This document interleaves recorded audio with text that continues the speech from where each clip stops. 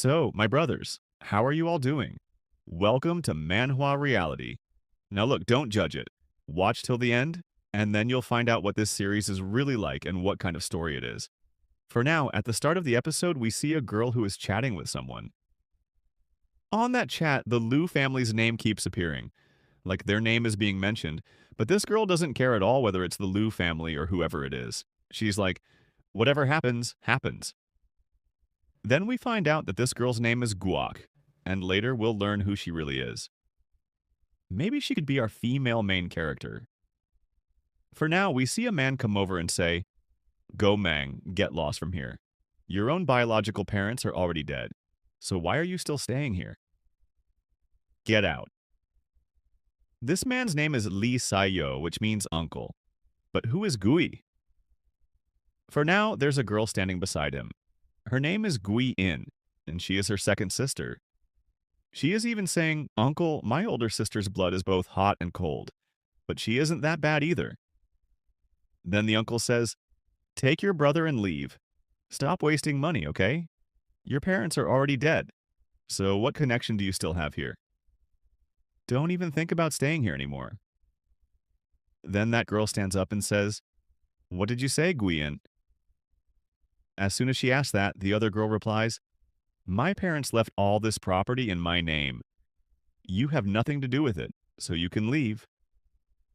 The girl says this and then adds, If you want to stay, you can talk to Uncle. It has nothing to do with me. Anyway, we see the girl say, There's no need for that. I'm leaving on my own. And she starts walking away after saying that. Then Uncle says, You don't need to talk to her at all. Okay, Guian, don't talk to her. In the future, you'll be talking to important people.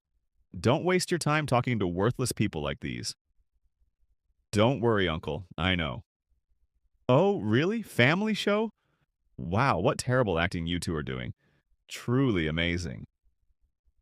As soon as Go Monk says that, the other girl replies, What?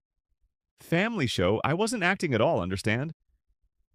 The girl says that and continues, Go Mong, how dare you? Anyway, we see Go Mong reply, Oh, really? When your parents were alive, they never even looked at you, and neither did you look at them. And when they died, you didn't even cry. Yet now you're talking nonsense here. I seriously don't know how all this property ended up in your name.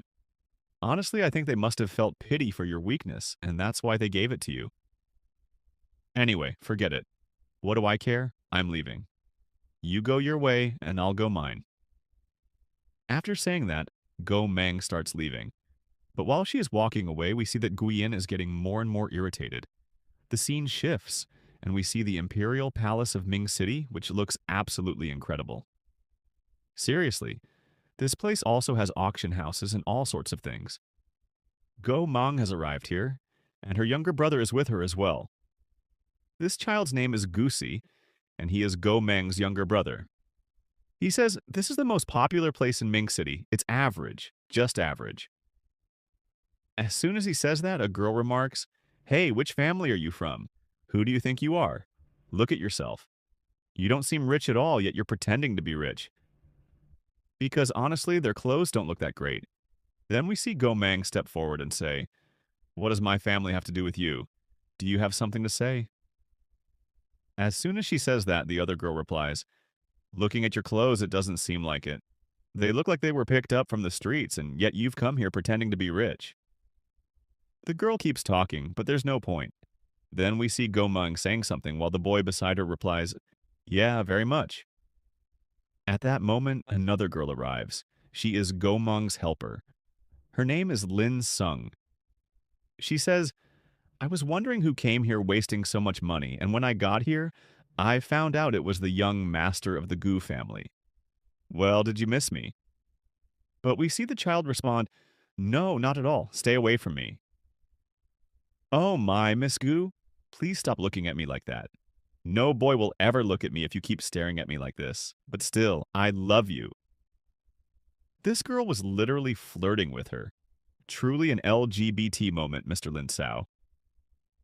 For now, this person is about to leave and says, Fine, just remember it. It shouldn't happen again in the future. After saying that, he starts walking away. Then a waiter arrives and says, Miss Lin, the Sleeping Jade auction is about to begin. Here is the invitation letter. You may proceed. As soon as he hands it over, the girl says, I think you've misunderstood. I'm not the person this invitation is meant for. It's actually for them, okay? They are the ones who came to obtain the Sleeping Jade. As soon as she says that, she also, here we see that girl, Gang, quickly grabs the letter and starts walking away. She is showing the letter as she goes. Then we see 2 or 3 guards arrive and say, oh my god, she has an invitation, and not just any invitation, an inner area invitation. Do you really think we can throw her out now? Meanwhile, inside, the auction house has already started and everyone is placing their bids. Then one man places a bid of 3 million. Right after that, we see our MC place a bid of 10 million.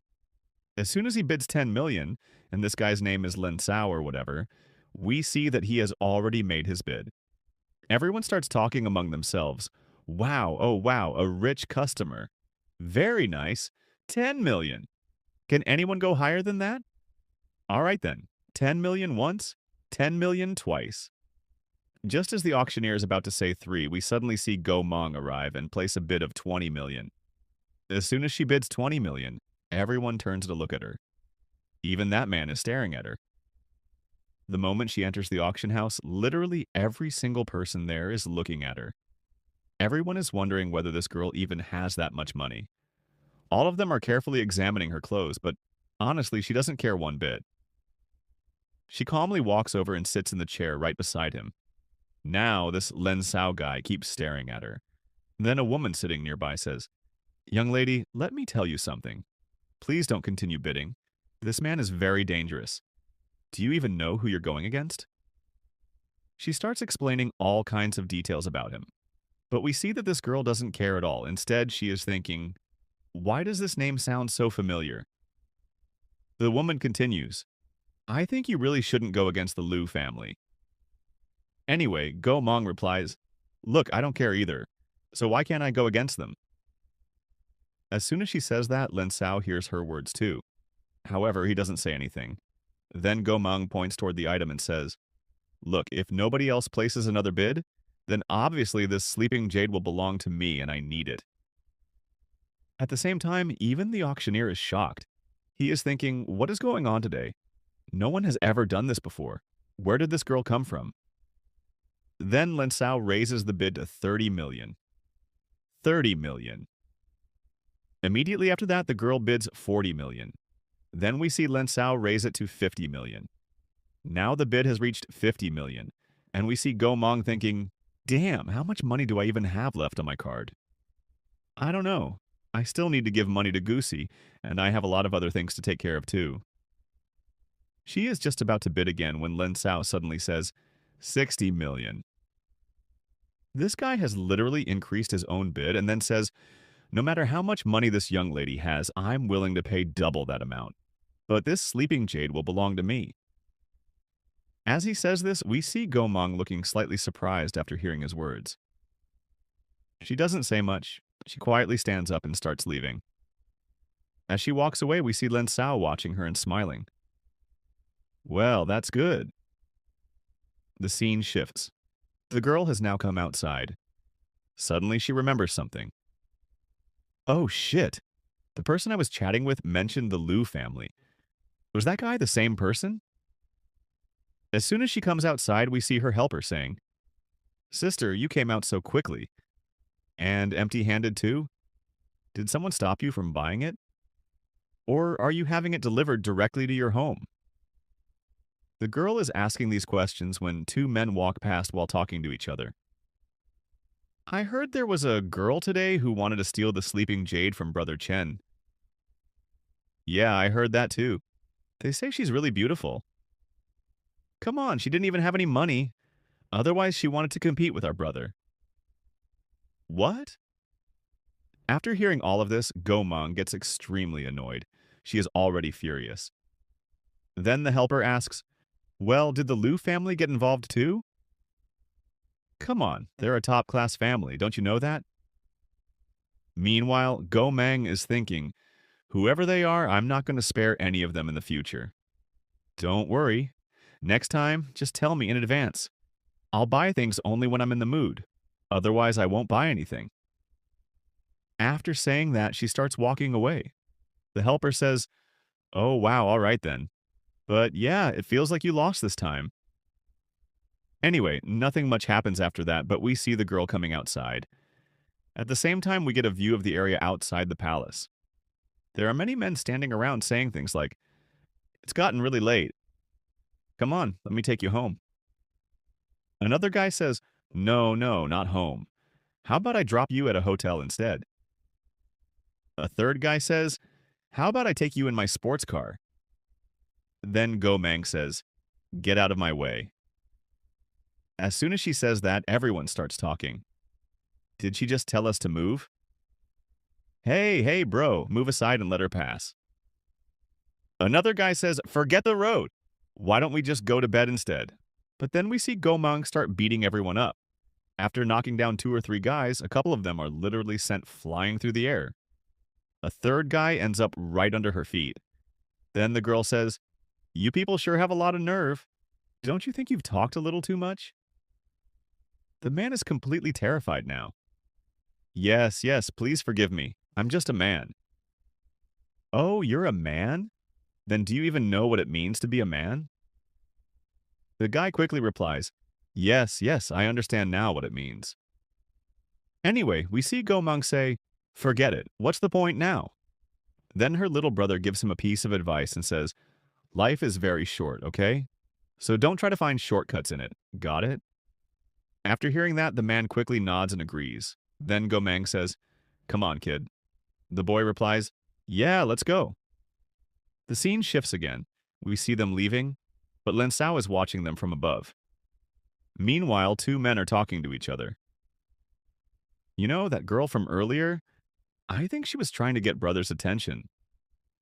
The second guy replies, "Yeah, I think so too. She's just that kind of girl, nothing special. She was simply trying to flirt with brother. They're trying to hit on him, what else?" Anyway, that guy keeps staring at them and then says, "Hey, don't you two have any other time or any other work to do? Aren't you a little too free?" The two men immediately start talking nervously. "No, no, brother. Sorry, sorry, sorry, sorry. Please forgive us. We won't interfere in your business anymore." The second guy says, "Hey, bro, what happened? Relax. It's not even an important matter anyway. Why are you getting angry over this?" The two of them continue talking like that. "Didn't you notice? These days people are even bringing children to places like this." "Oh, really? Is that so? Come on, let's get out of here." Meanwhile, the scene shifts and we see the market area. Here we find Go Meng shopping in the market. She is buying clothes and other things. Her younger brother asks, "Big sister, why are you packing so many clothes? What suddenly happened?" His older sister replies, "You're going away to study, so of course you need clothes, right? That's why I'm buying these clothes for you." At the same time, the boy asks, "But why are you sending me so far away, big sister?" We see his older sister reply, "Because you're too weak. You need to grow stronger and you need to grow faster." The scene shifts again. We see a Rolls Royce arriving in the market. One guy says, "Brother Chung, why did you bring us to this place? This looks like a street market area to me." The other guy says, "Looks like our brother has become a normal person now. He's practically part of a middle-class family." Then we see Chung Zhao say, "Just shut up. Both of you keep your mouth shut." At that moment, he looks carefully ahead. We see Go Mang buying things. He notices her immediately. Meanwhile, the girl continues purchasing items. As she buys them, she is also bargaining. "What do you mean $20? Look, if you give me a discount, I'll buy even more." "Miss, it's already cheap. How much cheaper can I possibly make it?" After seeing this, one of the men says, "Look, we met her again." "Bro, are you looking at that girl?" "Where?" "Oh, you're smiling, man." "Oh, wow, isn't that the same beauty who came for the bidding?" "But that kid is with her too." At the same time, one of the men asks, "Do you want me to check her background?" But their brother refuses. "There's no need for that." The scene shifts again. Before they know it, it is already 12 o'clock at night. It's midnight, and the girl has come to meet someone. We see a G-Wagon waiting there to pick them up. A man steps out and says, "Are you the one old Lou told me about?" As soon as he asks that, we see that this man is Song, an officer. The girl replies, "No, I'm not. He is." She points toward the child. "This is my younger brother, Goosey." The man says, "What? Him? Old Lou was joking with me or what?" At that moment, the little boy immediately says, "Are you making fun of me? Do you want to fight me? Should I show you?" Then his older sister says, "Hey, Goosey, what did I teach you?" The boy immediately says, "Uncle, please just give me one chance. I'll prove myself." Goosey says this confidently. Then another man arrives and says, "Hey, old son, what are you doing? Don't underestimate this kid, okay? You'll find out later once you take him with you, all right? How about this? Don't take him right now. If something happens later, then bring him over, okay?" The man finally agrees. At the same time, we see the child starting to cry. "Please, big sister, don't send me away. I'll learn on my own. Please don't send me far away. I can take care of myself. And when I grow up, I'll take care of you too." His sister patiently explains to him, "Look, staying around here isn't safe. Okay? When you grow up or when you defeat the strongest person in your class, I'll personally come to pick you up." The boy finally accepts it. "Okay, I understand." But he is still crying. "Sister, just wait for me. I'll come back within 6 months." His older sister replies, "Yeah, I know. I'll wait for you. All right, Gussie, go now." With that, the child starts leaving. Then the man says, "Are you worried about him?" "Well, I don't think you should be worried about him." The girl replies, "I'm not worried about him. Actually, I'm more... Besides me, no one else even knows what my brother is truly capable of. After all, the two of us share the same blood." With that, the scene shifts. We see that man receiving a call from an emergency number. He quickly picks up the phone. A voice comes from the other side. "Yes, this is Lou speaking." "All right, okay, I'm leaving right now." He is just about to say something else when we see Go Mong saying, "Come on, let's go." At the same time, he says, "Old Song, listen, my mother's condition is getting worse. So I'm taking your private jet. I'll send it back to you later, all right? We need to leave here quickly. Take us to the airport immediately." The scene shifts and we see the airport. They have already arrived in their area by helicopter from the helipad. The man says, "It might be a little difficult to get there right now. I did ask someone, but I'm hoping we still have enough time." Then Go Mang says, "Uncle, relax. Don't worry. As long as that person is still breathing, I'll heal them." Just then, a G-Wagon pulls up and stops in front of them. The person stepping out is none other than Lu Chengsao. "Uncle, please get in the car." Then she says, "Chengzhao, why did you personally come to pick us up?" "I just arrived here myself, so I came."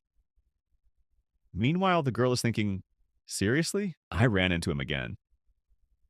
Anyway, we see the uncle saying, "Go, Mong, come on. Get in the car quickly." The girl gets inside as well. Then we see this guy saying, "We meet again." "Oh, Miss Go, looks like we've met once more." This guy just keeps talking. "By the way, uncle, didn't you say you were bringing a doctor? Is this young lady the doctor?" As soon as he says that, we see Gomeng reply, "You talk way too much."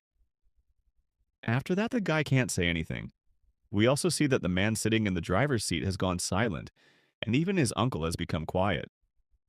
Then his uncle asks, "Cheng Zhao, how is your grandmother's condition?" As soon as he asks that, the man replies, "Nothing much has changed. Military doctors are treating her, but her condition isn't good." Then his uncle asks, "But her condition was fine some time ago. You told me that yourself. How did it suddenly become like this?" Cheng Zhao replies, "I honestly don't know what's going on here." The man is clearly worried. Meanwhile, he is thinking, "My uncle never gives anyone this much attention. So what exactly did he see in this Go Mong girl that he's treating her so importantly?" I really don't understand what's so special about her. And why does she always behave so strangely toward me? And at the same time, we see the girl acting a little aloof and thinking, why does this Lou guy keep staring at me? Whatever. What do I care? I'll do my job. To hell with everything else. It doesn't matter to me anyway. Besides, Uncle is paying me. Meanwhile, the driver is thinking, these two would make such a great couple. If I could set them up together, it would be amazing. The scene shifts again. Before long, they have arrived at the Liu residence. We're here.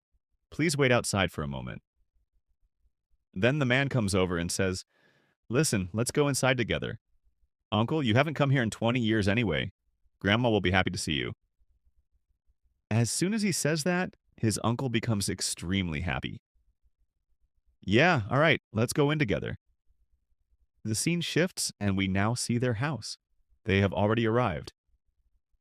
Inside the room, the grandmother is lying on the bed.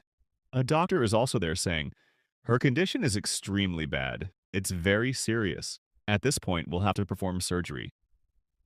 Then a man says, performing surgery will be very difficult because the old lady won't be able to endure it. So what should we do? If we don't perform surgery, then what else can we do? This lady doctor is actually a member of the family. Meanwhile, another doctor supports her and says, I think Miss Liu is right. We should perform the surgery and you should lead it. Everyone agrees. Okay. The girl becomes happy and says, all right then, let's begin the surgery. Just then we see Go Mong arrive and say, the patient's condition is already extremely terrible and you people are seriously planning to perform surgery?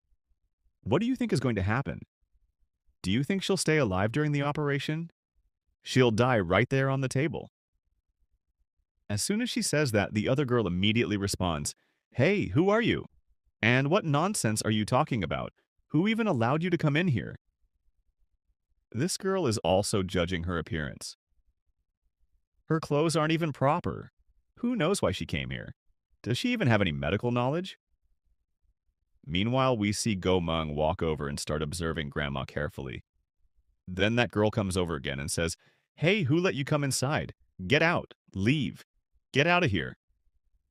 She keeps scolding her nonstop, but Go Meng doesn't say anything. Then Go Meng suddenly says, just 2 days. Hey. At that moment, Liu also speaks up. Will she really recover in just 2 days? Her illness has been going on for an entire year. How could she recover within 2 days? Then Go Meng replies, I'll bring her back to consciousness within 1 hour, and I'll completely cure her within 2 days. After hearing that, the girl looks at her and says, third brother, you've arrived. Then she realizes that something else is going on here. What did you just say?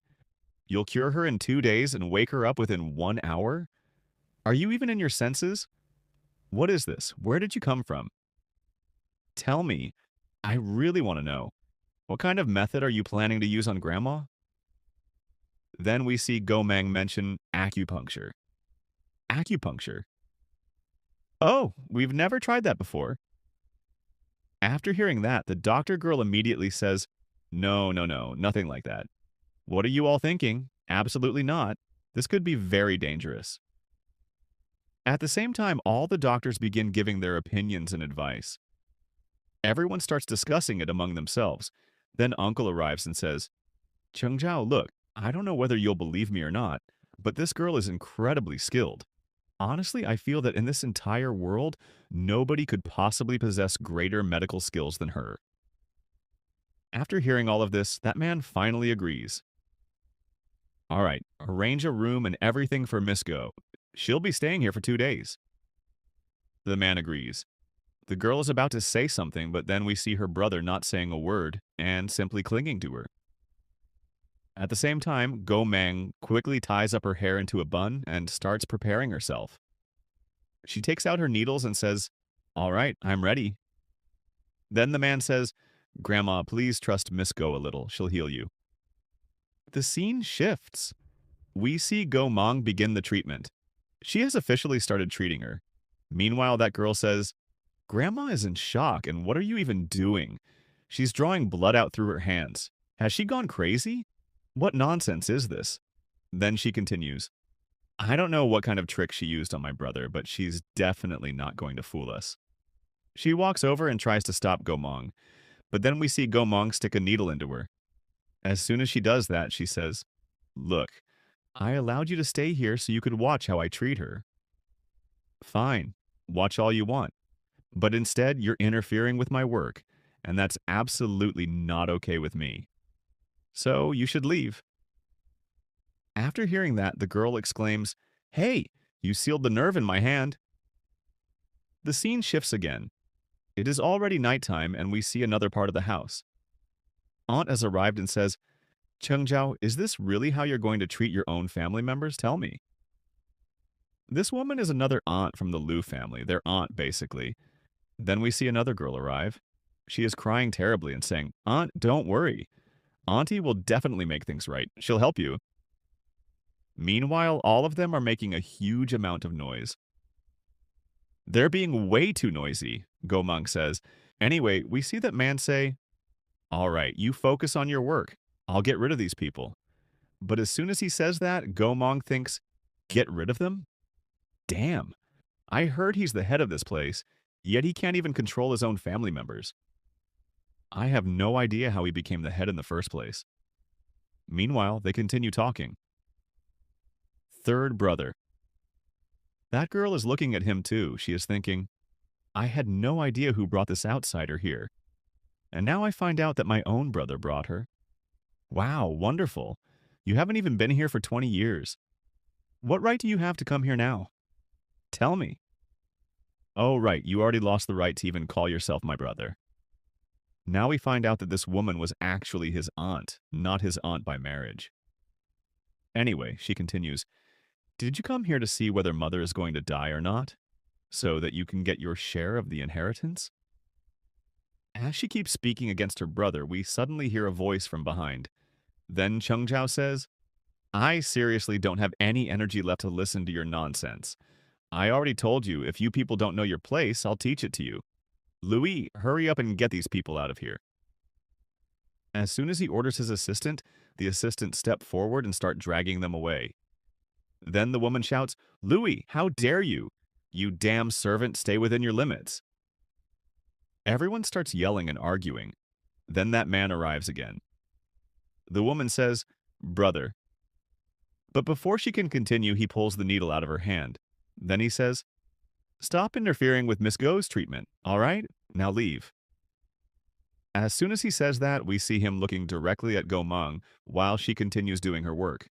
Even the doctor woman is staring with her eyes wide open, but whether she likes it or not, she is forced to leave.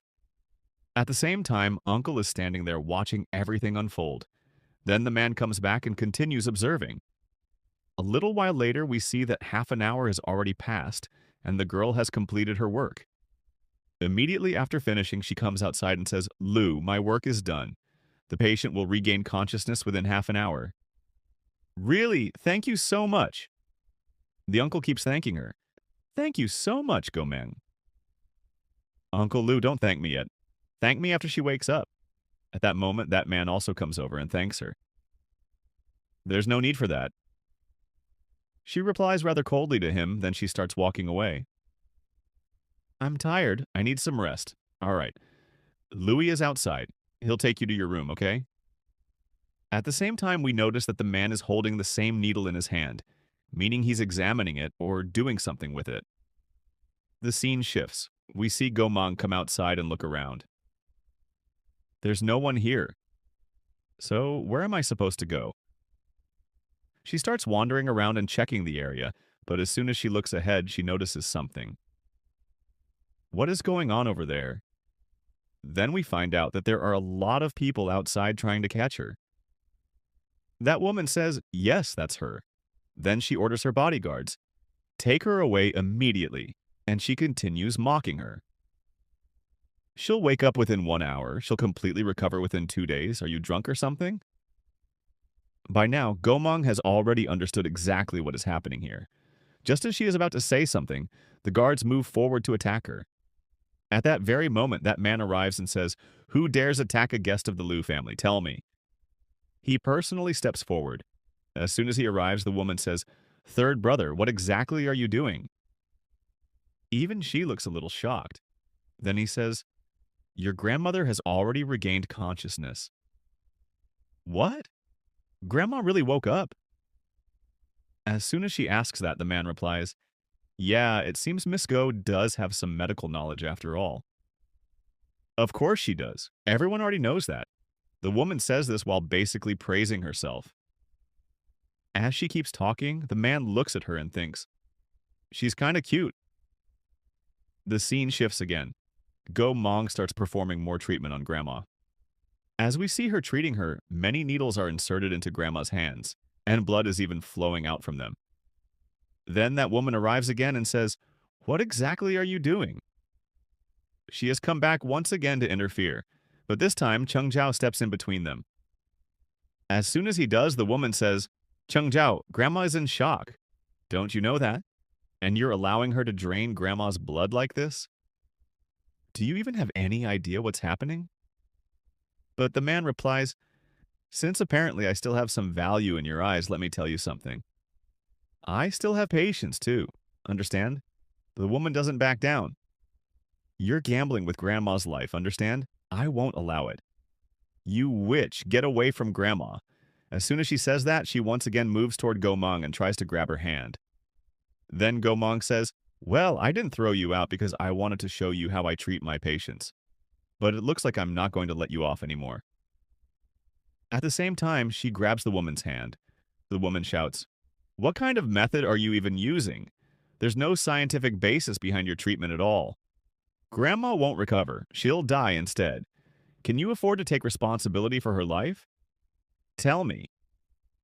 Then Go Mong replies, "I already told you that I'll cure her, so stop interfering in the middle. Got it? Now get out of here."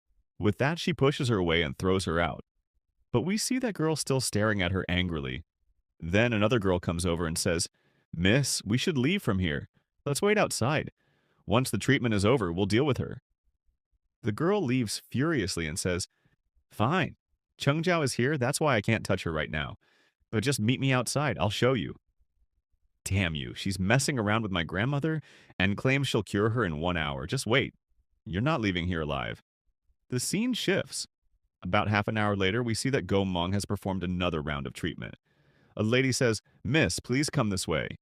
Meanwhile, Go Mong is walking forward when she suddenly notices something ahead. There are a lot of people gathered there, all waiting to catch her. Then the girl asks, "Jiang, did Grandma wake up?" "No, she's still unconscious. She's about to wake up." As soon as that conversation happens, the girl says, "Wow, I knew something like this would happen." Then another man arrives and says, "That's her. She's the one who used that strange treatment method. Catch her." This man is actually the fourth son of the Liu family. Basically, he's Cheng Zhao's uncle. As soon as he says that, another uncle arrives and says, "What did you just say? Strange treatment method. What nonsense are you talking about? Where's your evidence?" Then the doctor woman comes forward and says, "I know what she did. She stuck needles into Grandma and even drew blood out. On top of that, she's claiming that she'll cure Grandma within 1 hour. Then another girl says, "Why are you wasting time here? Go and perform surgery on Grandma." Meanwhile, the uncle steps forward and says, "I'd like to see who dares lay a hand on her." He stands in front of Go Mong and protects her. Then another man says, "Damn it, Lu Songjing, don't forget. You were kicked out of here 20 years ago. 2 and 1. As the counting continues, we see that when she says 1, she closes her eyes. A moment later, the door opens. At the same time, Cheng Zhao comes out. As soon as he steps outside, he says, "Grandma has woken up." The moment he says that, everyone is shocked. What? Grandma woke up? Everyone is stunned. Even that girl says, "Grandma really woke up?" All the doctors are shocked too. Yesterday she wasn't improving at all, and today she woke up. How is that even possible? Meanwhile, that girl runs over and says, "Impossible, I can't believe it." Then Cheng Zhao says, "Who dared try to touch my guest? Tell me." The guards don't dare say a single word. Meanwhile, Gomong starts leaving. Before leaving, she takes something out of her pocket and writes a prescription inside a diary, listing several medicines. Then she says, "These medicines are for 1 week. Please make sure she takes them." The man agrees. At the same time, he thinks, wow, her handwriting is incredibly beautiful. This guy's practically falling in love with her handwriting. Then Gomong says, "Uncle Lou, I have a lot of things to take care of. I have some work to do, so I need to leave now." And with that, she starts walking away. Then Chung Zhao calls out, "Miss Go." As soon as he calls her, she turns around and says, "Yes? What happened?" Then he asks, "Well, when will the next treatment session be?" When he asks again, she replies, "For now, keep giving Madam the medicines I prescribed for 1 week. Those medicines will help her heal. After that, we'll decide what to do next and when to continue." Then she says, "Uncle, I really have some work to do, so I need to leave now." The man is left wondering what suddenly happened to her. Then someone else asks, "Uncle Songjing, where did you even find this girl?" He replies, "She's a friend of one of my friends. I heard she knows about acupuncture, so I brought her here. I thought we should at least give it a try. Anyway, I have some work to do as well, so I need to leave too." Then the uncle also leaves. The scene shifts. We see Gomang return to her own area. Suddenly her phone starts ringing. A voice comes from the other side. "Whenever I call you, you always hang up on me. Why? And every time I try to video call you, you disconnect immediately. Why?" As soon as she hears that, she says, "I'm about to hang up right now, too." Then the man quickly says, "No, no, no, wait, wait, wait." The scene shifts again. We see the man talking to himself. "This girl never talks to me properly." Now, this man is actually the leader of the Shadow Alliance, a group of hackers, and until now, he has never even seen Gomang in person. Meanwhile, he is thinking, whenever I call her, her voice always sounds different. I can never tell whether she's a boy or a girl. I seriously can't figure out who she really is. Because Gomang herself is a top-tier hacker. Right now, that man is thinking, I just want to meet her. It's been 8 years and our alliance is still standing strong. Now we find out that it has been 8 years. There is an alliance called White Fox, and it was the Shadow Alliance that originally discovered them. Internationally, they used to be ranked second, but within just 6 months, they rose to the #1 position, and there wasn't a single hacker left who could hack them. In simple terms, no hacker managed to break into their team. That's the simple truth. Meanwhile, White Fox is currently at the very top and is considered the most dangerous hacker group. Until now, nobody has successfully hacked them. No matter who tried, no one managed to break through their defenses. That's basically what's going on. Then the man says, "By the way, I've already transferred the payment for the last assignment into your account.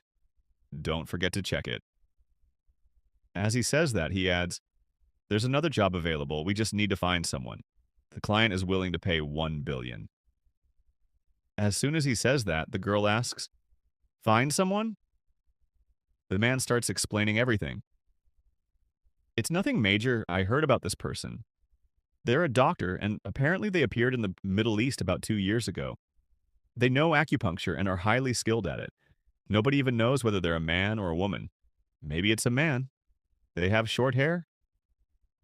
After hearing that, the girl asks, "Who assigned this task?"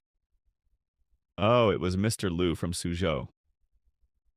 As soon as he mentions the name, the girl looks surprised and asks, "On how many platforms has this task been posted?" The man replies, "Nothing much. On the Shadow Alliance platform and at least 3 others." "Why are you asking so many questions?" The girl replies, "No reason. Just asking." Then the man asks, "So, are you going to take the job?" But the girl refuses. Right then, the call ends. A cab arrives in front of her. The girl calls the cab and says, "Please take me to the northern area, to this address right here." The driver replies, "All right, miss, let's go."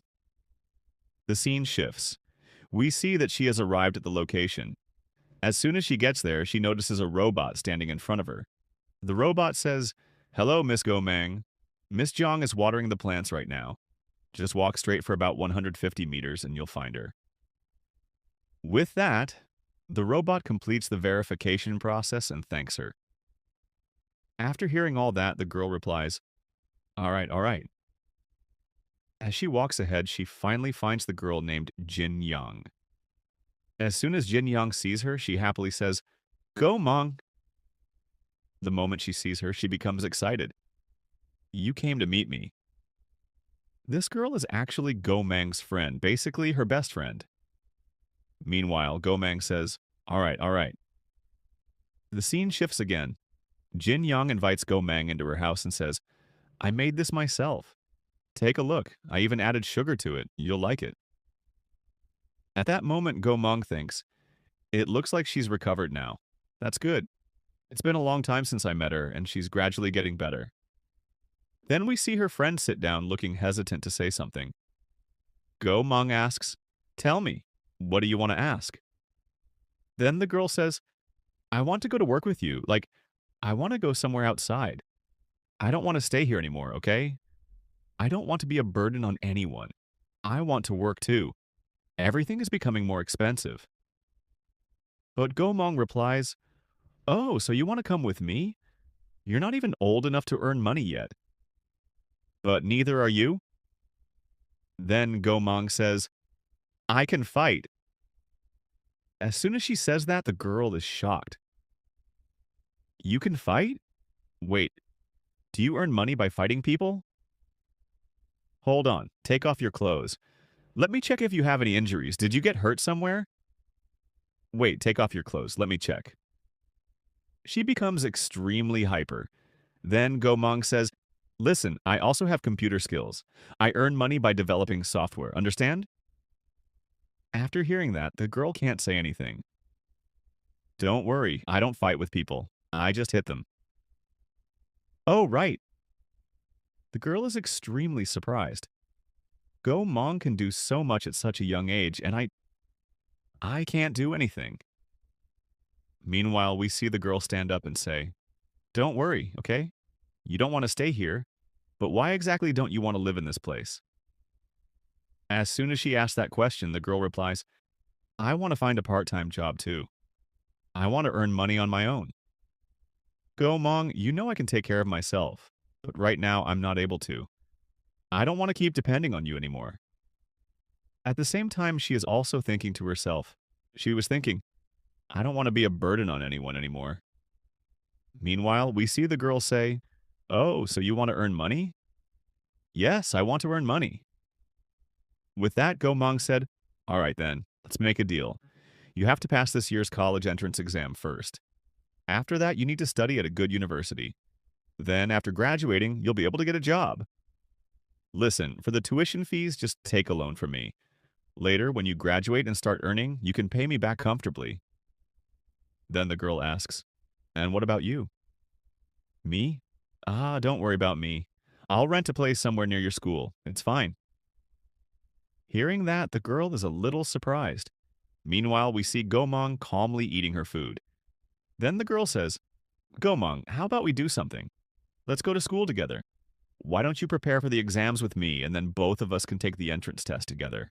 How does that sound? But we see that Gomang doesn't say anything. Her friend then asks, Gomang, we agreed that we would go to school together, right? Then why did you bring me to City Ming? Tell me. She keeps asking her all those questions. Just then, we see Uncle Lou arrive. He says, Sorry, I'm late. Go, Mung, you said there was something urgent. Tell me, what is it? As soon as he asks that, we see Go Mung saying, My friend and I both want to join school, so please arrange 2 seats for us. The moment she says that, Uncle Lou is completely shocked. What? What did you just say? You want to go to school? Why? What happened? Can't I go to school?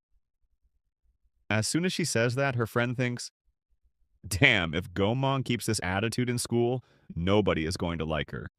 And now I understand why she didn't want to go to school in the first place. Uncle Lou says, No, it's not like that. Well, I just can't believe it. I really can't believe that you actually want to go to school. Then Go Mong says, go arrange it. Basically, she's straight up giving orders to Uncle Lu. Uncle Lu replies, all right, but young lady, there are rules in school that you'll have to follow. But we see Go Mong staring directly at Uncle Lu. Meanwhile, Uncle Lu continues, still, don't create any trouble. I won't be able to handle major people if problems start happening. In the end, Go Mong finally agrees. She says, I'll be a good student. As soon as she says that, Uncle Lu replies, that's good. If you become a good student, then there won't be any problems for me. Then Uncle Lu says, all right, I'll arrange it. There's a middle school where Lu Yi and Lu Young are already studying. The girl replies, okay, but Jin Young and I are both going to attend that school. Please make sure everything is arranged properly. Uncle Lu says, it'll all be done by this afternoon. The scene shifts. We see a girl walking outside. People nearby are talking. I heard a new restaurant opened around here. The girl replies, yeah, let's go check it out. Then someone says, hey, that's Uncle Lu. Look, that's Uncle Lu. And that girl, she's probably your relative, right? Look how beautiful she is. But we see Lu Yi saying, no, it's nothing like that. My dad was working with some poor people on a project. She's probably one of them. Oh, I see. Now it makes sense. Then the girl says, yeah, I have nothing to do with her. Come on, let's go and mind our own business. With that, Go Mong is already sitting inside the car, but Lu Yi keeps staring at Go Mang the whole time. The scene shifts again. Now we see the inside of a taxi. Jin Yang, this is the place where we're going to live, okay? Go Mong is showing the place to her friend. Then she looks at her and asks, what happened? Are you feeling uncomfortable? After the surgery I performed, it's possible you might feel a little uncomfortable, so tell me. But her friend replies, no, it's nothing like that. I'm completely fine now. I can even use the bathroom normally again. It feels really good. Her friend says this with a smile. Meanwhile, Go Mong nods in agreement. Just then, a message arrives on Go Mang's phone. It's from one of her colleagues. Mang, please be careful. Lu Chengzhou has put out a bounty to find a miracle doctor. In other words, he's trying to find you. The girl replies, all right then, let's see how capable he really is. The scene shifts. We see that they have arrived at the place. Her friend says, wait, this is the place? She looks at it and is a little shocked. But Go Mong says, come on, let's go inside. I'm here with you. With that, the two of them start walking. However, her friend says, Go Mong, please don't tell me we're actually going to live here. Go Mong replies, yes, yes, we're going to live right here. I've heard about this place. Her friend says, but this is where really important and wealthy people live. We can't stay here. Don't worry, it's my friend's house. He rented it out to me, so there's nothing for us to worry about. Go Mong calmly explains everything to her friend, and in the end, her friend does understand it, but still. The scene shifts. We see the two girls entering the room, or rather the house called Sea Palace. Now pay close attention. The two girls are holding each other's hands. Meanwhile, if a guy holds someone's hand, people start calling him all sorts of things. Sometimes this, sometimes that. Anyway, whatever. It had already become night, and this girl had to go to work. So she says that and starts leaving. Her friend also says, all right, take care of yourself. Now her friend has no idea what Go Mong actually does. Anyway, in the end, we see that Go Mong literally jumps down from the railing above. Seriously, she jumps straight off the roof. Whatever the case, she safely makes her way to the place she needs to go. Before leaving, she also tells her friend, send me all the information and details. The girl replies, okay, okay. The scene shifts. We see that she has arrived at the place where she has work to do. There were a few people there, and this girl beat them up thoroughly without any mercy. All of them are already lying on the ground. Then she retrieves all the information. Those people were also carrying some photos. They were photos of Go Mong when she was 15 years old, and the girl in the photo looked exactly like her. In other words, it was actually her. The girl thinks Lu Chengzhou, "You won't be able to find me today. Don't worry." Meanwhile, we see that she has erased all the data. She says, "I need to destroy all the information as well." Within a short time, she completely deletes all the data. After deleting everything, she starts leaving. Just then, she notices an alarm system, or rather, a speaker in front of her. She thinks, well, if I'm leaving anyway, why not say hi and hello to these people? So she starts greeting them. The scene shifts. The alarms are blaring and warning messages are being broadcast everywhere. Meanwhile, that man arrives. Everyone says Mr. Liu. The photo of the divine doctor has been stolen. Also, all the internet data and records have completely disappeared from the database. The man says this while trembling in fear. At the same time, we see that he has been beaten up pretty badly. Then Liu says, "You people are really doing a great job of ruining my reputation." The man replies, "Sorry, sir, we failed." "Please give us whatever punishment you think is appropriate," Liu says. "There's no need for that. Just tell me besides. White Fox, who else could hack our system?" "Could this be the work of the Shadow Alliance?" the man replies. "Shadow Alliance, yes, it's possible, then do one thing. Throw money at the Shadow Alliance. If possible, offer them an extra 100 million and try again. Maybe they'll accept." The scene shifts. We see her friend saying, "They're willing to offer another 100 million. Would you like to take it? I mean, will you accept their offer?" But the girl refuses. "Oh, so you're rejecting them again this time?" "Yes, these people have clearly lost their minds." "Well, that's fine. My mind is messed up too." Saying that, the girl throws everything into a trash bin. The scene shifts. A man asks, "Did they accept the offer?" But the other man shakes his head. "All right, forget it. It's fine, but keep a close eye on Go Mang." The man replies, "Okay, with that, the scene shifts. Now we see the next day at school. Uncle Liu has arrived there. The principal says, "Dr. Liu, perhaps you already know what's going on. I absolutely can't do something like this. Even if I use all my authority, I can't place them directly into the 12th grade. This is the school principal, and he is a bit hesitant about giving them admission. Anyway, he says, how about this? He'll give both of them a test. That way I can see whether they truly belong in the 12th grade. Based on their performance, he'll divide them into the appropriate classes."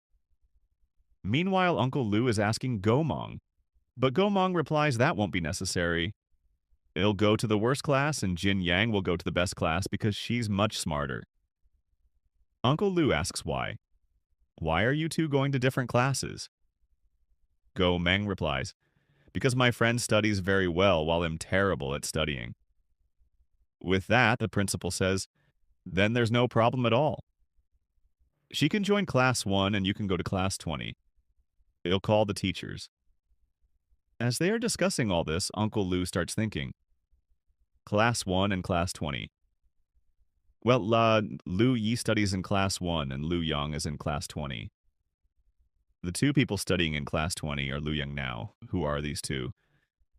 They are actually siblings from the Liu family. Anyway, we see that the teacher says, "Forget it, whatever. At least it won't be that embarrassing." That is what Uncle Liu is saying. With that, he walks over to Mang and says, "Listen, my work here is done, and I have some other things to take care of as well. So I'm leaving now. If you need anything, just give me a call." The girl thanks him and says, "Thank you, Uncle. Please take care of yourself. Take care of yourself." With that, he leaves. The principal also says, "Director Liu, take care of yourself." The girl says, "Goodbye, Uncle. Bye-bye." Anyway, the scene shifts. We see that Miss Liu and Miss Tsai are there, who are the class teachers. Both of them are checking the students' results and thinking about whether these two should be admitted into their classes or not. Meanwhile, the other teacher is thinking, this girl, Go Meng, is seriously terrible. Her grades are so bad. How is it even possible to score 0 in every subject? Maybe she actually knows everything and did it on purpose. The other teacher says, Principal, are you really sure you want to send her to our class? The principal nods yes, but the teacher starts shouting, Do you even know that our class is the top class in the entire school? She hasn't even properly graduated from elementary school yet. Do you really think she belongs in our class? The teacher is angry and says, I absolutely disagree. She has already refused, but the principal says, Miss Liu, you are a teacher, and you should pay attention to your language. I believe you can teach students properly. He keeps explaining all these things. Then teacher Liu says, I think Miss Tsai's class would be much better for her because all the strange students end up there anyway. It'll suit her more. She is clearly mocking Miss Tsai. Meanwhile, Miss C thinks, Forget it, it's okay. The students in our class may not get good grades, but they are very kind by nature. Then the principal says, All right, Jin Yang will be sent to your class, Miss Liu, and Go Mong will go to your class, Miss C. Do you have any objections? Miss C immediately replies, No, I have no objections, principal. Don't worry, I'll do my best and teach them with all my heart. Hearing this, the other teacher becomes even angrier. Meanwhile, Mong's friend is thinking, Now I'm going to be separated from my friend. If someone bullies me, what am I going to do? Go Mong immediately understands and says, Listen, don't worry. Your classroom isn't very far from mine. If anything happens, just come to me. I'll know right away. The girl says, Okay. Then teacher Liu says, Listen, I'm warning you beforehand. Our class is class 1, the top class. If your grades aren't good, then don't expect me to treat you kindly. The girl replies, Okay, ma'am. The teacher adds, And to improve the quality of the class, there's no need for you to sit inside the classroom. For the next 2 weeks, you'll attend class standing up. Understood? After hearing all this, the girl gets nervous. Then Go Meng interrupts and says, Wait a second. She steps in and says, I've changed my mind. Then she turns to the principal and says, Sir, let's do one thing. Jin Yang, come here. She walks over to the principal and says, Put Jin Yang in my class too. I want both of us to be in class 20 together. As soon as she says that, the principal becomes happy. Meanwhile, teacher Liu says angrily, What do you mean by that?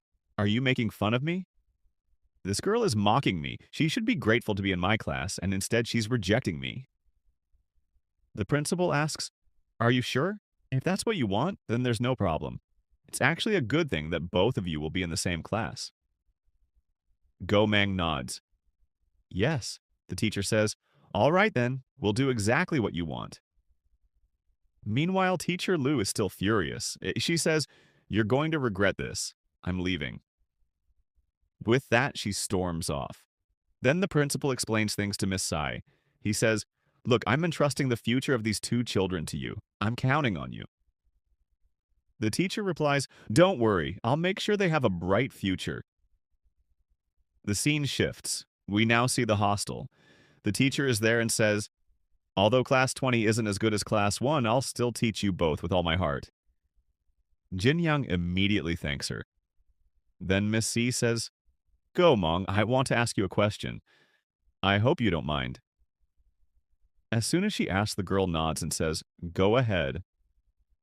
When she turns around, she seriously looks incredibly beautiful. Not just to me, even the teacher finds her extremely pretty. The teacher smiles and says, Tell me something, I saw your grades. Why are they so low? Go Mong thinks for a moment and says, Do you mean why all my marks are 0? That's because while everyone else was taking the exam, I was sleeping. She is clearly lying on purpose. The teacher says, All right, that's fine. I'll give both of you half a day off. Go and bring all the things you need and make sure to come back to class on time, okay? Jin Yang immediately says thank you. With that, both girls come outside and start waiting for a bus. The girl says, All right, I need to buy a few things now. They continue waiting. Just then, a G-Wagon arrives in front of them, and inside is none other than Liu Chengzhou. He steps out and says, Miss Go. The moment he looks ahead, he sees Miss Go standing there. The girl was looking at him too and thinking this guy looks way too attractive. At the same time, we see Lou thinking this girl is also incredibly attractive. What is going on? I want to see just how beautiful this girl really is. Then Lou stops his G-Wagon and asks, "Where are you going?"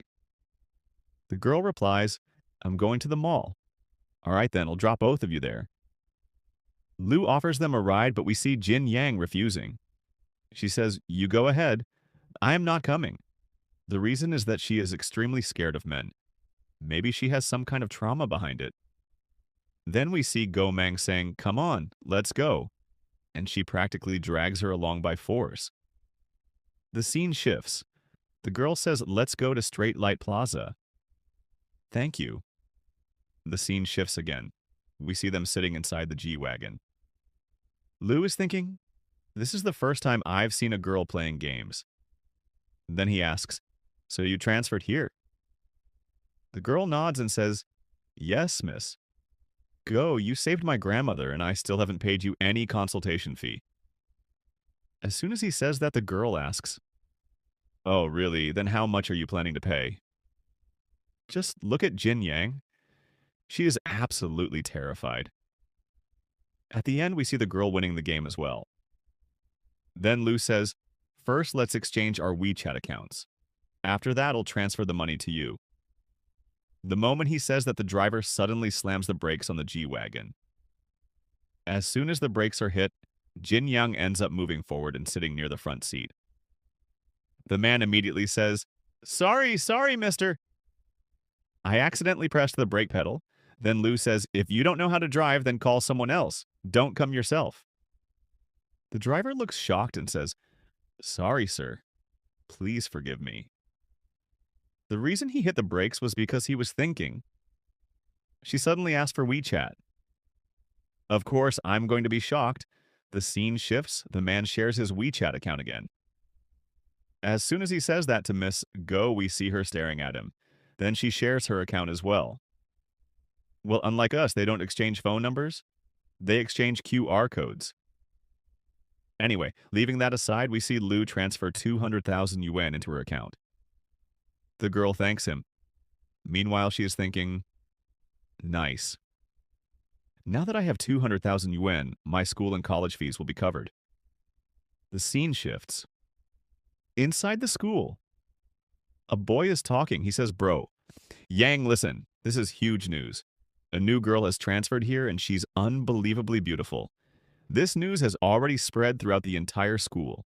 The boy continues explaining, "This morning, when I was standing near the stairs, I saw Miss C bringing two girls with her. One of them seriously looked like a fairy. I'm telling you, she's incredibly beautiful." The guy is completely captivated by her. But the other boy, Yang, replies, "Ah, get lost. Why should I care?" The scene shifts. We see them at school. The teacher says, "You don't need to worry at all because the students here are very friendly and they'll help you a lot." At that moment, voices are coming from inside the classroom. "Did you hear that? They said a new transfer girl is coming. Is she really as beautiful as a fairy? If she actually turns out to be a fairy, then I'll shave my head."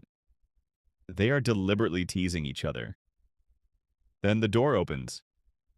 The teacher enters and says, "Silence today. I'm announcing two new students." As she says that, the first girl walks in. The moment everyone sees her, they immediately start judging. They say, "I knew it already. You should never trust that fat guy. Seriously, she's just average, completely average." Then our Gomong walks in from behind. The moment she enters, she honestly looks like a total boss girl, and her attitude leaves everyone completely stunned. To be honest, I don't know why, but I personally like girls with that kind of tough attitude more. Anyway, the moment she steps into the classroom, every single student is shocked. Some of them even drop their pens. Then both girls begin introducing themselves. At the same time, that boy is also staring in shock. He says, "Wait, go." Meng is here. Who this guy is will be revealed later. For now, he is extremely surprised. Then the teacher says, "Jin Yang, You can sit over on that chair. And go. Mang, you can come sit beside Lu Yang. This Lu Yang is actually related to Lu. Basically, he's the son of his uncle or elder uncle. You can consider him his cousin. We see Lu Yang becoming extremely happy. He thinks Go Mong is actually going to sit beside me. Everyone starts talking.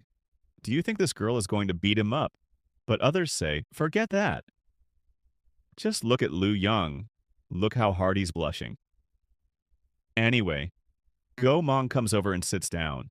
Now everyone's eyes are fixed on her. The teacher says, all right, that's enough. We have new students now. And with that, our class is about to begin.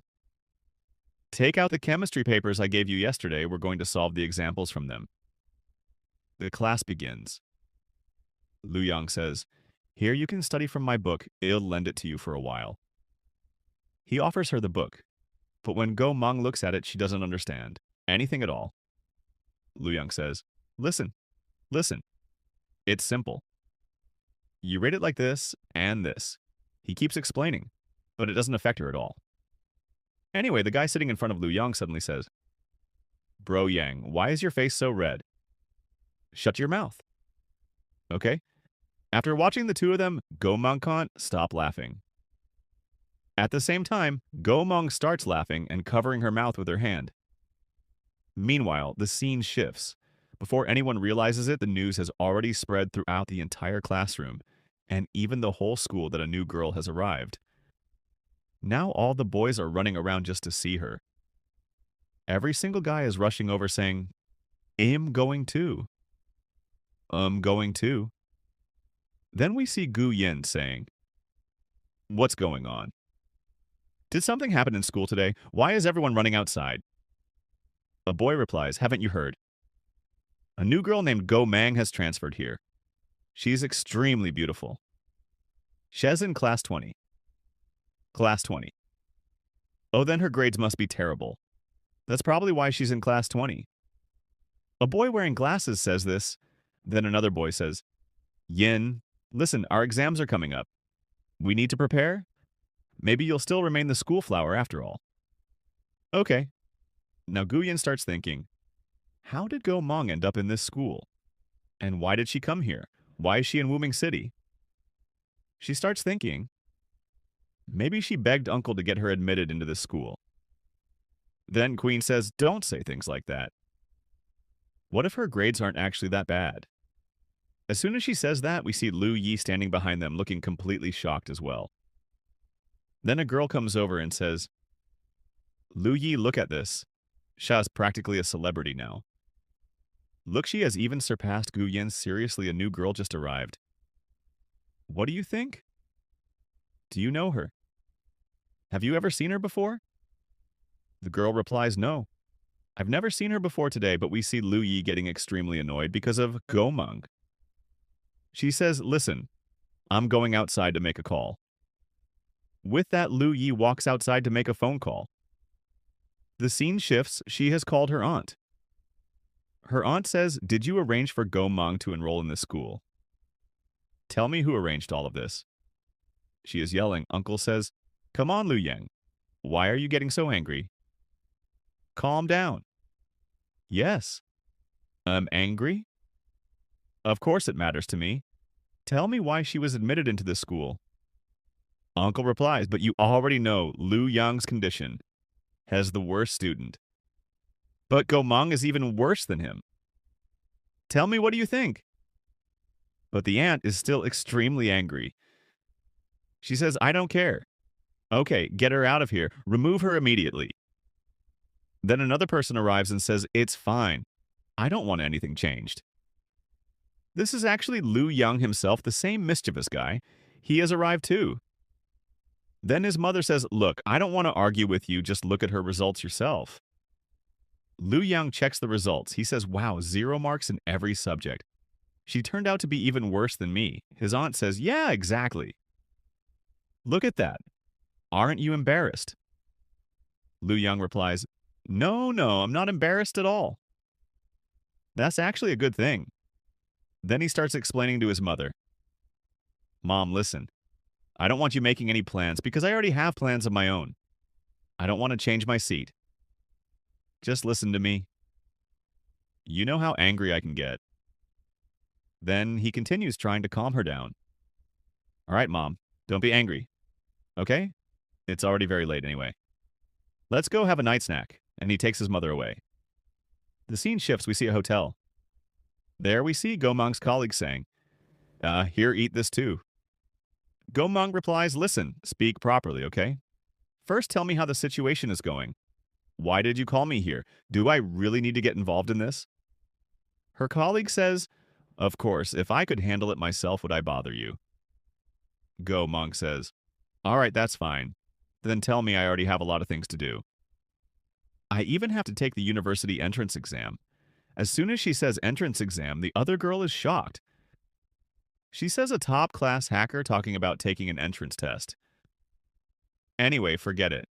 Listen, I can't hack this camera. I want you to hack it if you do. I'll give you a 10% share as soon as she offers 10% of the profits. Gomang refuses. She says it'll take 20%. Fine, fine, deal done. The scene shifts. We see Gomang entering the restroom. She is inside the bathroom. Meanwhile, two girls are waiting outside. One says, seriously? I don't know who locked that stall. It still hasn't opened. The second girl says, let's just go to another restroom. The scene shifts. Now we see the inside of the bathroom. Gomang has opened her virtual computer and it looks incredibly advanced. She activates her virtual screen. Within moments, she hacks the camera system. Now the camera feed has gone completely blank. Meanwhile, a man monitoring the cameras is shocked. He says what's going on here. Then we see another man saying, why have so many of our cameras gone dark? Something is definitely happening. Report it to Mr. Liu immediately. Hurry up, after making the call, alarms begin going off. At the same time, Gomang sends a message saying, the job is done, you can withdraw now. Then we see Gomang trying to leave. She has put on a cap and starts walking away. But suddenly all the security guards become alert. They start saying, keep an eye on everyone who leaves and don't let anyone go out. At that moment, this girl is seen walking away. One of the men says, hey, black hat, stop right there. Where are you going? Now everyone has stopped her. The girl immediately understands that these people are here to catch her. Right away, she deletes all the data stored inside her watch. Then she turns around and stares directly at them. The moment she looks back, we see that Liu Chengzhou notices her as well. He says, Miss Go, what are you doing here? As soon as he speaks, the guards ask, Mr. Liu, is she your friend? Yes, she is my friend. Oh, sorry, miss. Please forgive us, we made a mistake and offended you. The girl doesn't say much. She simply says, it's okay. With that, Liu starts escorting her outside. He asks, what are you doing in heaven at this hour of the night? The girl replies, I'm just earning some money. Earning money? Do you really have a shortage of money? Liu asks this question. The girl replies, Mr. Liu, maybe you don't know this, but yes, I really do need money. Wait a minute. I can't believe he still hasn't checked my background. I wonder why he never did. Liu says, but I already gave you 200,000 yuan this morning. The girl replies, but I don't want to depend on just one source of money. I don't want to rely on that alone. Liu says, all right then. Fine. Let me at least drop you back to school. But the girl refuses. She says no. I have a friend who is coming to pick me up. At the same time, we see a car arriving. The car has come to pick her up, and the driver is none other than her friend. The girl gets into the car and says goodbye, Mr. Liu. Meanwhile, Liu watches the car drive away and thinks, I have no idea where she got a car like that from. And suddenly her friend appeared too. After that, he heads back. As soon as he enters his office, we see two of his friends sitting there. One of them says, Joe, how did you come back so quickly? Another guy says, bro, listen. The Shadow Alliance deal has caused trouble again. It feels like the work of Tail, the Nine Tails group. As soon as he says that, Mr. Liu replies, "No, I don't think they have the ability to pull something like this off. Someone else is behind all of this." The second guy asks, "Who could it be? Could it be the legendary White Fox? Or someone else?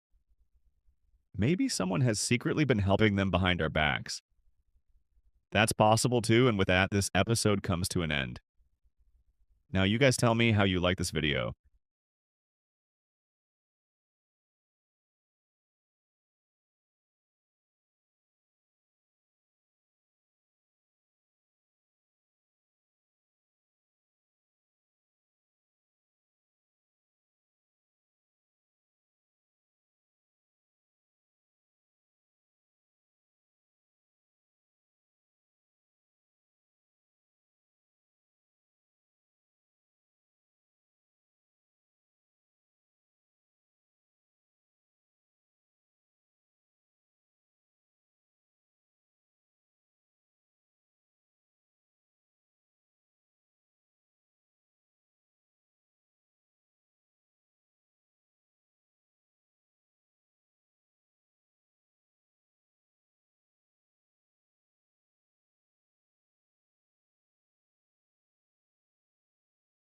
So, guys, how are all of you doing?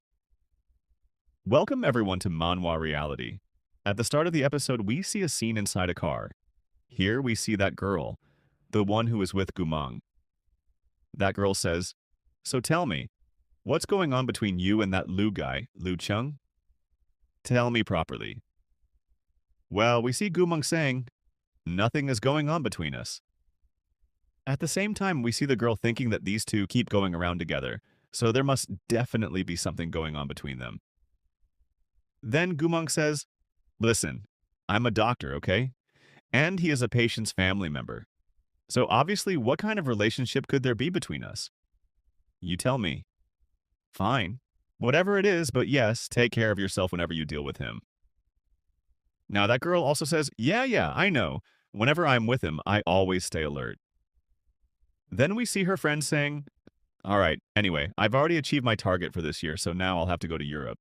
You take care of yourself. And yes, finish your school and pass 12th grade." After hearing this, the girl doesn't say anything. The scene shifts. We now see the next day's scene inside the school. Gumong is walking toward her classroom. As she keeps walking, everyone is just staring at her, as if they've seen something unbelievable. Seriously, after watching this scene, it feels like Gumong is some top-level celebrity. I mean, even I don't get this kind of feeling at my own home.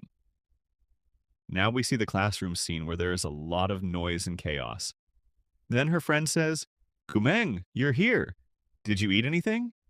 Here, I brought breakfast for you." This is the same friend, as you already know. Then we see Gumong saying, "Tell me one thing, did you do my homework?" The girl says, "Yeah, I did it with my left hand. Your handwriting is so bad, that's why I used my left hand. Look, you can't even tell the difference."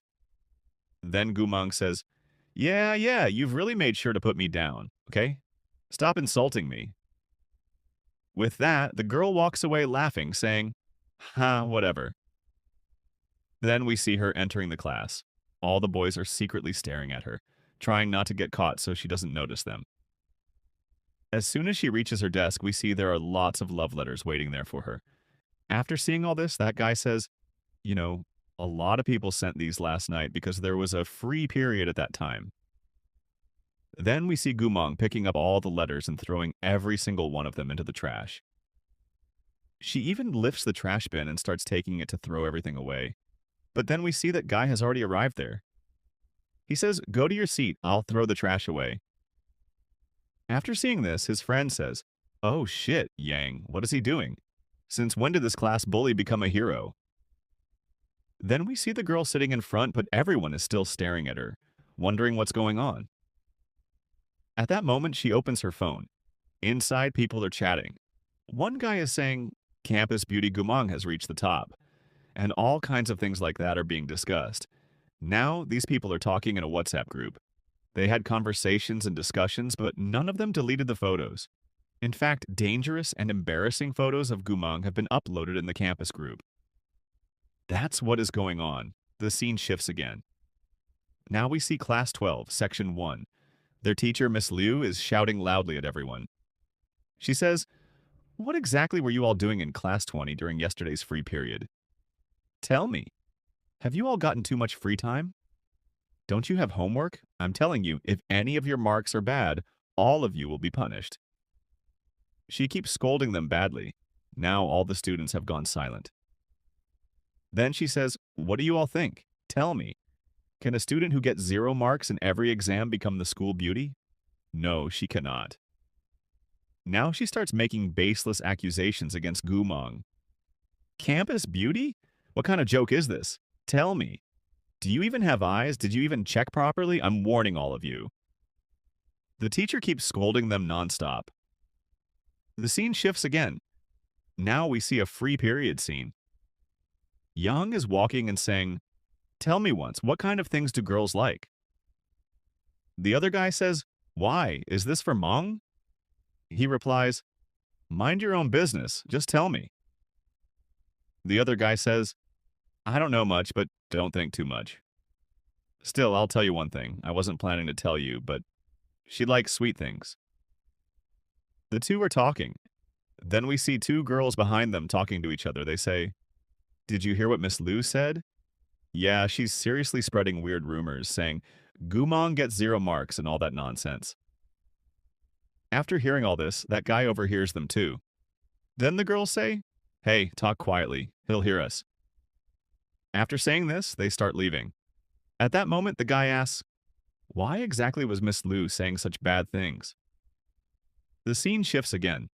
This guy comes and kicks the office door hard, as if it belongs to his father. Anyway, the door opens.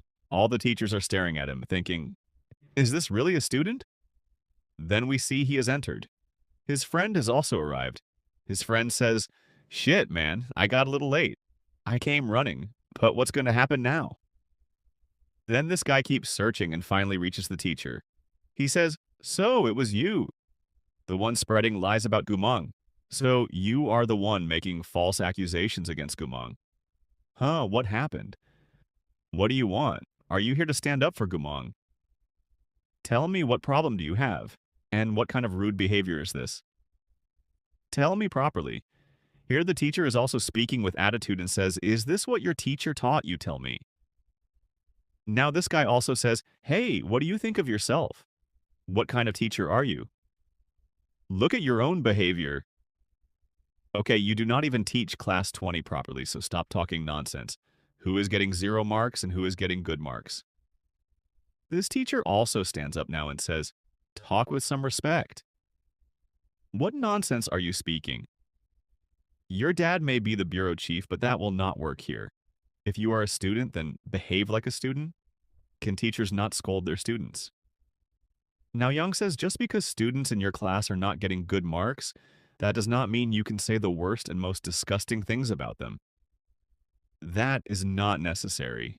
You have only seen the outside story. What do you even know about what is happening inside? Do you know anything about what is going on inside her? Do you know anything about her past? Do you even have any idea?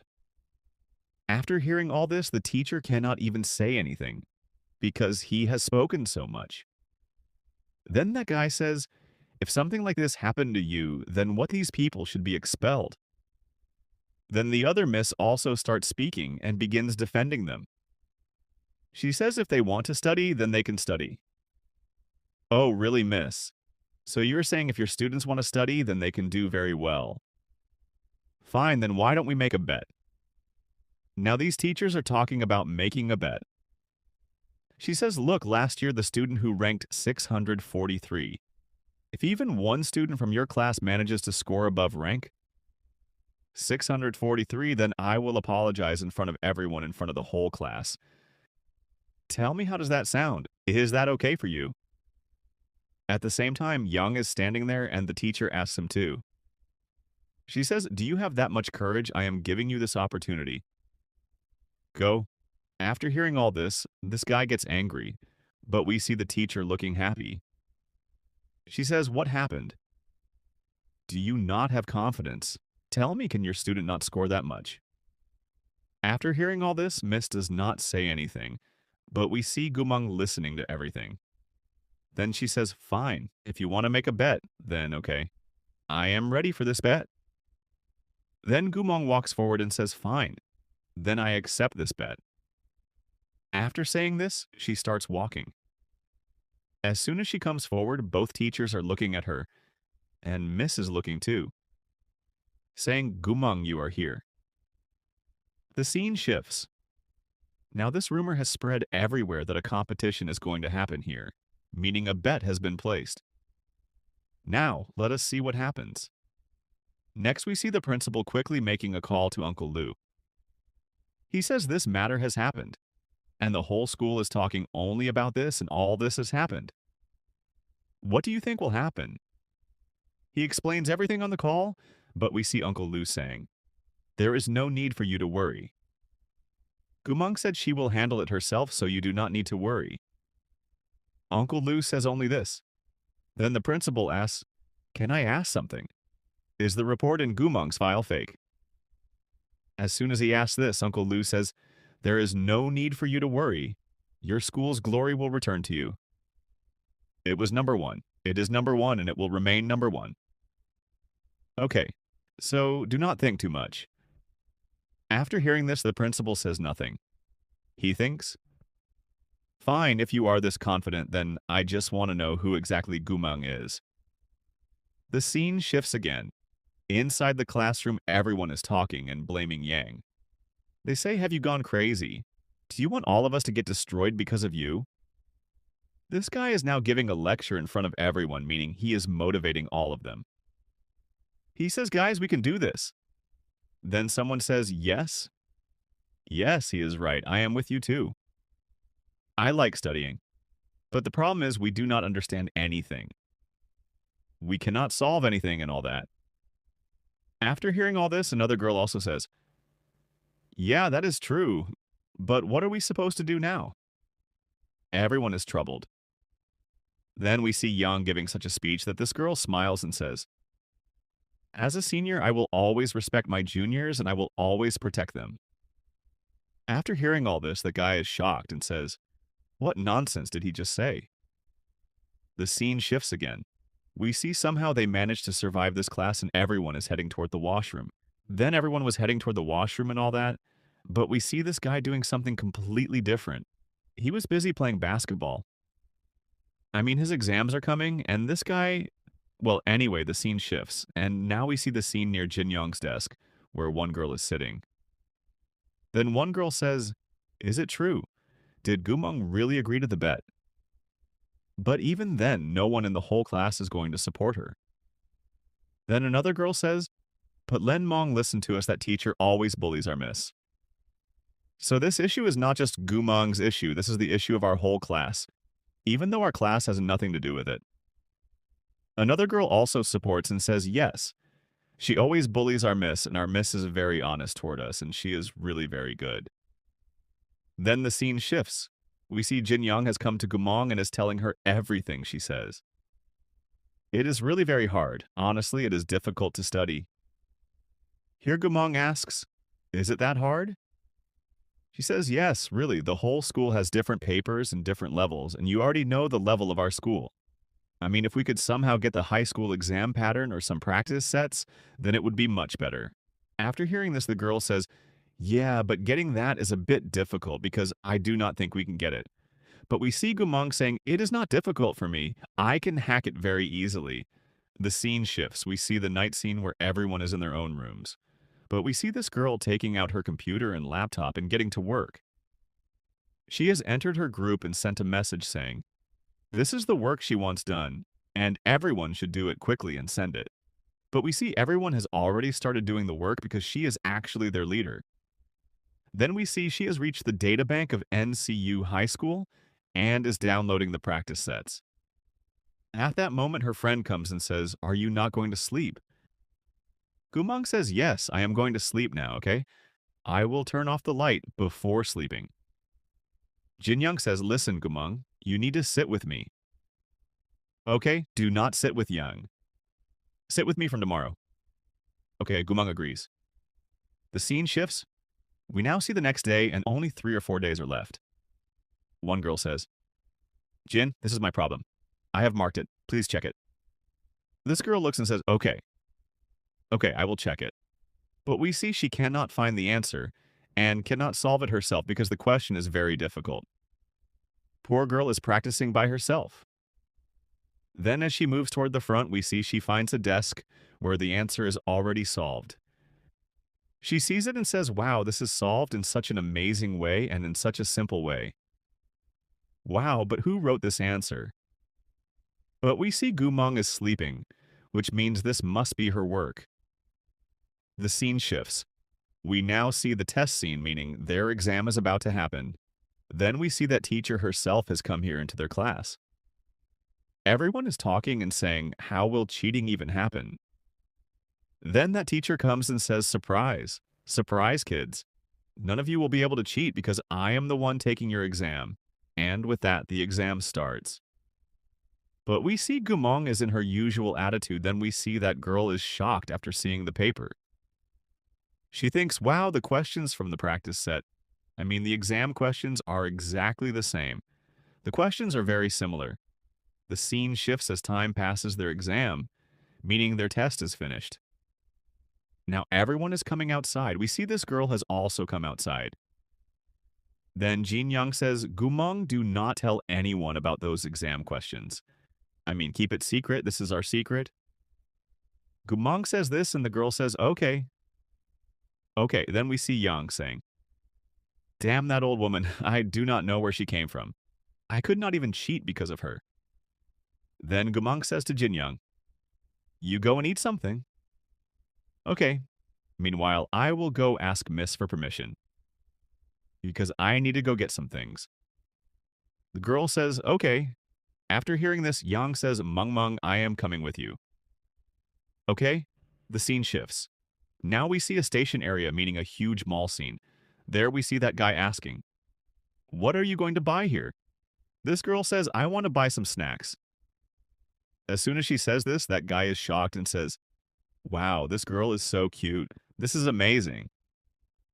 The scene shifts. The guy says, Mang, tell me what else do you want? He picks up some cookies and all. Then the girl says, come let us drink 2 milk teas. Okay, 2 cups. Then as the girl arrives, a voice comes from behind. Wow, looks like 2 kids have fallen in love. Then we see Chung Chu has arrived here, and his people are also with him. After seeing this, that guy turns back and says, no, it is not like that. We just came here to buy some things. Chung Chu, what are you and your people doing here? This guy is shocked. At the same time, we see Lu Chung Chu has also arrived here. This guy looks so dangerous that even this girl is looking at him.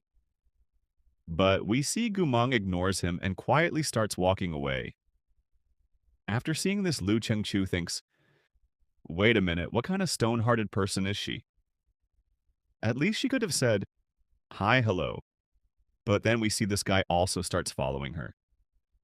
Here Young also tries to go with them, but his friends stop him. They say, where are you going now?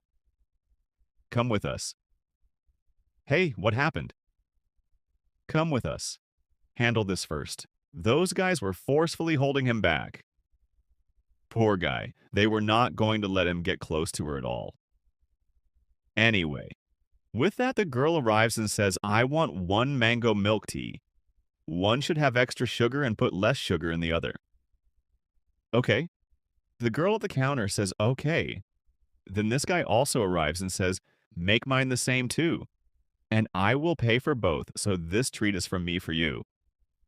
Misu. After hearing this, Gumong says thank you. Then the girl at the counter says, here your order is ready. Wow, you both look like such a beautiful couple.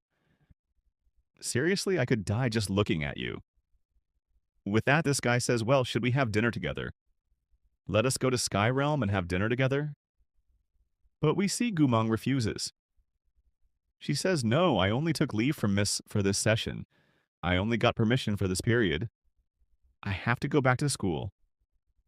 Okay, fine, then I will drop you. But the girl refuses and says, no thanks. But what exactly is this guy trying to do? I need to keep some distance from him, otherwise my identity will be exposed. Anyway, that guy says, no problem. Welcome, welcome. Then the scene shifts and now we see the lobby scene where Lu is after Yang. He says, why did you not go home after the exam? He replies, I went to buy snacks with Mong. Then Lu says, from now on, keep some distance from Mong. As soon as he says this, that guy gets shocked and says, why? Why should I do that?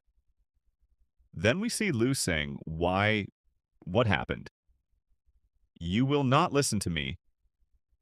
As soon as he says this, the guy cannot say anything and gets a little nervous. He says, but bro, we are desk mates, right? We sit together.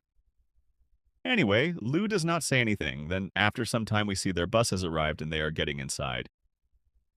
Before leaving, Lu says, okay, listen, just forget whatever I said. All right?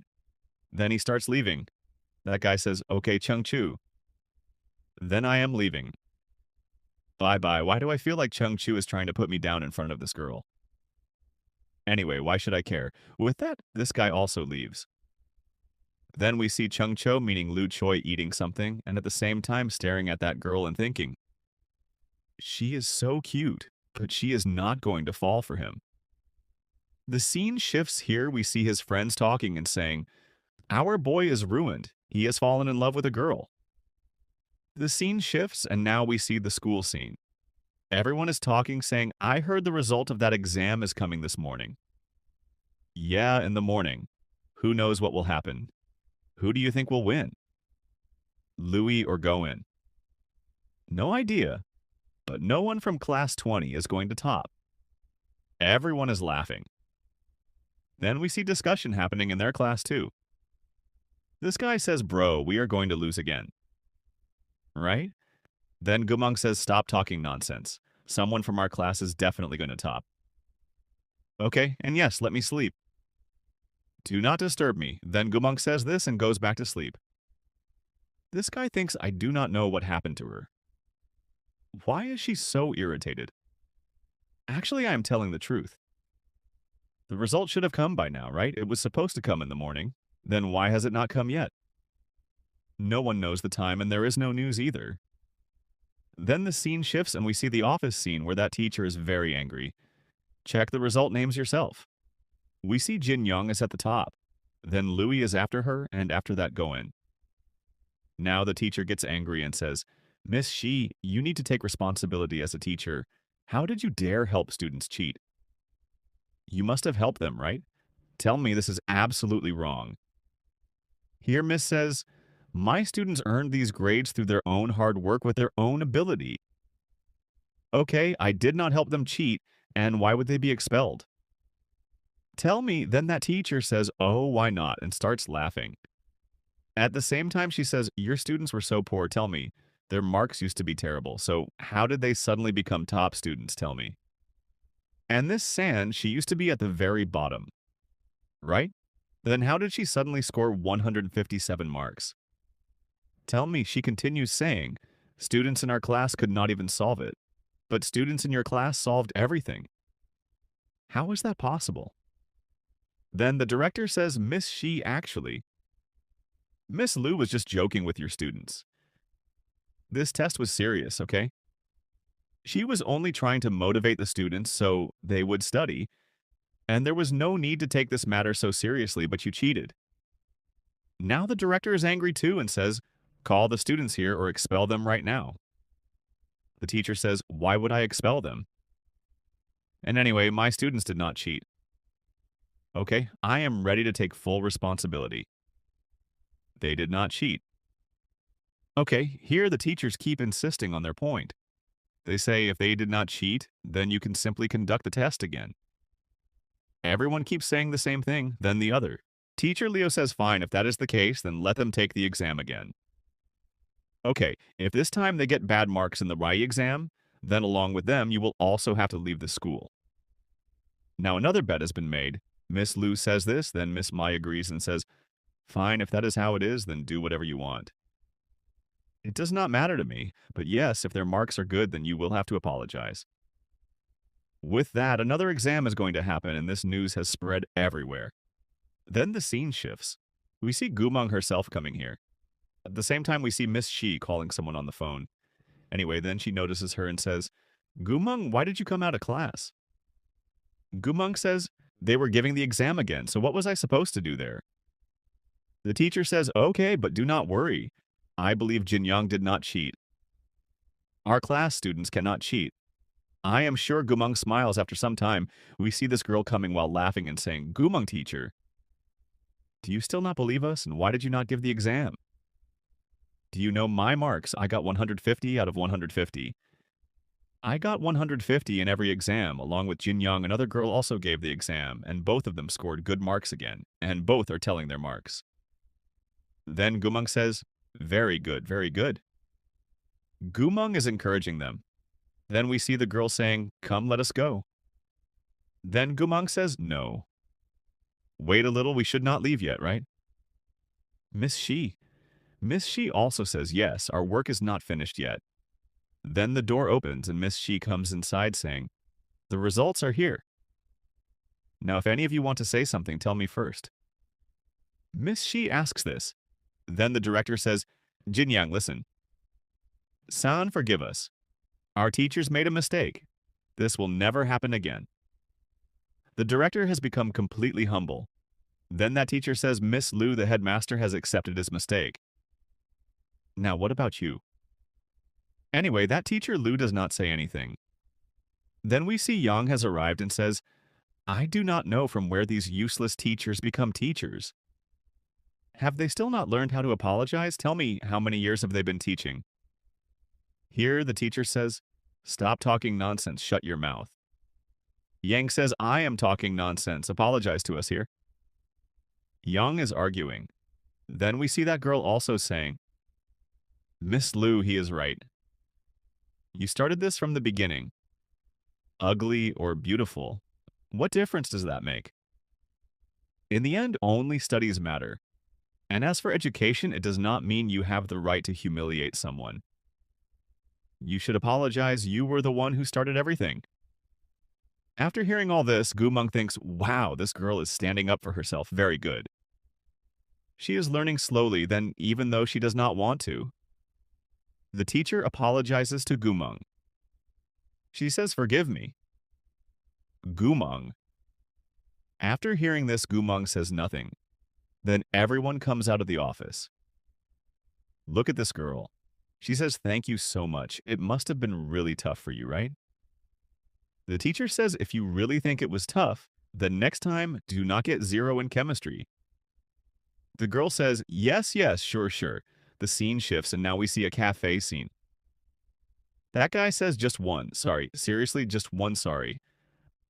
It is okay, let it go. They are joking around when suddenly from nowhere, Gun, who is her sister, arrives. She comes and says Sister Gumong turns back and gets stunned, thinking what just happened. Then we see that girl saying, it has been a long time since we met, right, Meng? Now her sister has arrived. Then we see Yang saying, Meng, are you both sisters? That girl says, yes, we are sisters. With that, Gumong says nothing. She just keeps staring at her and then stands up saying, Jin Yang, let's go. I am full.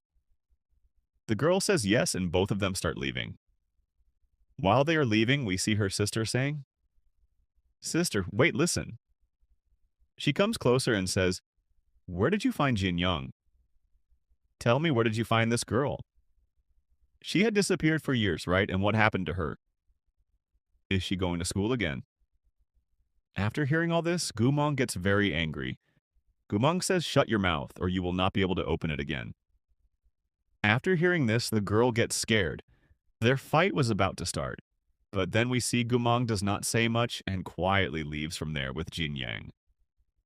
This girl is very angry too. The scene shifts. Then we see Uncle Liu quickly calling Gumong. He says, listen, Auntie, meaning my mom is sick again. Madam, Go condition has become bad, so come quickly. Okay, understood. Fine with that, even though she does not want to, she has to go. Then we see the girl saying, yes, I found her. Then we see Liu has come to pick her up. He is standing outside smoking. As soon as he sees her, he says, Sorry, forgive me. I am troubling you again. Gumong says nothing and quietly sits inside his car. After seeing this, the guy is shocked. This girl is thinking, the Liu family is really very complicated. The more I try to stay away from them, the more I keep getting closer to them. Here, this guy keeps staring at her, but this girl does not like it at all. This guy thinks I do not know what happened to her. Maybe I should cheer her up. Then he offers her something to eat, but we see the girl looking carefully and thinking, wow, I have seen this before. These are limited edition cookies and they are very expensive. Well, fine, it is a luxury brand. I should at least taste it. This girl actually likes it and starts tasting it. Then she says, you have a lot of money. Right? Good for you. Here that guy says, well, madam, she was fine for a long time. I do not know what suddenly happened. I do not know what happened, but suddenly her condition got worse and she fainted. Gumong says you should ask all these questions to Lucivi. What? So you mean the medicine you prescribed was not used? Here Gumong says yes. After hearing this, the girl thinks, maybe doctors are never satisfied. Anyway, let it be, I need to check what really happened. The scene shifts and now we see their house scene where we see the grandmother scene. Then a doctor arrives and says, Miss Liu, we need to perform surgery, otherwise madam will not survive.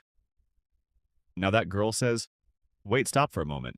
Let me check first. Let me understand what is going on. This girl starts checking and looking around. Meanwhile, we see Liu has also arrived and Gumong is there too. After seeing this, the girl turns back and asks, what are you all doing here? Leave from here. But we see Gumong quickly walks past her and the girl cannot say anything. Then Gumong comes near and checks Auntie and says, this time I am not confident whether I will be able to save her or not. After Gumong says this, that girl says, what is this? This is the same girl who treated Grandma before. Right? Why is she here? Throw her out. Do you want your grandma to die? I just do not want my brother to find out that I changed the medicine she prescribed. I want to get her thrown out. Then we see the brother saying, take Sivi away from here quickly right now, and after today, she should never come here again. Okay? After hearing this, his assistant says, yes, that girl is shocked, and says, what? But the door is already closed, and we see they have picked her up and taken her away. Here this girl is checking and says a very serious problem has happened. After hearing this, the guy asks why, what happened suddenly. Here the girl says, look, the problem is we need to perform surgery. Do you know any top-class neurology doctor? That guy says, my sister is also one, and yes, there is one person. But the girl says, no, your sister will not work. She is not capable enough. Okay, so call that doctor. Bring Dr. Yu here. With that, the guy quickly makes a call and says, listen, bring Dr. Yu to Liu residence quickly as fast as possible. We see he has made the call and said everything. And after a short time, they literally bring that man here. The doctor says, hey, Liu, family, have you all become robbers or what I was doing my work? How can you drag me here like this? Tell me, why are you carrying an old man like this? I was doing a perfectly good experiment. What is happening to me here? The doctor keeps saying, I told you all to let me go. I can walk by myself. Please let go of this old man. My bones will break. Leave me, leave me. In the end, they let the old man go. He looks and says, what is this, Chengzhou? But before that, he had already seen Madam and understood that Gumong is actually a top-class doctor. Gumong keeps staring at this doctor, so he stays quiet and he becomes silent. Then Chengchok says, you all can leave now, okay? He tells his assistants to leave. Here Gumong says, listen, look at Madam properly. This guy comes and checks and says, Madam was fine until now. Right? What suddenly happened? Why did her condition become so serious? Here that girl says, I gave her medicines, but suddenly someone must have changed the Chinese medicine with some other medicine, and that caused this problem. Oh, I see, then this is very bad. Madam is very old. I mean, her age is very high. We will need surgery, but I cannot take too many chances. The risk is high. I am only 50% sure I can save her. Then that guy comes and asks, how sure are you? Here, Gumang says, I am 60% sure. Oh, okay, Uncle Yu. Please get ready to cooperate with Gumang. Please agree as soon as he hears her name. The doctor says, what are you looking at? Have you gone crazy? I am such a top-class doctor, and you want me to work with a little girl? Absolutely not. What is this? She is just a young girl. I am not going to work with her. You are insulting me. Here we see the doctor has become very angry and is deliberately acting dramatic. Then our guy says, listen, I am ready to invest 50 million in your project. The moment he hears this, the doctor agrees and says, fine, fine, matter settled. No problem at all. I did not expect this, Junior. You are much smarter than me. Very good. Come, let us go to the operation room quickly. After hearing this, they quickly head to the operation room. Money can really make anything possible. Then we see Gumang saying, very good, you acted really well, and at the same time made him lose 50 million. Dr. Yu asks, who did all this? Who did this? It was Sivi, right here. Gumang says, Dr. Yu is also troubled now and says, leave all this aside. None of this matters right now. We need to focus on Madam's surgery. At this time, everything feels much more difficult because the risk is very high. If even one mistake happens, the entire Liu family will turn against us. Then what should I do? My family has always told me to stay away from these people. But what can I do? If Liu Zhengzhou was not here, then I would never have come here. Anyway, the scene shifts and we see the outside scene where that girl says, okay, now we need to check Madam's heart and the condition of her veins. The doctor also agrees. The scene shifts again and we see the night scene. It was night before and it is still night now. Anyway, outside we see that guy smoking and waiting. Then we see his father has also arrived. He asks, how is your mother's condition now? This is his father, whose name is Lu Jian, and he has entered in a very dangerous style. His entry itself feels intense. The surgery had not started yet, but when he arrived, someone immediately told him that Dr. Yu was already inside the operating room and explained the whole situation.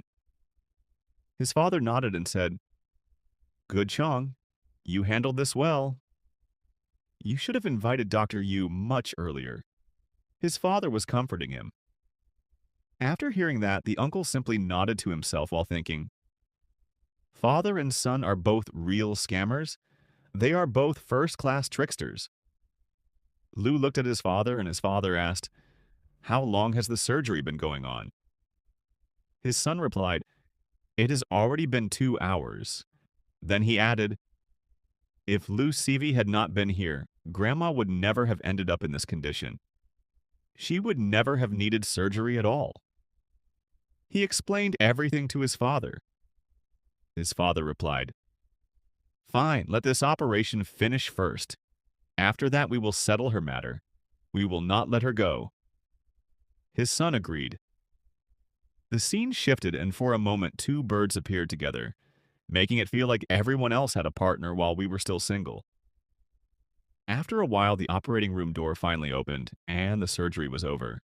Gumang walked out after completing the operation, and she looked seriously beautiful. As soon as she came out, Lu rushed over and asked, how did everything go? The doctor replied, there's nothing to worry about anymore.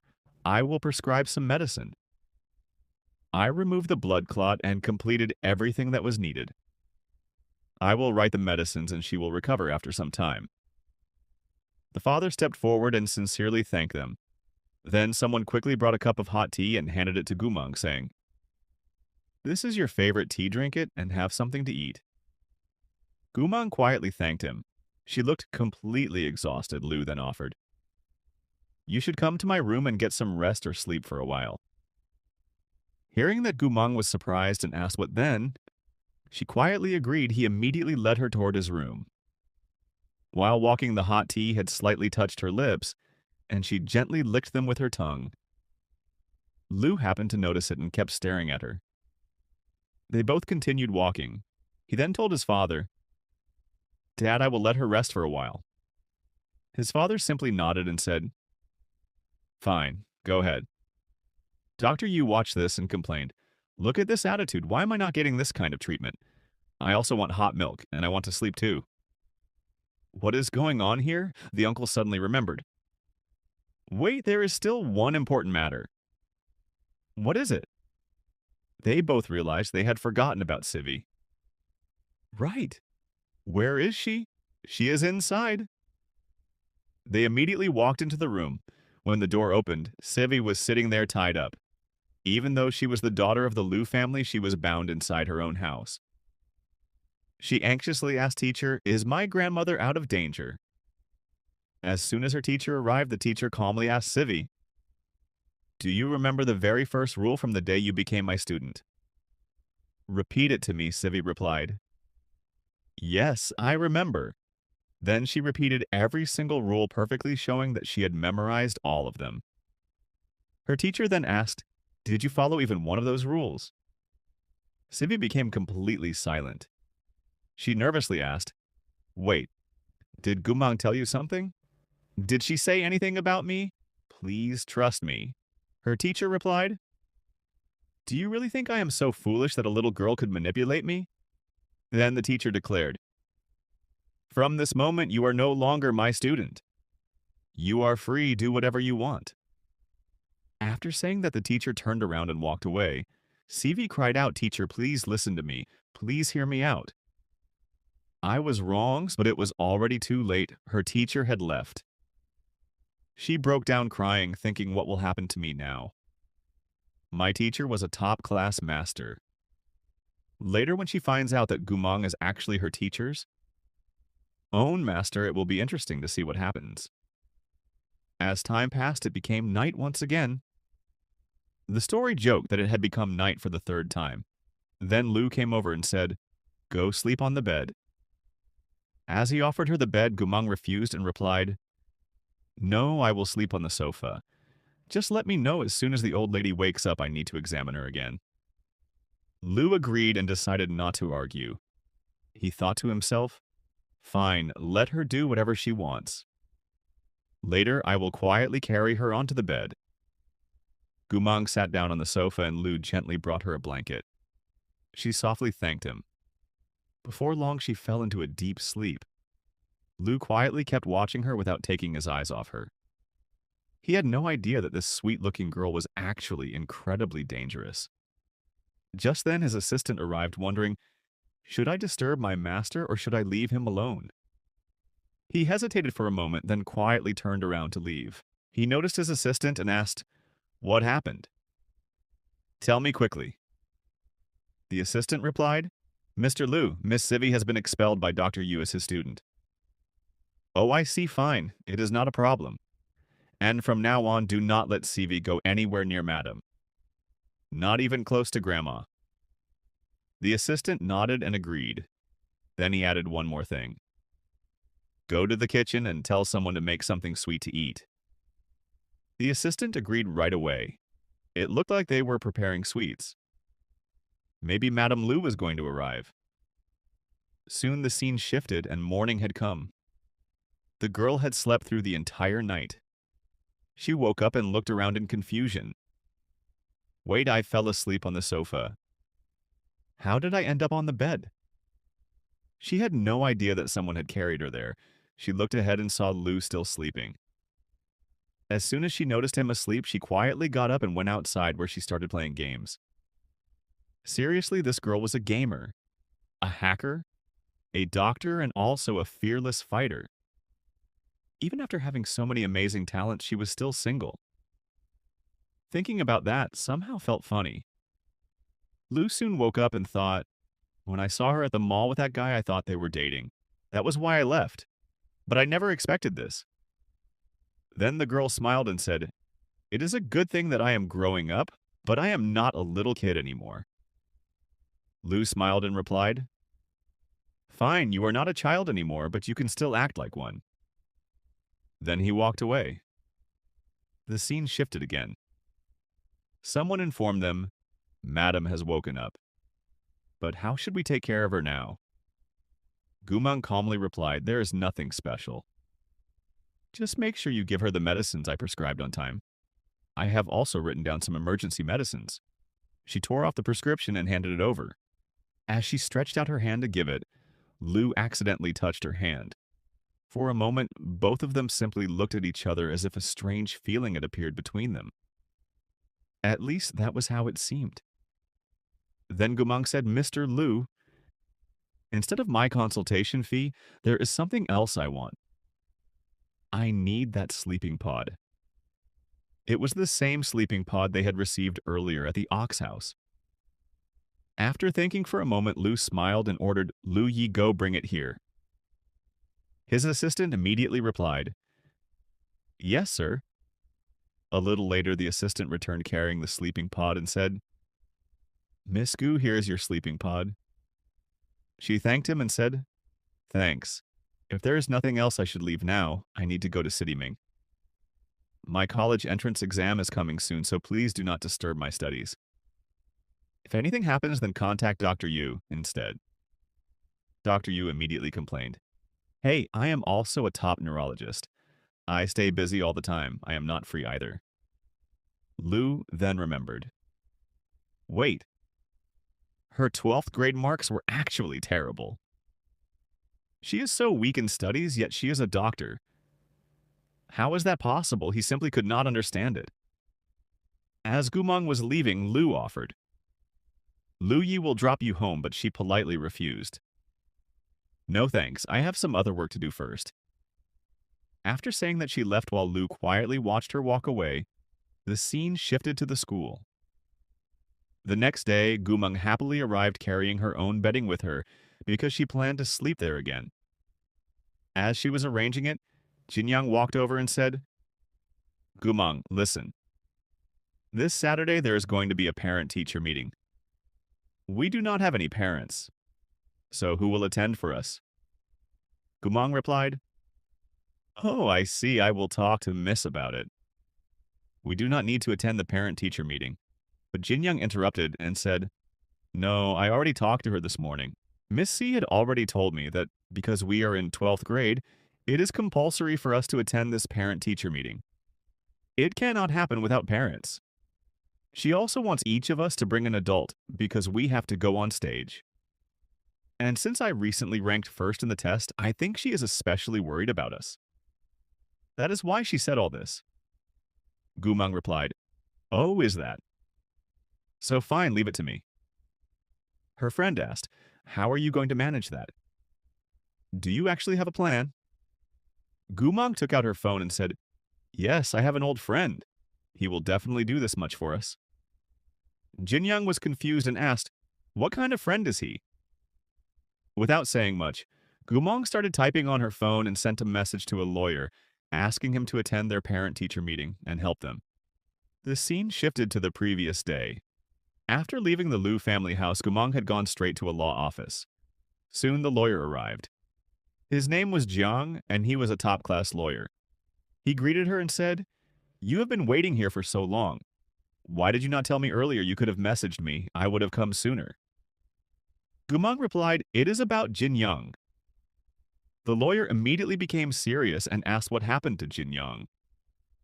Gumang explained, "The person who hurt her has been released from prison. I want you to file another appeal and send him back to jail."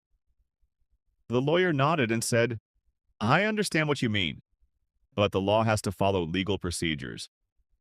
Still, do not worry, I will handle this matter seriously." Gumang then asked, "Is that person living comfortably now?" The lawyer almost laughed and replied, "Comfortably, you beat him so badly that he used to weigh 180 kilograms, and now he is barely 100. His bones and skin were shattered. His mental condition is completely unstable. You beat him so brutally that he definitely learned his lesson. Do you really think he is living well?" Gumang was still filled with anger and replied, "Even if he is living peacefully, I will beat him even worse next time." The lawyer calmed her down and asked, "Fine, fine. But tell me, where have you been these days?" "You have been so busy." Gumang answered, I have been studying and preparing for my college entrance exam. The lawyer looked completely shocked and asked, College, are you serious? Why do you even need to go to college? You could have told me, and I would have gotten you into law school myself. Gumang explained, I am attending school with Jin Young. That is why. Then she added, Anyway, you do not need to worry. Please just file that appeal. I have to leave now. I need to catch my flight because I also have to get back to school. Bye. After saying that, she left. The scene shifted again. Gumang was talking on the phone and said, Listen, Lawyer Zhang has agreed to attend our parent-teacher meeting. There is nothing to worry about. Her friend became excited and replied, Wow, a lawyer is coming for us. That is amazing. Gumang then said, I will not be coming home today.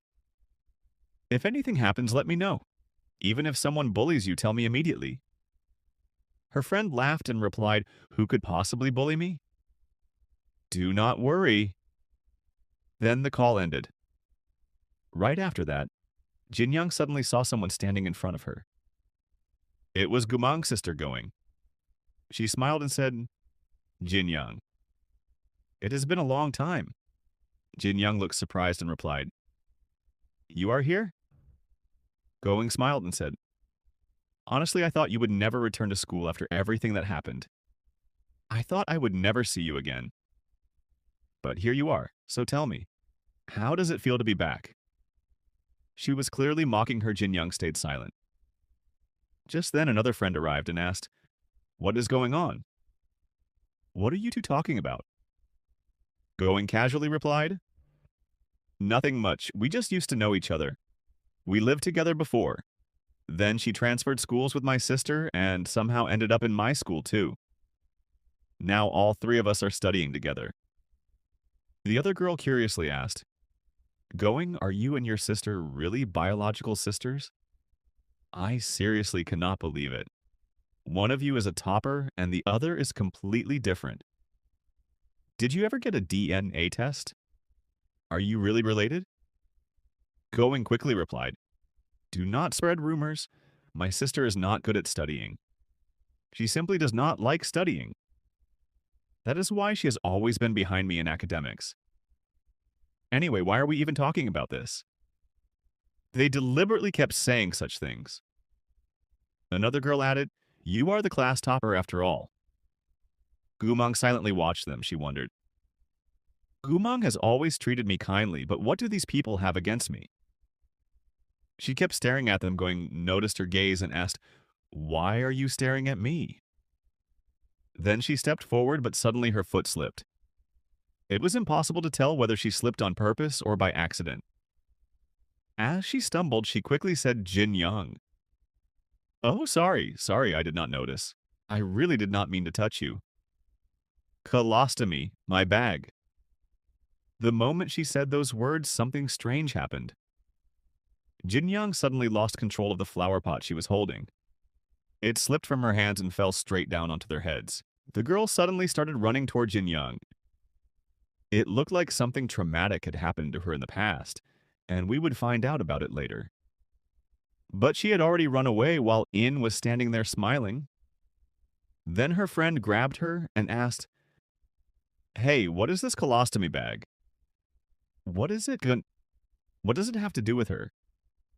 What were you talking about? She replied, Oh, nothing.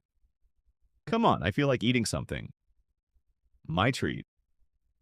The other girl happily said, Oh, really? Then I am going to eat this, while the second one said, I will eat that too. Then the scene shifted to the bathroom where we saw Jin Young completely shocked. Sitting alone in a corner, trembling and thinking, Help! Help! Please save me. Then we were shown a memory of a neighborhood where a man was holding the hand of a little girl. Maybe that little girl was actually her, but we would learn that later. She kept telling herself, I have to endure this. I have to bear it. Just then, she received a message on her phone. It was from Gumang saying, I am at the store. I will buy some milk for you. Come over when you are done. Jin Young replied, Okay, I will come. Then she thought, no, I have to endure this. I cannot tell Gumeng what Gun said about me. No, I absolutely cannot. I have to bear it. Then the scene shifted to the store where Yang was standing asking his friend, tell me which one would suit Gumeng better. Which one should I buy? This one, or this one. His friend replied, I think she would like the sweet one. Buy this one. Just then another girl from class 12 appeared. Her section was also shown. Then we saw another friend named Ruhan who secretly liked Yang, but had never been able to confess. Yang said, fine, I will just buy all of them. His friend looked confused and asked, why are you buying so many? Yang replied, well, Gumong and her friend are both there. They will eat them too, so it is not a problem. He was obviously doing all this because he liked Gumong. It was clear, but another girl noticed everything and thought, Gumong, I will never let you go. Then Gun, who was actually Gumong's sister, took advantage of the situation and said, my sister has always been very beautiful. Ever since childhood, she has always been popular. She even managed to attract young, amazing. Right. Young treats my sister so well. I do not know why. Even though her grades were terrible, she always got into fights. Anyway, that does not matter. I am just wondering whether the Liu family will really accept her or not. Sometimes I honestly feel jealous of my own sister.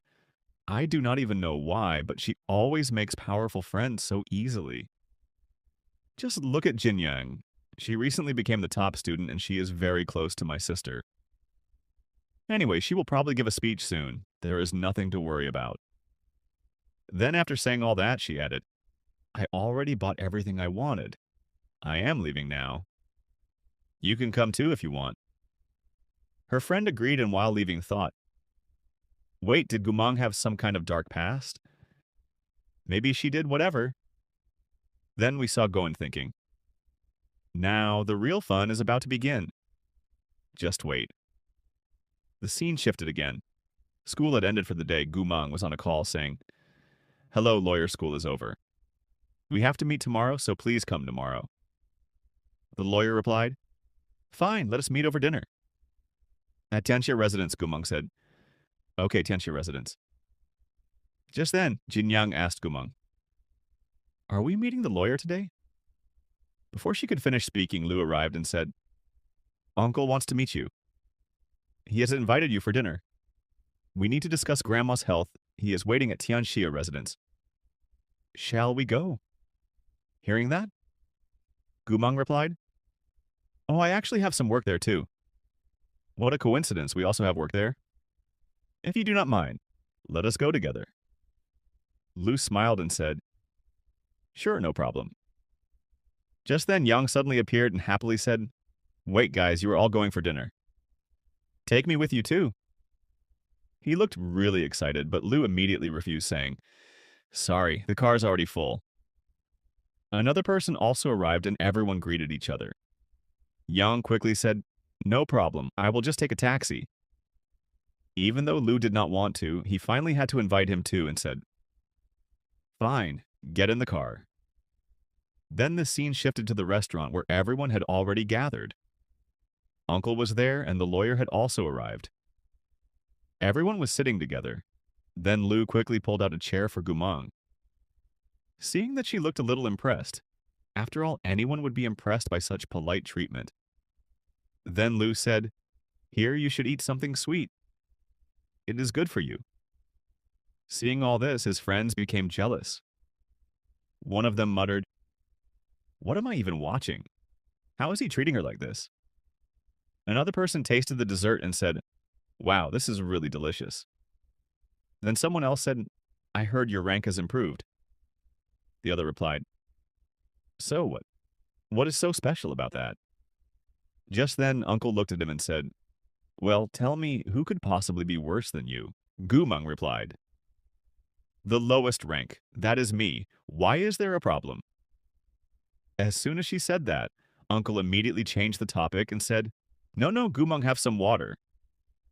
Drink some water first. After that, the lawyer started laughing and said, "Oh, now I understand why you invited me to the parent-teacher meeting. I get it now. One student is ranked at the very top, while the other is ranked at the very bottom. The gap between them is huge. Of course, the person standing on the stage is going to feel awkward. He was not really mocking them, but he was laughing at the situation. However, Lou took it as if it was a taunt. Then Lou said, "It is kind of strange that only one person is going there for just two students. It feels a little odd to me. Anyway, I am free tomorrow too." Everyone immediately understood what he was trying to say. The four people sitting there were completely shocked and thought, "What is he saying?" His relatives could not believe what they had just heard. Then Gumang looked at him and asked, "Why do you want to come with me as my parent for the parent-teacher meeting?" Lu smiled and replied, "Yes, I can come if you invite me." Gumang calmly said, "Fine, there is no problem, but my grades might embarrass you, so think carefully before you come." After hearing that, he agreed and said, "All right, then we will go together tomorrow." Gumang also agreed. Lu was secretly thinking, she actually agreed. That is amazing. Meanwhile, the other four people were completely stunned, wondering, since when did these two become so close? Then the scene shifted as they were leaving the restaurant. Lu said, "Please pack all of these for me." Then he looked at Gumang and said, "You really love sweets, but somehow you never gain any weight." He was basically telling her to become a little chubbier. Gumang immediately teased him back and said, "After all, I am still growing." She was clearly returning the same teasing he had given her before. Lu smiled and replied, "Fine, then see you tomorrow. By the way, do you think the teacher will call me aside to have a private talk?" Hearing that, Gumang remembered how Miss C had warned her before saying, "Do not get 0 marks again," by mistake. She thought about it and replied, "Judging by Miss Cis' personality, yes, she probably will call you aside." Lu finally understood and thought, so that is why she agreed. Suddenly they heard someone shouting from a distance, "Gumang, what are you doing here?" It was actually her uncle. He angrily walked over and shouted, "Do you even know what kind of place this is? Can you even afford to be here? Tell me, and what are you doing with these men? If you do not explain, I will break your legs." As soon as he reached out his hand, Lu immediately grabbed it tightly. Then Gumang calmly said, "Uncle, there is something I have always wanted to tell you. Today I finally will listen carefully. The thing you desperately want. You will never get it, so stop pretending because it does not suit you at all. I hope you never act like this again." Then she turned around and started walking away. Lu and her uncle both watched her leave. Her uncle shouted, "Gumang, stop right there." But Lu stepped in front of him and coldly warned, "Listen, if I ever hear you curse her again, next time I will not be this gentle. You understand what I mean?" After saying that, he also walked away. Then the scene shifted to the next day. The parent-teacher meeting had already started. All the girls were whispering, "Wow, who is that handsome guy walking with Gumang? Look, there is another amazing man with her. Who are these people?" Everyone was completely amazed.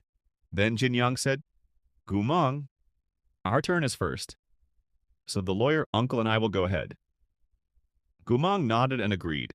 Soon every family had arrived and everyone was waiting for their turn. Then uncle also appeared and greeted them, saying, "Gumang Chengzhou, you are here too." Gumang smiled and replied, "Uncle, you are here as well." Everything continued as more and more families arrived.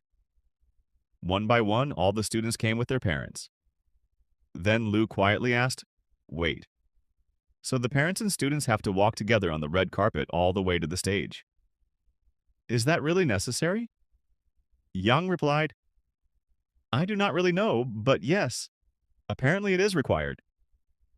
They always come up with such strange rules. Then Lu smiled and said, Look, everyone is walking hand in hand. We should do the same, but Gumang completely ignored him and simply kept walking. Lu thought, oh, is that how it is? Fine. Then he told himself, at times like this, the man should take the first step. With that thought, he reached out and gently held Gumang's hand. The moment he held her hand, she looked at him in surprise, wondering, what is he doing all of a sudden? Then she noticed how warm his hand was, and for some reason she felt something unusual stirring deep inside her heart. Some feelings had clearly started to grow inside her. Making someone feel this way really isn't as easy as it looks. Right. We see him asking, what's wrong? Aren't you angry? But she doesn't say anything because feelings for him have already awakened inside her. So she isn't angry anymore. Anyway, he says, that's good. Then, let's go. Now the two of them walk together holding each other's hands. By the way, both of them are still single as they keep walking. Yang comes over and says, here, take this pen. You'll need it for signing papers. Just as he hands over the pen, he looks behind him and says, hey, what's that? Then an uncle suddenly grabs his mouth. Gumang asks, what happened? What happened? He's about to answer, but the uncle quickly says, nothing. Nothing. Everything's fine. You all go ahead. You'll need the pen for the signatures. We then see Gumang's real uncle watching everything. He says, Gumang, what are you doing here? Tell me, why didn't you tell me earlier that you had transferred to Ming High School? And what are you doing with Lu Yang? I wanted to meet Director Lu and his father, but none of them allowed me to meet them. So, how is this girl able to meet him?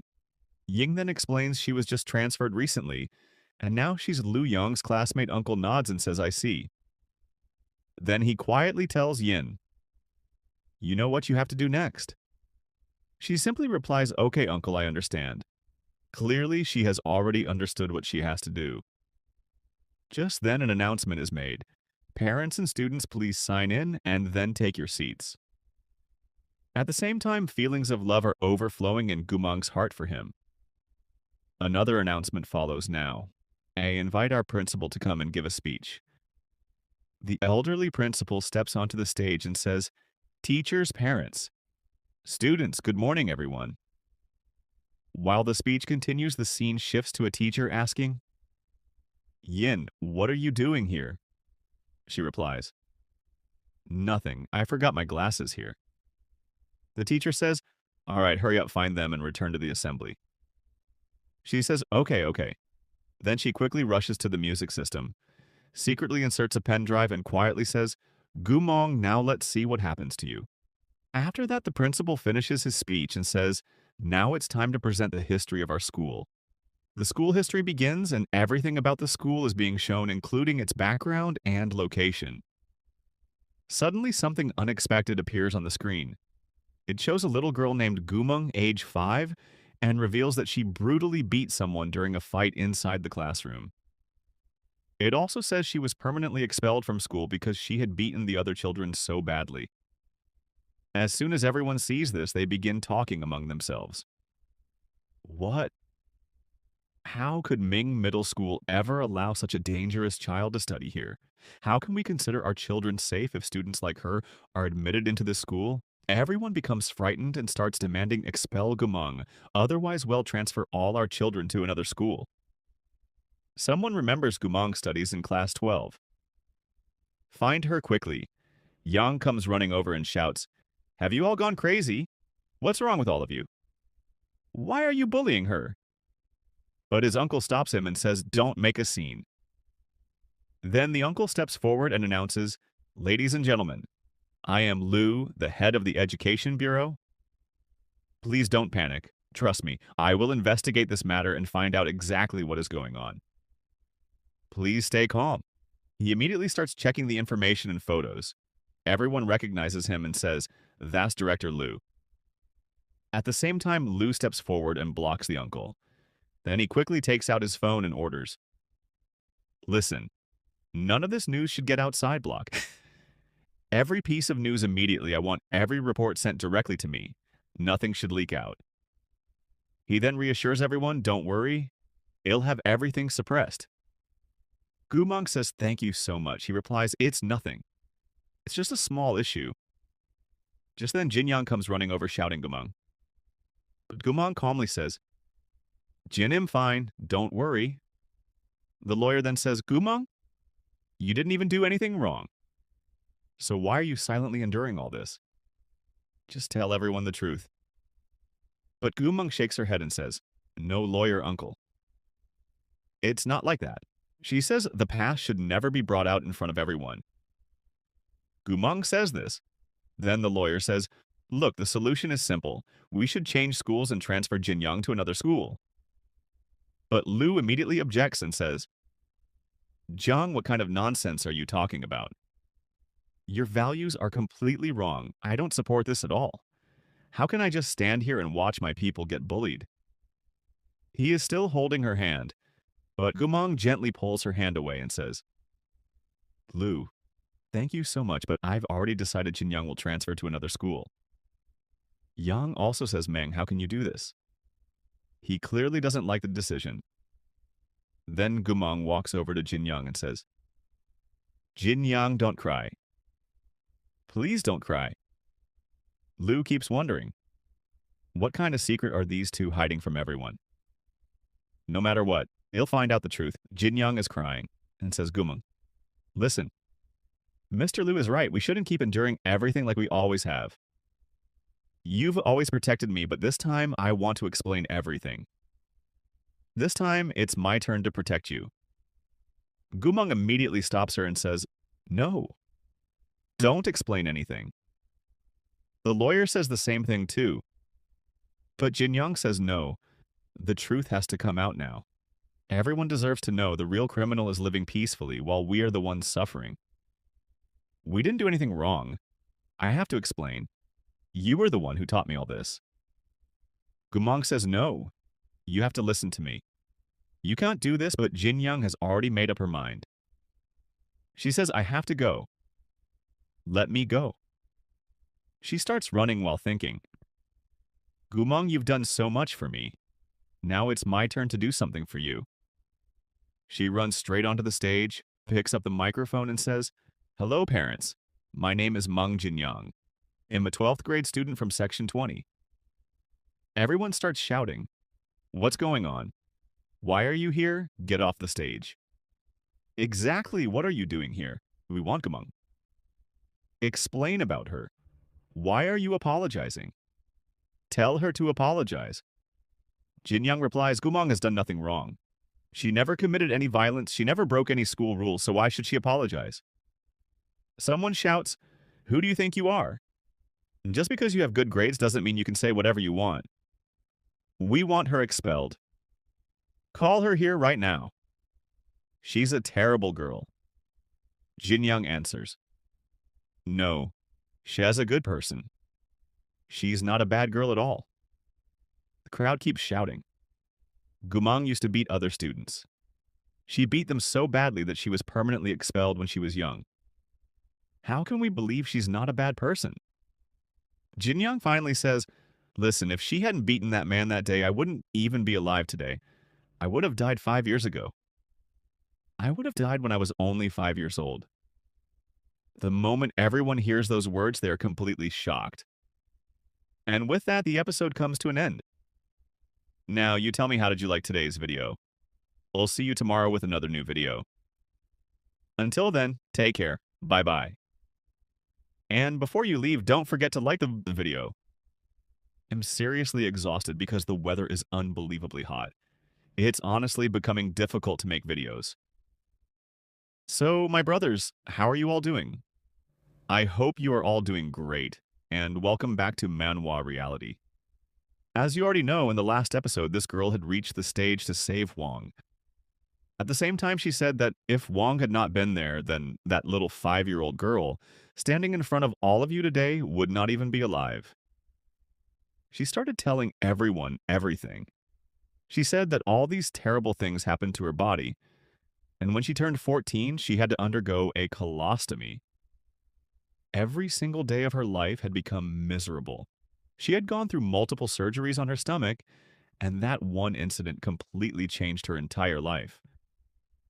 She explained that when she was just a little girl, a man who was at least 50 or 60 years old tried to do horrible things to her, and that little girl was none other than herself.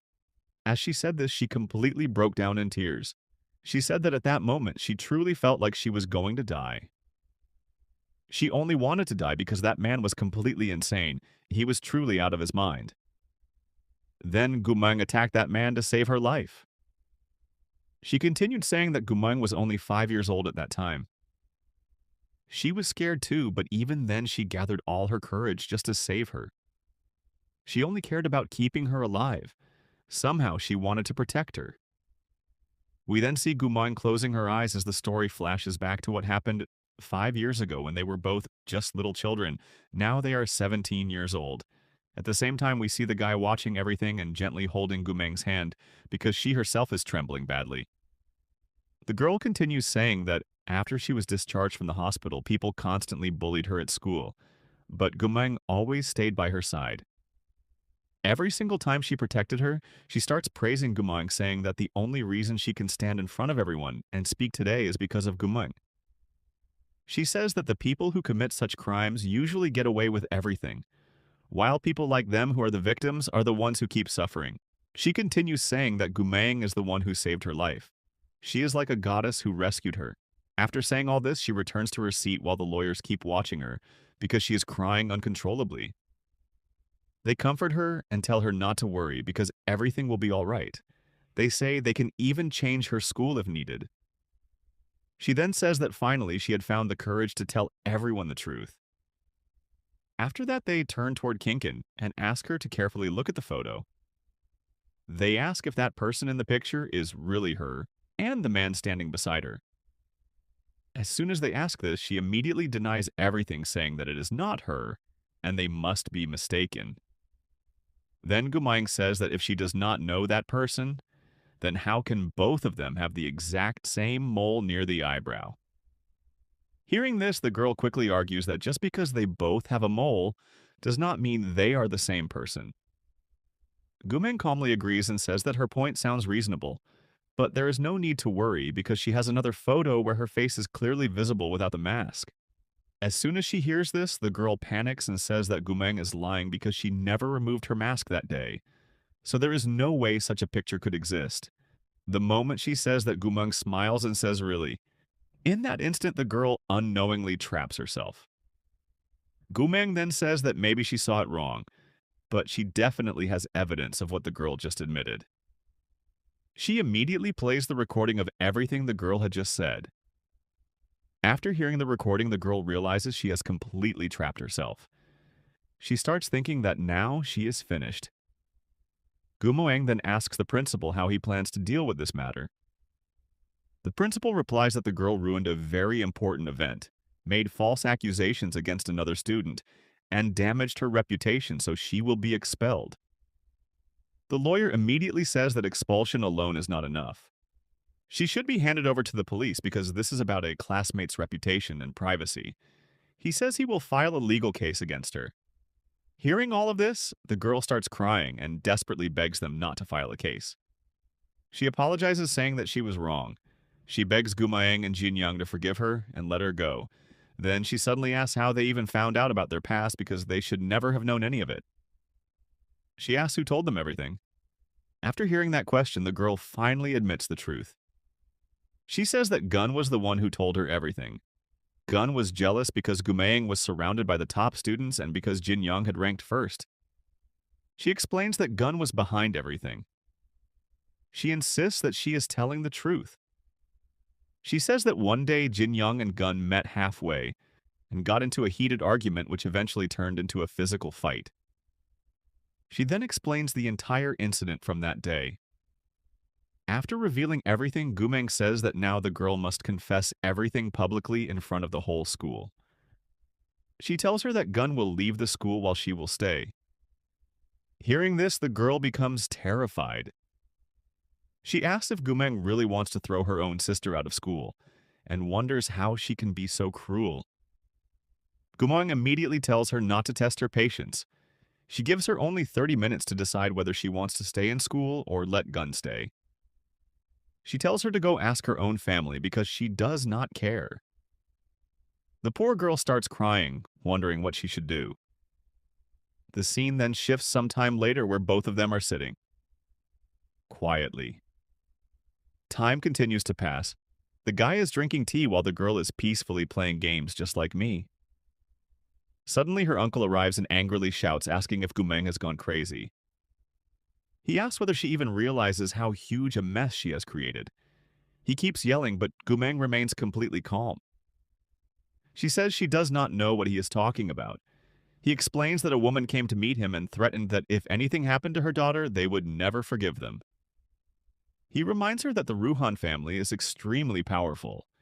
He then tells Gumeng to withdraw the case no matter what. Hearing everything, Gumeng thinks that this issue still has not been solved. She finally agrees but says that in return, Gun must transfer to another school.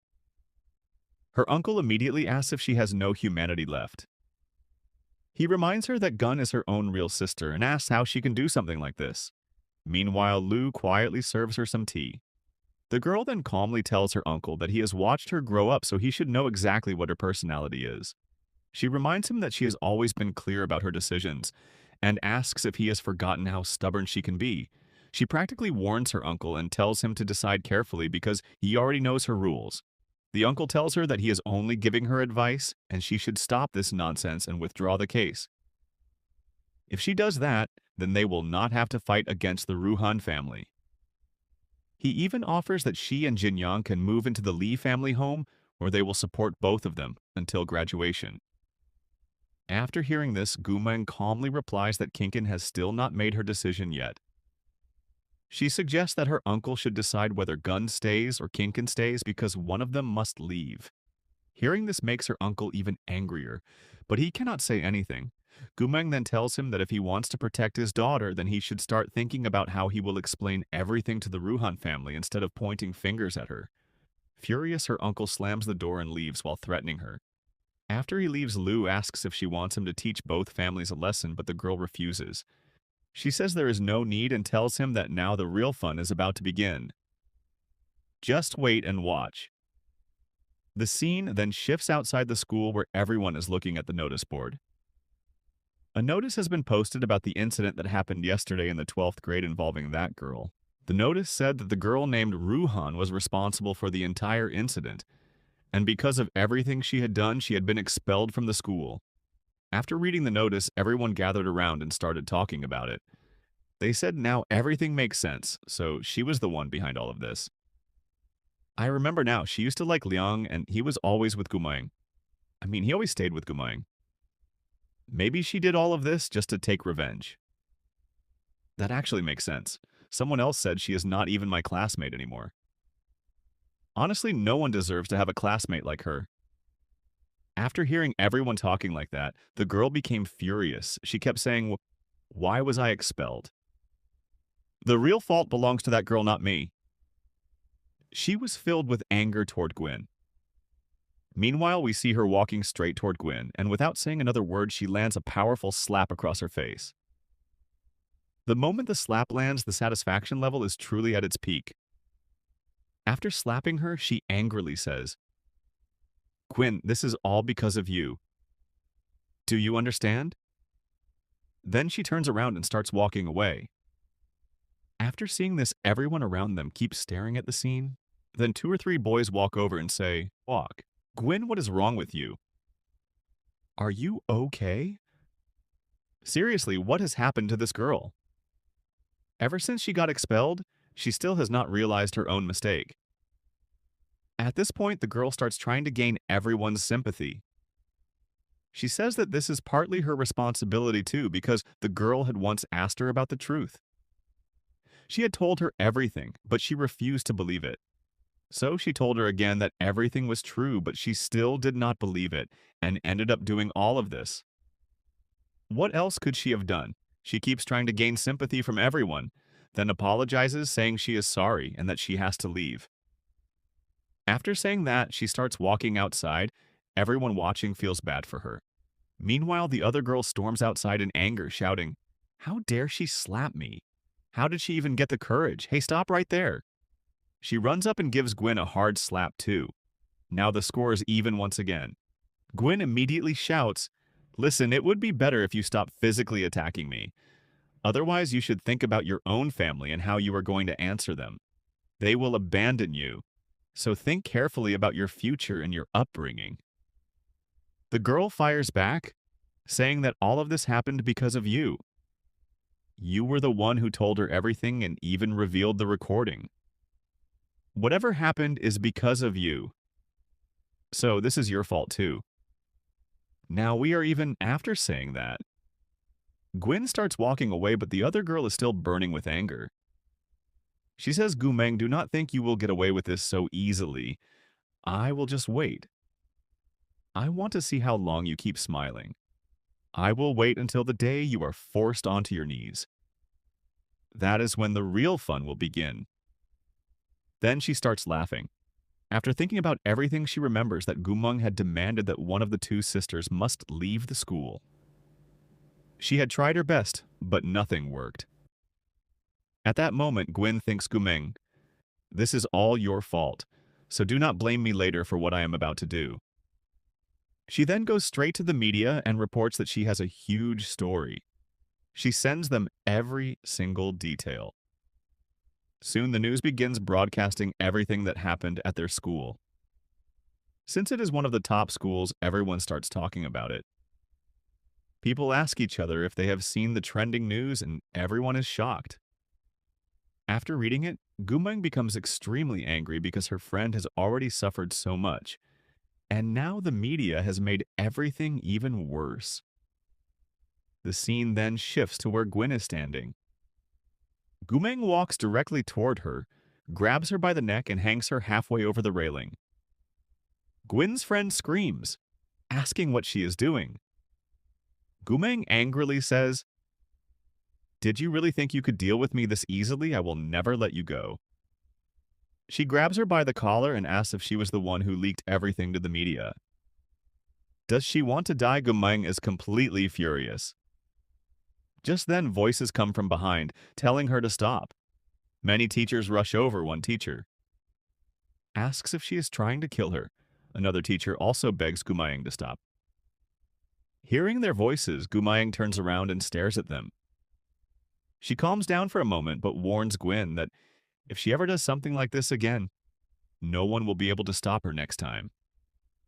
By now, Gwen's fear is obvious. She cannot understand what is happening to her. She is lowered back down and Gumeng starts walking away. Then her class teacher calls out, asking if rules do not apply to her and tells her to stop. Instead, Gumeng immediately makes a phone call to the lawyer. The lawyer asks what she wants. Gumeng replies that she wants this matter to be completely settled this time. She reminds him that the criminal who committed all those crimes was released on bail before, but this time she wants to make sure he is never released again. She even says she wants him to receive the death penalty. She asks the lawyer to make sure that the man is sentenced to death. The lawyer confidently promises that he will do exactly that. Gumeng thanks him and tells him to call her if there are any problems before ending the call. After that, another man asks the lawyer what kind of case this is because he is personally handling it, using his brilliant mind instead of leaving it to his assistants. The lawyer laughs and asks if he really thinks he is that impressive. The man replies that he is the best lawyer in the entire country, but the lawyer shakes his head and says that there is someone even more dangerous than him. He is talking about Gumeng revealing that she is also a lawyer. He admits that he would lose to her. The other man is shocked, but the lawyer confirms it. A week later, the scene changes and the judge officially announces that the criminal has received the death penalty. As everyone leaves the courthouse, people begin praising Lawyer Jiang, saying she is amazing. They all agree that the criminal deserved to die because of the horrible things he had done. At that moment, a television reporter arrives and calls out to Gumeng. Gumeng turns around and the reporter says that Mr. Liu had invited her there today for an exclusive interview. She asks if this is the same case they are covering. Liu confirms it And the reporter happily says, "What a coincidence," because she also had to come there today. Lou quietly wonders how the two of them know each other. Because the reporter works for Capital TV, which is one of the top media companies, Gumeng asks for about 30 more minutes because they still have half of their class left. The reporter agrees and asks them to tell her the location in advance so she can prepare Lou, tells everyone not to worry and says they should go to Sea Palace where he has already arranged everything. He even mentions that he owns an apartment there, and it is very close. Hearing this, both girls are shocked because they also live at Sea Palace. The scene shifts and everyone arrives there. Lou drives his G-Wagon inside, but there are security barricades at the entrance. He shows his black access card, and the guards immediately let him in. Gumeng looks at the card and feels like she has seen it before. She quickly calls her friend and asks if she sold Sea Palace to someone. Her friend admits that she did because the buyer offered 10 times more profit than expected. Gumeng asks if she even knows who bought it, but her friend says she has no idea. Gumeng finally tells her that she sold it to Lu Cheng. The scene changes again as everyone reaches the room and the interview begins. During the interview, someone says that her teacher recently sent over her academic results and mentioned that she used to argue a lot about studying, but now her grades have improved. He asks if she simply does not like studying. She denies it and then says that the interview is still going on, and since they have not finished yet, they should leave because she is feeling sleepy and wants to rest. The man tells her to come with him. The scene changes again as he takes her to a place where she can sleep. She lies down peacefully while he quietly keeps looking at her. After all, if a beautiful girl is sleeping right in front of you, anyone would naturally look at her. Just then, voices are heard saying they need to teach someone a lesson. Someone asks what he is doing. He then starts chatting with his friends. They complain that he is ignoring their work. He replies that he is busy taking care of someone. His friends immediately ask what kind of service he is talking about and where he is, because both of them are completely confused and worried. They start worrying and say that their brother has completely changed. He is doing so much for a girl. Just then, his uncle arrives and asks Director Shi what is actually going on. He reminds him that he had already told him about everything, and those people had even agreed to it. So why is all of this happening now? The director calmly replies that he should already know exactly what is happening. He tells him to think carefully about who he has offended. The uncle immediately says that he has not offended anyone. He insists that the Chin family never causes trouble and that he has not offended a single person. He even says that he wants to know who he could have possibly offended. The director asks if he is really sure. Then he tells him that he should understand very well who he is dealing with, because there are some people in this world that simply cannot be offended. They are people you should never provoke. The director keeps trying to explain this, but the man is still confused, wondering what kind of people cannot be offended. Then he finally realizes that everything happening behind the scenes is because of their brother. Without wasting another second, he quickly takes out his phone because his grandmother has called him and wants to see him. The scene then shifts as he arrives at his grandmother's house. We see that his grandmother, the same woman who had been treated by Gumeng, is now slowly recovering. She happily says that he has finally come because she thought he would only show up after she had already died. She asks what has been going on in his mind lately and what exactly he has been doing. After hearing all these questions, he jokingly says that maybe he should just leave right away. The moment he says that, his grandmother gets angry and tells him to stop and quietly sit down. He immediately sits beside her and asks why she is so angry. He reminds her that he came especially to see her and even made time out of his busy schedule just for her. His grandmother says that she has heard he has become extremely busy these days and that he has also been spending a lot of time over there. She even heard that he has been hanging around with a high school girl. Hearing this, he immediately asks who told her all of that. His grandmother reveals that Yusu told her. She reminds him that Yusu is very close to him and says that he should learn to value her feelings. It is only natural that she would feel jealous. After saying this, he immediately tells his grandmother never to let that girl enter the house and never allow her anywhere near her. His grandmother becomes completely confused and asks what is actually going on. She wonders if he is no longer with Yusu because she had always thought she would one day get to see her great-grandchildren. She sighs and wonders what is wrong with young people these days. She asks what has happened to him and why he is spending so much time with that high school girl. At that moment, he calmly says, "Grandma, please listen to me. Do not call her a high school girl anymore. After all, she is the one who saved your life. You are alive because of her. And yes, I am the head of this family. So do not say anything carelessly that would hurt me." Grandmother replies, "I did not even say anything. You are the one who immediately started defending her." Grandmother says this and he answers Grandma, "I do not want to hear another single word against her, and also tell everyone to stop spreading rumors about me and her." At that, Grandmother stays silent. He then smiles and says that she will have to wait another year or two before seeing her great-grandson. He says goodbye and starts leaving. After he leaves, Grandmother thinks to herself that she is not trying to trouble him. The scene then shifts outside where he wonders what that girl might be doing right now. The scene changes again, and night has fallen.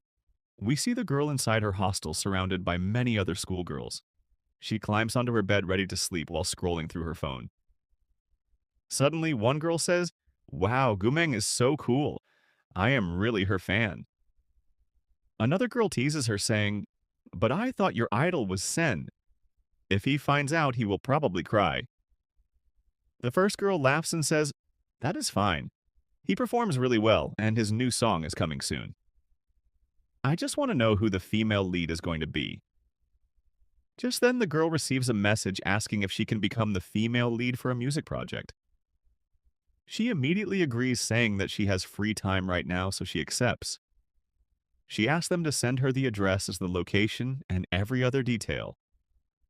The person on the other side is surprised and happily asks if she really accepted.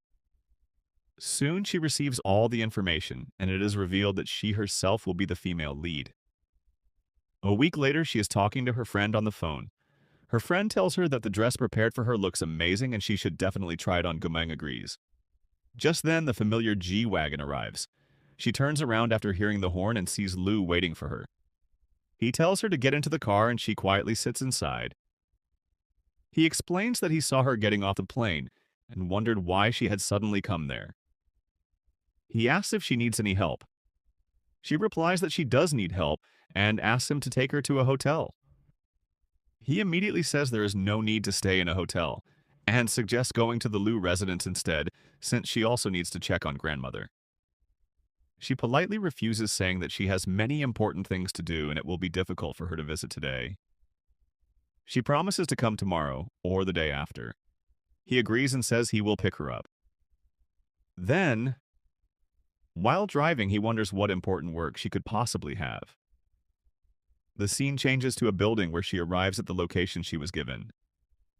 There she meets a famous actor who tells her that it has been 2 years since she disappeared from the industry. His assistant is also excited to meet her. The actor's name is Sen Chu and he is a huge superstar.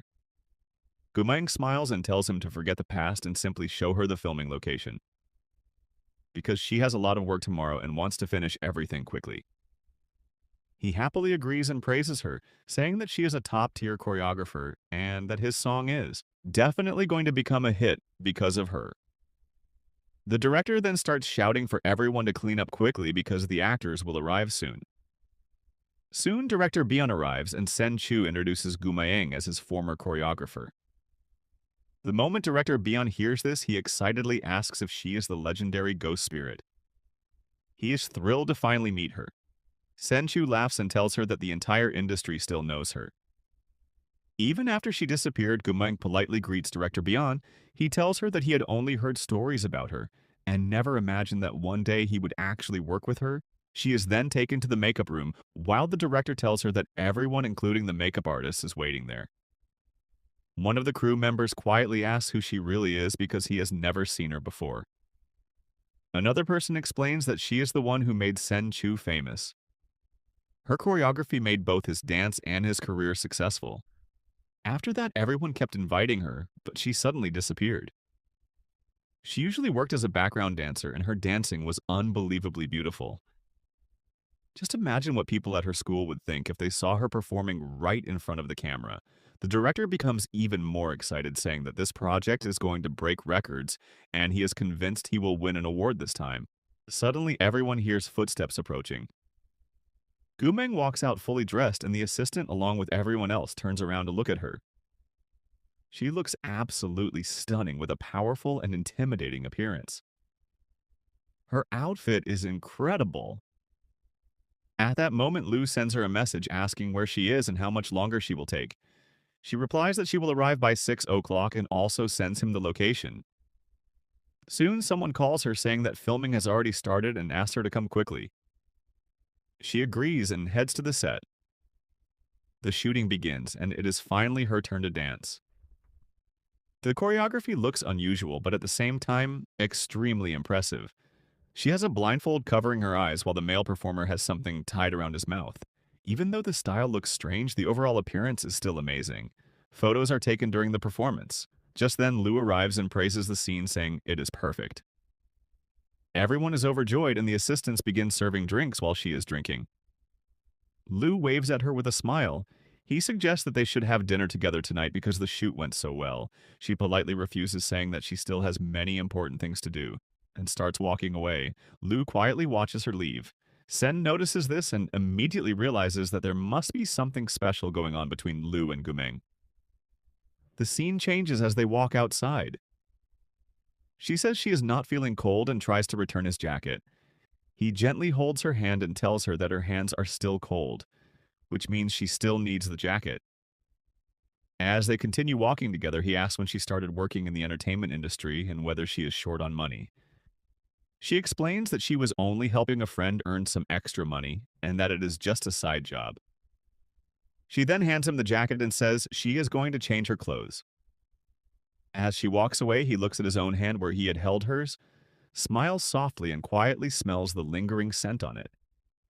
Then the scene shifts as the girl heads toward grandmother. Gumeng arrives to visit grandmother and says, "Madam, your recovery is going very well. You just need to keep taking your medicine on time." Grandmother quietly thinks to herself that now she finally understands why he likes this girl so much.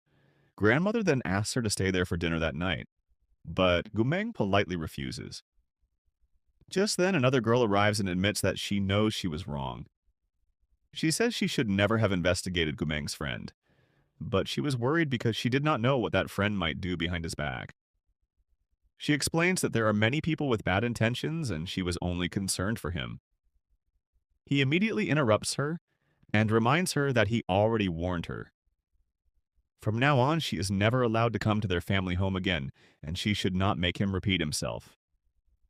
As for dinner, she does not need to worry about it. He says everything very clearly. Grandmother becomes very angry as she watches this. She knows that the girl belongs to the Yu family, and the Yu family has never had a good relationship with their family. She realizes that the girl was only sent there so the two families could unite through marriage and improve their relationship. But things have clearly not gone as planned. The girl quietly leaves, and Gumeng also prepares to leave. Grandmother tells her to visit again next time. He immediately offers to drive her back. The scene changes, and it is already night. He tells Gumeng that since it is so late, she should stay there for the night. He gives her the hotel details, the room number, and the Sea Palace access card, while explaining everything. She thanks him and accepts the card. He then tells her that her teacher sent him her report card and jokes that she managed to score a perfect 0. He says that from now on she should come every weekend because he will personally tutor her. Gumeng looks at him in surprise and asks if he is really planning to tutor her. She jokes that he is becoming a little too personal. He smiles and says that maybe she guessed correctly. She teasingly says that first he held her hand, and now he wants to tutor her. Maybe next he will ask her to eat with him in his room. She playfully asks what he is really trying to do and whether he likes her. Just as she asks that, a man rushes past asking everyone to move because he is about to miss his flight. At that exact moment, he gently pulls Gumeng toward himself and calmly says, "Does it really need to be said that I like you?" His confession is surprisingly casual. Gumeng reminds him that she is only 17 years old. He smiles and says that she will grow up very soon. It is only a matter of 1 year, and he is willing to wait for her. Hearing those words, she becomes completely silent. Their relationship takes another step forward. An airport announcement is heard asking passengers to check in for their departing flight. Gumayang then says goodbye and heads back to Sea Palace while promising they will meet again later. He agrees and says they will meet next time. The scene shifts to Sea Palace later that night. He calls her and asks what she is doing. She replies that she has just finished taking a shower. He tells her there is a robe in the closet that she can use. She thanks him. He reminds her to go to bed early, wishes her good night, and tells her to take care. She also wishes him good night. After ending the call, he smiles to himself because at least now she is talking with him comfortably. The next morning, her phone keeps ringing. She answers and hears someone apologizing. The caller introduces himself as Chin Feng's cousin. He says he heard that she successfully treated the lady from the Liu family and asks if she could also examine his sick sister Gumeng, agrees and tells him to come pick her up from Sea Palace within 20 minutes. He accepts and the scene shifts to the Chin family mansion. As soon as Gumeng arrives, she looks at the patient who is busy playing games on her phone the entire time. The girl's mother complains that instead of acting sick, her daughter only plays games all day. She keeps scolding her son as well. He politely introduces Gumeng. Meanwhile, the patient remains completely focused on her game. Since Gumeng also likes gaming, she immediately takes out her own phone and starts playing the exact same game. She challenges the girl to a one-on-one match. The girl accepts and Gumeng easily defeats her. After losing, the patient says that since Gumeng is already there, she should stop trying to trick her and simply ask whatever she wants. Gumeng begins asking whether she experiences stress. Irritation stays awake all night, suffers from insomnia, has trouble breathing strangely, and whether her menstrual cycle is normal. The girl is shocked and asks how Gumeng knew all of that. She then nervously admits that her parents have barely visited her for 6 months. She explains that the medicine she has been taking is extremely strong.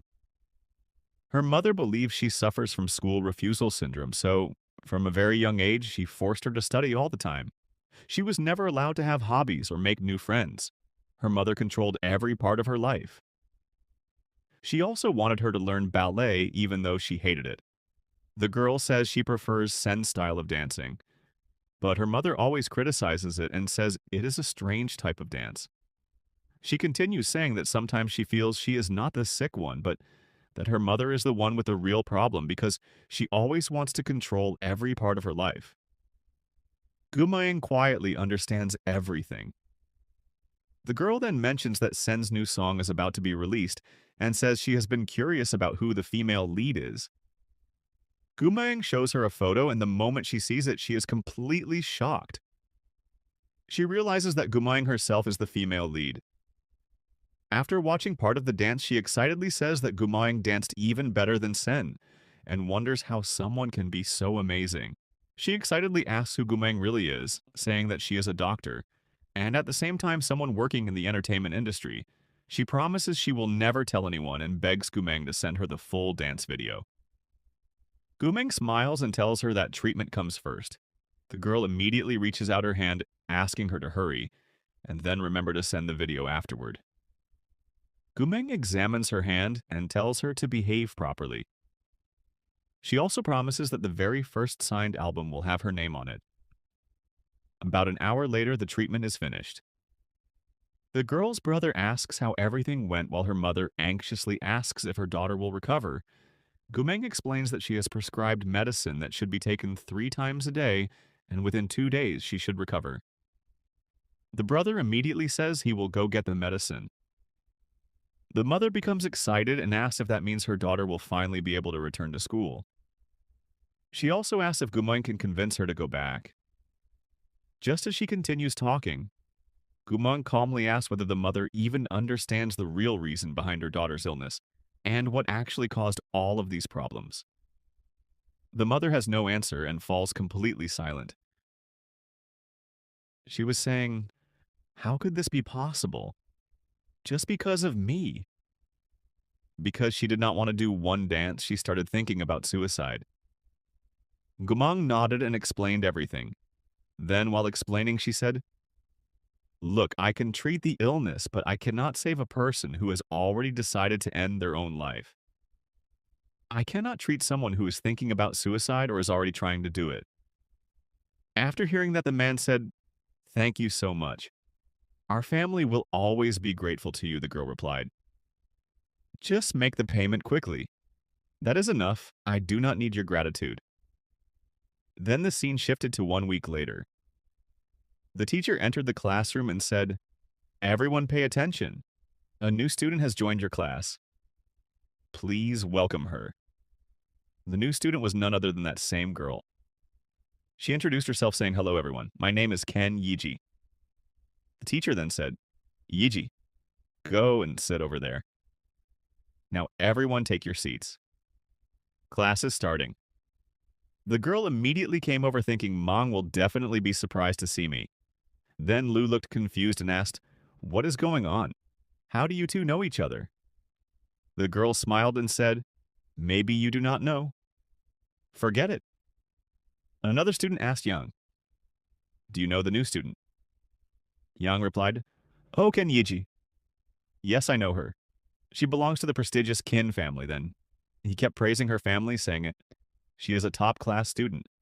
Even Lu could not surpass her. But when the next exam results came, everyone was shocked because her results were completely unexpected, especially since she had hardly even attended school. While all this was happening, another student excitedly said, did you hear Sang new song is coming out? Yes, I cannot wait for the next period.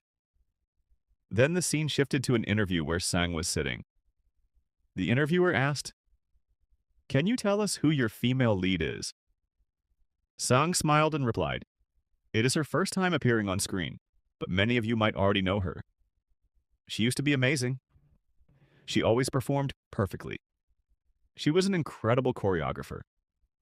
Her name is God. Gu, she is my personal choreographer. The moment Sang mentioned God Gu name, all the students were shocked. They started wondering, could it really be Gumong? Maybe it is her.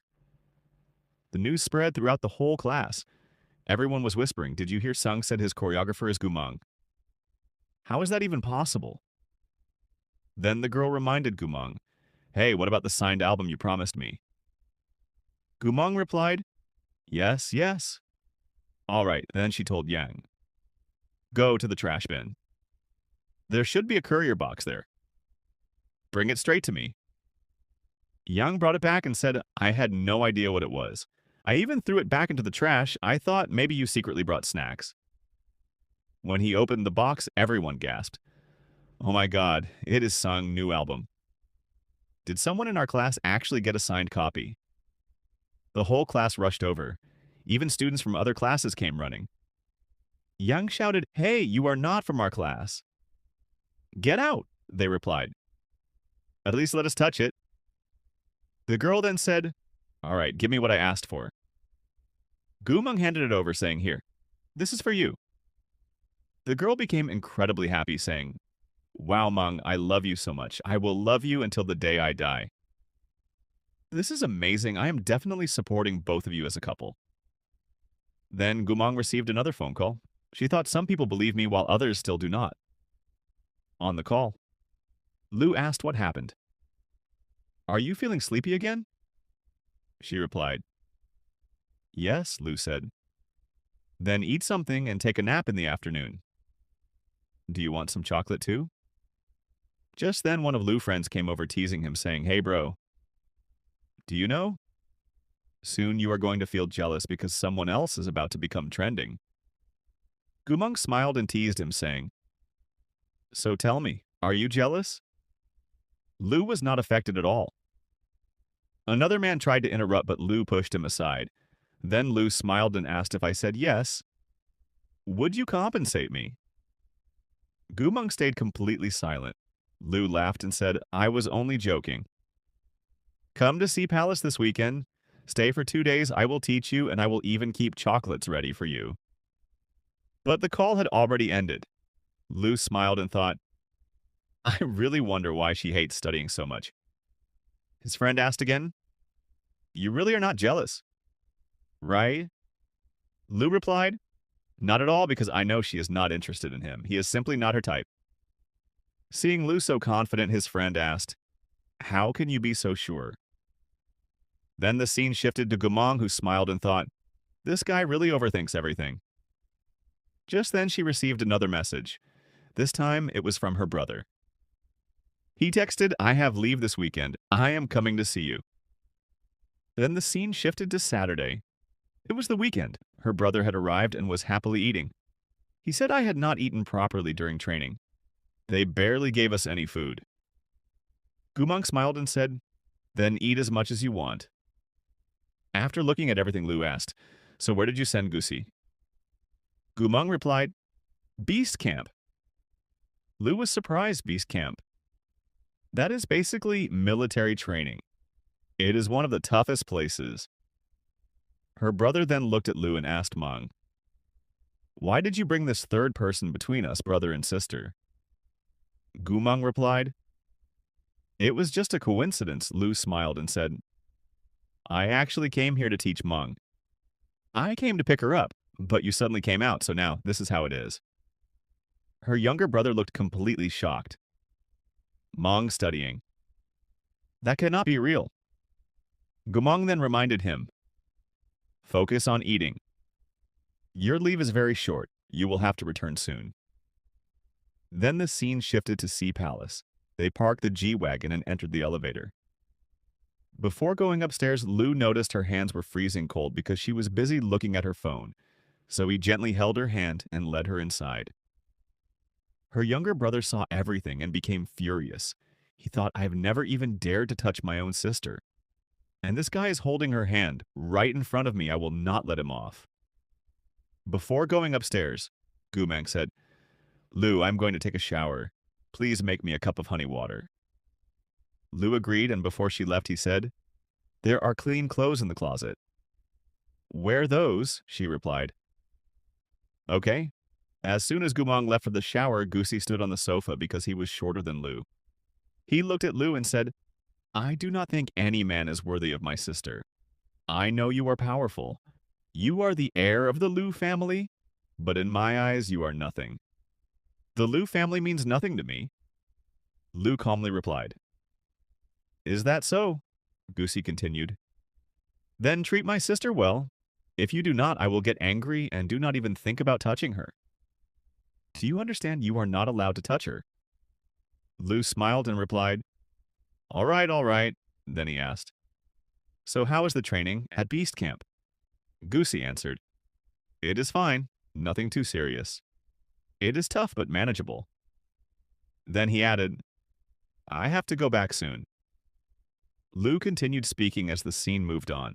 There is no need for you to think about it anymore. From tomorrow, Gusi does not need to go to Beast Camp anymore. I will tell someone to send him directly to Red Scorpion. After hearing that, the girl said, Fine, do whatever you want, but do not push yourself too hard. Okay? Gusi Gloom was telling Gusi that, and he nodded. The scene shifted. Gusi was leaving and said, All right, I will come back stronger. And if anyone bullies you, make sure you tell me. Then the scene shifted to Monday. The class teacher made an announcement saying, This year there will be a New Year party and our neighboring school. Experiment Middle School will also participate with us. We will work together. After hearing that, all the students were shocked. They said, They are far ahead of us. How is this even possible? Their culture is much more advanced than ours. This is going to be embarrassing for us. They are complete professionals. What are we going to do? Everyone started getting nervous. Then one girl said, Their designer is a genius. Her designs are incredible. She is one of the best designers in the world and has even won a Nobel Prize. What are we supposed to do now? Another girl said, So, are we going to lose? No, we have to do something. We should get custom-made costumes. We cannot just sit here. Then another girl gave her opinion, saying, if only we could get Lanting as our designer. That would be amazing. Her designs have won international awards. Another girl immediately replied, stop dreaming. Lanting is not someone ordinary that we can just invite. Stop imagining impossible things. Then Gumang calmly said, do not worry, I will handle everything. Everyone looked at her in complete shock. Really, the scene shifted to evening. Everyone was still talking, wondering if she had really been serious. Meanwhile, Gumang was busy drawing. She was actually designing outfits. Her designs were good, but she was still not satisfied.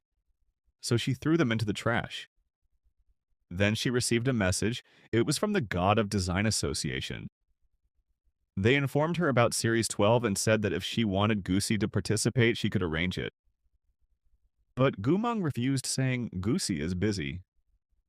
Right after that, she thought, what should I do now? I have to finish another design. She kept trying, but nothing turned out the way she wanted. Then another girl in the room said, hey, if you go to sleep later, remember to switch off the lights. Gumang replied, okay, I will. Then that girl secretly found one of the discarded designs in the trash and said, this design is amazing. She asked, have you shown the original draft to anyone else? The other girl replied, no, only I have it. She smiled and said, good. Then we will keep it between us. I'm going to use this tomorrow. Now the real fun will begin. This design is mine. The next day, a crowd had already gathered. Everyone looked excited. A boy came over to Gumang and said, do not worry, I heard your class is competing against the top neighboring school. You do not have to be afraid, I will support you. Gumang smiled and replied, there is no need for that. Just then her uncle arrived and called out Gumang-kun. Peng, the three of them turned around, greeted him, and he smiled, saying, so all three of you are here. He had brought a famous designer with him. The designer secretly thought, this girl is really unbelievable. She refused to participate in the design competition, yet secretly signed up herself. Whatever, I will just pretend I do not know her. The man was President Tao Jing. He smiled and said, it has been a long time since we last met. Gumang nodded and greeted him respectfully, saying, hello, President Tao. Someone nearby asked, do you know him? She answered, yes. Just then, the top stylist arrived and apologized. Sorry, the traffic was terrible. I hope I am not too late. He immediately said, we do not have time to chat. Let us go to makeup. The girl replied, the makeup artist is already here. I have to go. Our guy nodded, saying, all right. As she walked away, he kept looking at her. Then his friend said, bro, think about it. She knows the top artist, the top stylist, and the top designer. Does that not seem strange to you? Our guy quietly admitted, yeah, it is pretty impressive. Then the scene shifted to the teacher announcing, the competition has officially started. All the students headed toward the stage. At the same time, one jealous girl was burning with anger. She thought, Gumang gets to meet all these important people while I am only stuck playing the piano. I will never accept this. The scene shifted inside the auditorium. Every seat was filled. Gumang's performance was first. She said, all right guys, let us begin. It is our turn. Meanwhile, the jealous girl secretly thought, let me see how you perform without a piano. She was actually preparing to cut the veins in her own hand to stop herself from playing. Just then, Gumang coldly warned her, stop doing stupid things. Focus on playing the piano. If you try anything foolish, I will make sure you never play the piano again for the rest of your life. Hearing those words, the girl became terrified and immediately said, of course, I was already going to play the piano. She panicked, thinking, how did I get caught? Then the host announced, do you all know that a girl from our own school became a choreographer at the age of 14 and is now extremely famous? Now it is going performance. The performance began, and when she started dancing, it looked absolutely amazing. Honestly, if you could see it in motion instead of pictures, it would be even more incredible. She moved gracefully across the stage, and the audience loved every second of it. The children became excited, shouting, Wow, going. I want to be your husband. Someone immediately replied, unfortunately, you cannot. After the performance, the girl smiled and said, thank you so much, Gumong Middle School. Your performance was truly wonderful. Then it was time for the next participants. They were asked to leave the stage politely. Gumong walked backstage where someone handed her a drink. She thanked him. Just then, another announcement caught everyone's attention. People started talking excitedly. Wow, look at these designs. These outfits are incredible. They were designed by Xing Tong. The girls walked proudly across the stage, wearing the beautiful dresses. Everyone was amazed. One girl exclaimed, wow, these designs look so good. Meanwhile, the girl who had stolen Gumong's design felt extremely proud of herself. Someone nearby looked shocked and said, can someone actually use a torn design like this? Seriously, what are you going to do now? He asked Gumong. She smiled confidently and replied, what am I going to do? Just watch carefully. A huge commotion is about to happen. It is going to be quite a show. Then she stood up while everyone looked at her wondering, what is she about to do next? The host then made an announcement and asked, so, Sintag, did you create this design? Can you tell us the meaning and story behind it? The girl confidently replied, of course, I will explain. And she started talking.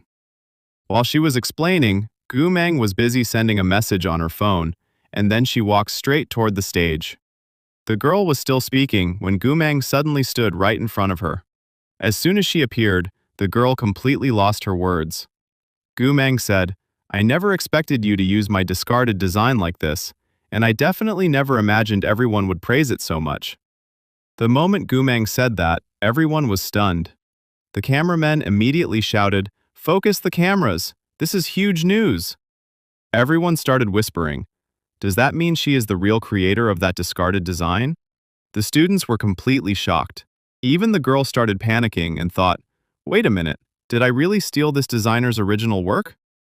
She refused to accept it and shouted, stop interfering in my business, Gumang. I spent an entire month working on this design, and now you are saying it belongs to you. Do you have any proof? Gumang calmly answered, you want proof? Fine. You will definitely get proof. There is nothing to worry about. This design belongs to the Legend of 12 series, created by Lanting. The collection was supposed to have 12 seasonal designs, but the final design was delayed because I was the one creating it, and I could not finish it since the draft was defective, and the draft you have is incomplete. This is the ultimate series. While she explained everything, the school leader interrupted and asked, do you even know what you are talking about? Do you even know Lanting? Another person also said, exactly. These city kids just keep saying whatever they want. Then, another designer spoke up and said, you are all lying. Would Singtong ever create a design like this? Do you even have any idea what you are saying? Gumang calmly replied, do not be so impatient. The evidence will arrive very soon. The girl on the stage challenged her again and asked, Gumang, do you actually have any proof? If not, then you have no right to insult me like this. I worked so hard on this design. Do not ruin all my effort. Do you even know Lanting? Is that person even young? Suddenly, a voice came from behind saying, who said Chief Designer Lanting is a young man? Everyone turned around and saw that President Lanting himself had arrived. As soon as he entered, people were amazed. One person said, wow, President Lanting himself came here. Now this is getting interesting. Does that mean Gumang even knows him? People who did not recognize him asked, who is this man? Why is everyone so excited? Someone explained, that is President Lanting himself. Then, Lanting walked over and said, God, Gu, please forgive me. Gumang replied, it is all right. Why are you here? Lanting answered, you sent me a message asking for the samples of the 11 designs, so I personally brought them to you. Then he announced, these interrupted designs were all created by none other than Gumang. Here is your proof. Gumang immediately showed everyone the evidence. Lanting continued, I heard everyone has been curious about the mysterious designer behind these works. Well, that person is none other than Gumang. The moment he revealed her identity, everyone was left speechless. The girl who had stolen the design turned pale and thought, "Wait, did I really steal Gumang's design? What am I going to do now?" The reporters immediately rushed in to cover the story. Everyone began talking. How could she dare steal Gumang's designs?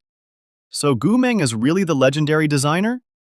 Another girl angrily said, "What nonsense are all of you talking about? Do you even know what is happening in your own school?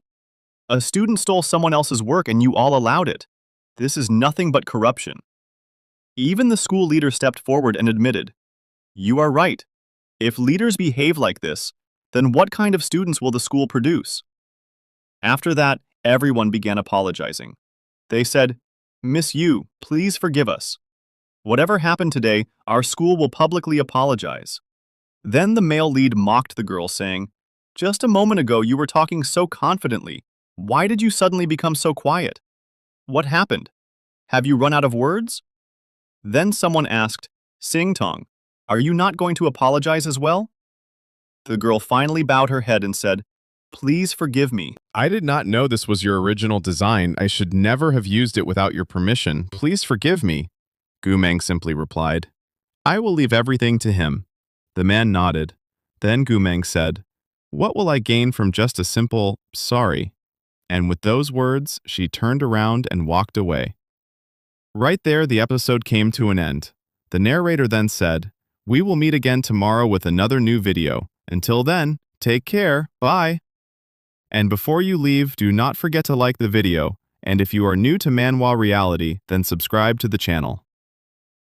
Before you watch the video, I just have one small favor to ask. It is nothing much.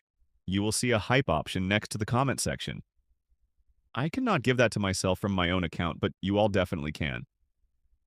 If you do that, it will help improve the ranking of this video, which means its reach will increase as well. And maybe your brother's video, this very video, might even start trending. So please give it a hype. And now, my brothers, how are you all doing? Welcome back to Manhwa Reality.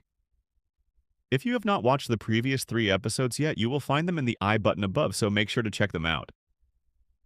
Honestly, I have already forgotten what happened in the last episode, so I cannot even remind you properly. But anyway, we see that the middle school ends up apologizing to them and that girl gets expelled at the same time.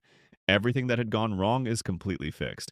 After all this, the main leader of that school says that they have expelled that girl as well, and now she will never be able to enter the design industry again. After hearing this, someone asks, "Ninth God, are you satisfied with this outcome?" Hearing that, Gumang replies yes and thanks them very much. I do not really know why that guy keeps calling her ninth god. But anyway, just leave it. Then our brother arrives with some water and says, "Here, drink a little." Although, honestly, it looks more like juice than water. Gumang thanks him, and then he asks tomorrow is New Year. Do you have any plans? Hearing that she thinks to herself tomorrow, I am just going to sleep. Anyway, who likes going into huge crowds? He tells her that Infeng has brought many horses because horse riding is his business and the place will remain open tomorrow. There will not be much crowd either, so if she wants, they can go there together and have a look. While saying that he ends up holding her hand, Gumang becomes confused and starts wondering, when did I hold his hand? Is he holding my hand? Or am I holding his? She herself has no idea what is happening, but in the end she agrees. Then the scene shifts to the horse riding place where racing happens. Gumang is already there and wishes that Infeng's business becomes successful, so she gives him a gift as a good luck token. Infeng thanks her, but secretly thinks, "Oh no, why did she come here? If she is here, then Changchu will also come with that woman. I cannot even imagine what is about to happen. Those 2 girls are definitely going to fight." Soon that girl asks will Chinchao come here too. Infeng replies, yes, he should be here any moment. Now she starts thinking that whatever happened at school last night, she feels that Jotong is talented, and it was wrong to expel her over such a small matter. She believes Gumang exaggerated everything and made the issue much bigger than it really was. So she starts speaking badly about Gumang. At that moment, the guy tells her, "You do not even know the whole situation, so please do not comment." Obviously, no one likes hearing bad things about their friend's girlfriend. Just then, Chow arrives and someone greets him saying, "Hi, Chow, you both are here." We see both of them walking while holding hands, and the girl notices it. Soon, Chow starts talking to Gumong and tells her to choose whichever horse she likes. If she cannot ride it, then there is nothing to worry about because he will help her. Gumong calmly replies that she will manage everything herself. She walks away while the other girl becomes jealous, thinking, they came together and he is even personally helping her choose a horse. He even said he would teach her horse riding. Chow asks Gumong whether she likes this horse, and when she agrees, he says, good choice. This is Infeng's most valuable horse. He tells the staff to bring it out, but the worker refuses, saying that it is still a wild horse and has not become safe or comfortable yet. Chow says not to worry because he is there, but Gumong refuses his help, saying she wants to try by herself. Then the jealous girl interrupts and asks Miss Gu, do you even know how to ride a horse? Gumong answers that she knows a little. The girl immediately suggests having a small horse race competition, but Gumong refuses, saying she is not interested and has no special desire to compete. The girl keeps insisting, saying it is only for fun. Please agree, do not be scared. I am just an average rider myself. Then the guy standing nearby says they came here just to enjoy themselves, and they should skip the competition. Obviously, he wants to avoid any trouble, but then the jealous girl says that if Gumong is interested, then they should compete. And if Gumong wins, she will give her sports car away. Hearing this, Gumong immediately agrees and says, fine, if I win, then your car, and if I lose, then we will see later. The girl acts innocent and says she is not forcing anything because Gumong herself wanted to race. Chow tells Gumong to choose another horse because this one is not suitable, but she smiles and says, do not worry, there is no problem, while gently holding his hand. The moment she holds his hand, the jealous girl becomes even more jealous. Then the scene changes again. Gumong walks towards the horse, pats it gently, and says, good girl, I am here with you. Come on. She starts riding and practicing comfortably, and somehow the horse completely cooperates with her, as if it is on her side. The jealous girl is left frustrated. Finally, the race begins. Both girls arrive on their horses. Chow tells his friend to quickly bring the gun. His friend reminds him that this horse is worth 10 million, but Chow still insists. So the friend reluctantly leaves to get it. The jealous girl explains the rules, saying they will race around the track 3 times and whoever finishes first wins. To make things fair, she will start a little behind while Gumong starts ahead. As soon as she finishes explaining, the whistle blows and the race begins. Both girls ride from different sides, but Gumong rides with incredible speed and complete confidence. Chow's friend cannot believe what he is seeing and says that he himself could never control this horse because it always tried to throw him off. Yet when Gumong rides it, the horse behaves perfectly. Well, maybe even the horse understands she is a girl. Chow is already aiming the gun while Gumong continues riding comfortably and thinks there is nothing wrong with this horse. Meanwhile, the jealous girl realizes that Gumong is about to defeat her and secretly takes out a needle. She pricks her own horse with it, and immediately the horse loses control and starts acting wildly. Seeing this, Gumong's horse also reacts. Chow points the gun and is about to fire, but his friend suddenly stops him, saying, wait, first, look at what Gumong is doing. Everyone watches in shock as Gumong stands up on top of the running horse, then suddenly jumps into the air and lands perfectly back on the same horse. Honestly, I have no idea what the writer was even thinking while writing this scene, but somehow she lands safely and calmly says, let's start again. If any of you actually understood what happened, then let me know, because I honestly have no idea. Anyway, as expected, Gumong wins the race. The moment she wins, the other girl's horse completely loses control. Now honestly, instead of pricking her own horse with the needle, she should have pricked Gumong's horse, but Gumong's horse was already ahead. The jealous girl falls to the ground. Her friend immediately tells Chow, listen, if anything happens to her, then Uncle Luna will never forgive us. It will be impossible to explain because her family has very good relations with theirs. The frightened girl keeps screaming, Chow, save me, save me. Please wait, because now Gumong is not going to let this girl go. The girl calls out, Chow, Miss Gu, please. That girl cries out, Miss Gu, I am hurt. Please forgive me. I am sorry. I never expected all this to happen. Anyway, Gumang walks over and says, an accident. Oh, really? Then she pulls the needle out of the horse and throws it towards the girl. The moment the girl sees the needle, she is completely shocked and says, what is this? Gumang calmly says, you did it on purpose. Did you not, Miss Yu? Listen, if you cannot accept defeat, then do not play games like this. If you really want to die, then go ahead and die, but why drag an innocent horse into this? As Gumang keeps speaking, the girl desperately says, no, it is not like that. Please listen to me. By this point, Chen Chao is absolutely furious because he had no idea what had really happened before. Now that he knows the truth, he says, if it were not for your family, I would have dealt with you a long time ago. Understand, this is your last warning. Next time, I will not spare you, and your Yu family will remember this threat as well. Hearing those words, the girl is left completely stunned. Then another guy comes over and says, luckily, none of her bones are broken. It is fine. I already told you that her condition was not serious. Just then, the doctors arrive.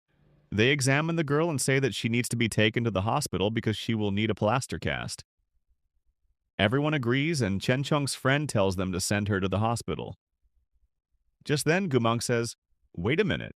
Where are the keys to my car? Hearing that the girl throws the keys towards her and says, here you go. It turns out the sports car was extremely expensive, probably worth around 100 million. Although I am not really sure. Anyway, Gumang gets the keys and the doctors take the injured girl away. Then our brother says go to the Yu family and tell them exactly what their daughter has done. Tell them to teach their daughter properly.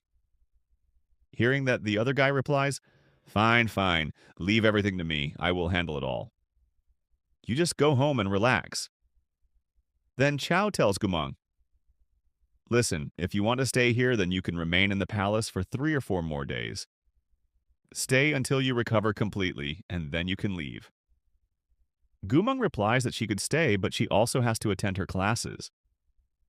Then the scene shifts to the classroom the next day, where that girl angrily says, damn it, I will never let Miss Yu go. How dare she injure my hand? Everyone around her is also getting angry. Another girl says, if I were in your place, I would definitely have taught her a lesson. Just then, Zhang asks, Gumang, are you feeling any pain? Does it still hurt?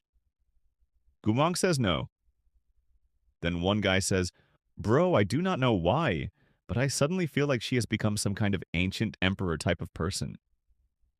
Another guy asks, what do you mean? He replies, just look at her. She gives off that kind of feeling. Everyone bursts into laughter after hearing that. Then another girl says, hey, listen, do you know something? There is going to be a filming event at the school next door. Someone replies, I am not interested, but Gumang refuses as well. Then the girl says, listen, I will give you £5 if you help me with this. In the end, Gumang agrees and says, fine, why not? Although the girl did not actually promise £5, she really promised to give her desserts for the entire year. Soon evening arrives and everyone starts saying, hurry, let us go near the experimental school. We have to get the front seats. Hurry, come on, hurry up. Our school really did not prepare for this properly. The students are all talking among themselves. One girl says we have to get seats quickly or we will not get any at all. Everyone starts heading towards the other school. Then the scene shifts to that school where there is a huge crowd. By then, Gumang has also arrived and her friend is with her as well. The same girl who had been sick earlier. Zhang looks around and says, what should we do? There is not even any space here, and besides, you are still injured. Another guy says, let us just go back. Anyway, the filming is going to continue for at least 1 month. Just then, another student notices them and says, oh, that is Gumang, the choreographer. Look, she actually came to our school. I guess she will need binoculars if she wants to watch the filming. They keep mocking her. And another boy says, what did you come to our school for? Maybe you can at least get a job here as a waiter? They keep teasing her again and again. Then another guy says, listen, I know what I will do. I will make a post on Vivo to add some spice so everyone can see. Sister Gumang, look, we are making you famous. Are you getting angry? They continue teasing her nonstop. Then one of them sarcastically says, do you think Gumang is getting angry? We probably should not keep talking like this. She might lose her temper. Meanwhile, Gumang is simply eating an ice cream. After finishing it, she casually throws the ice cream stick behind her. Although she actually throws it on purpose, it looks random, but the stick flies straight and hits that guy right on the face. Gumang calmly says, sorry, it slipped out of my hand. The guy gets angry and says, you should know your limits.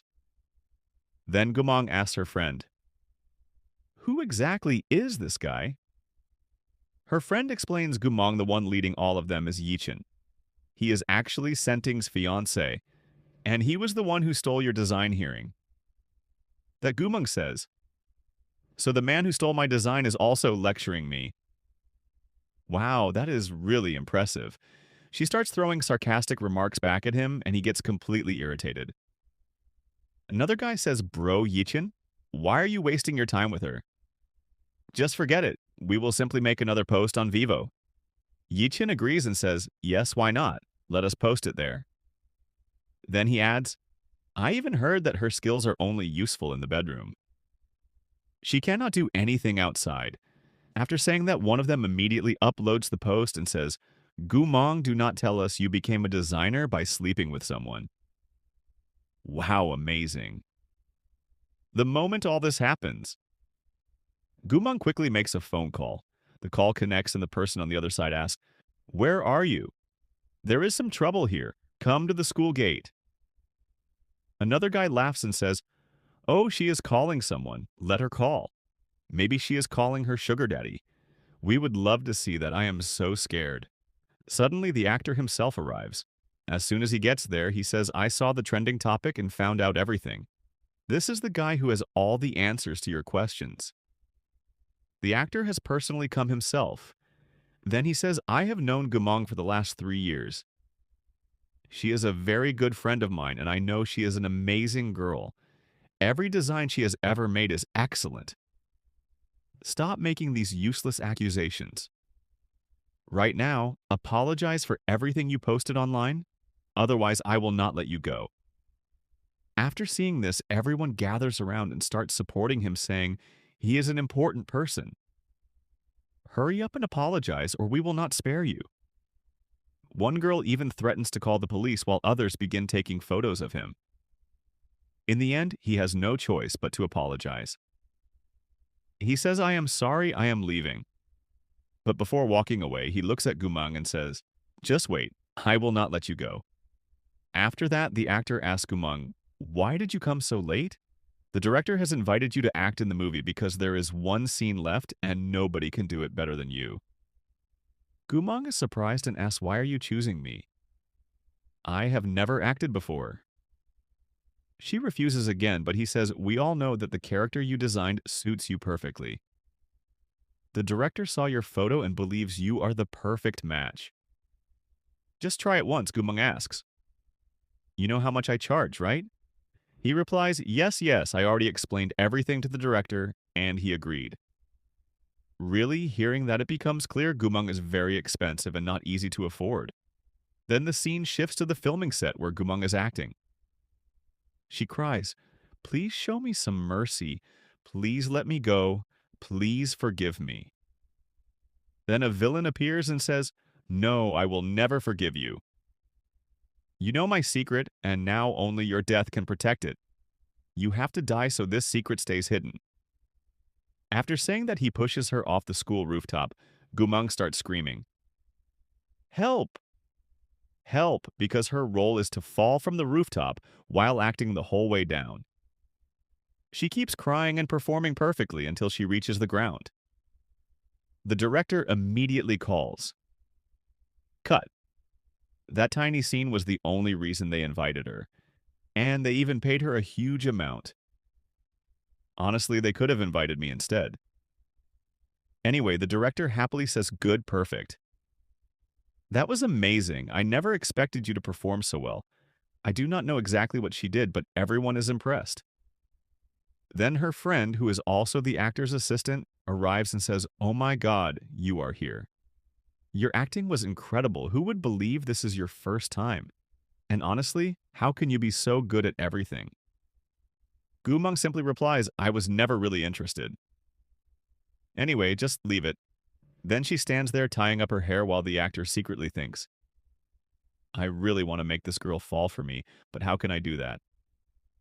He keeps thinking about it. Then he tells her, "Listen, your next scene is tomorrow. I still have some scenes left.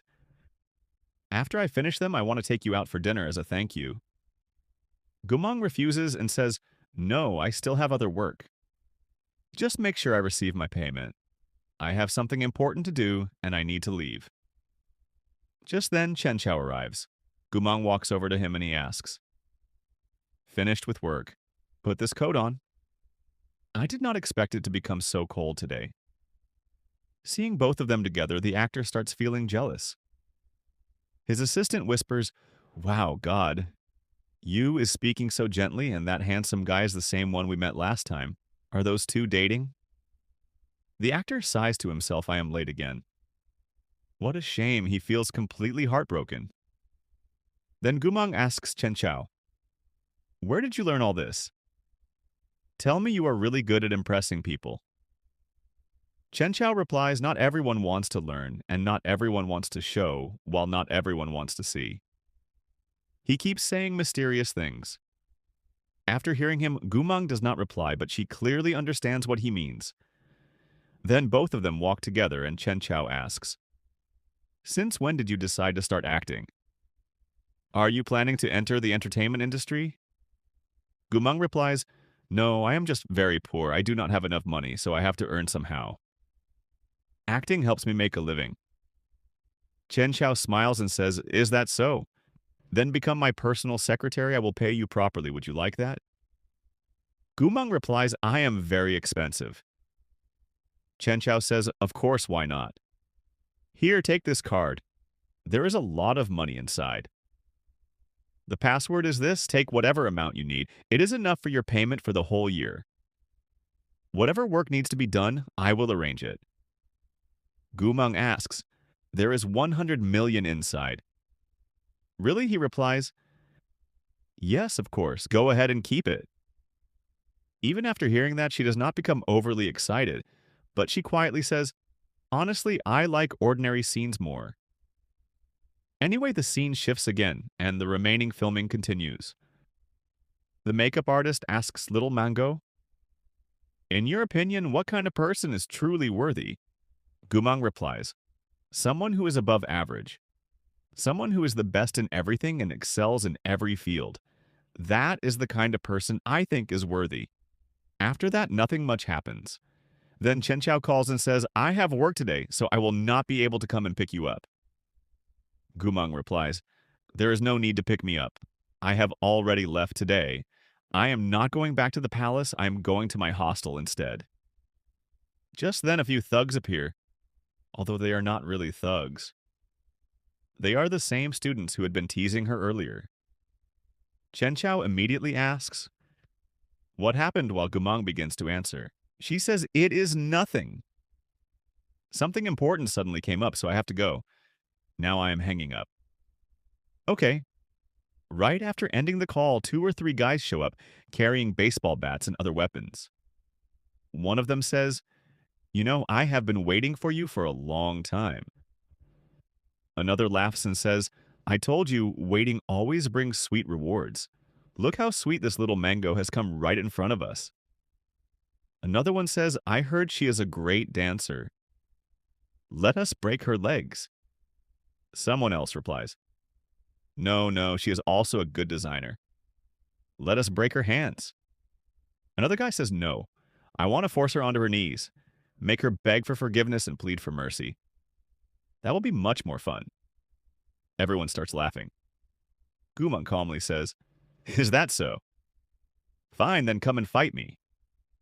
Hearing that they say, "Does she have a death wish?" Wait a second.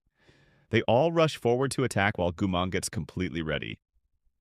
The first guy attacks, but Gumong lands a powerful kick straight into his stomach, knocking all the air out of him. Then another guy charges with a baseball bat, but Gumong catches the bat with her bare hand. The third guy attacks with what looks like either a sword or maybe a knife. Whatever it is, he attacks with it, but Gumong notices him as well. After throwing a few punches at both of them, all three guys end up lying on the ground. Three boys could not even handle one girl. She defeats all three of them by herself in a 1-against-3 fight. At that point, there is nothing left to say because they have already embarrassed themselves. One of the guys crawls backwards in fear, shouting, "Do not come near me. Stay away. Stay away from me." He is completely terrified. Just then, security guards suddenly arrive from behind and shout, "What is happening here? Who is fighting?" "Stop right there."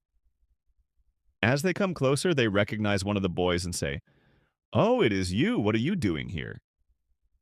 Then the scene shifts, and a police car arrives at the school.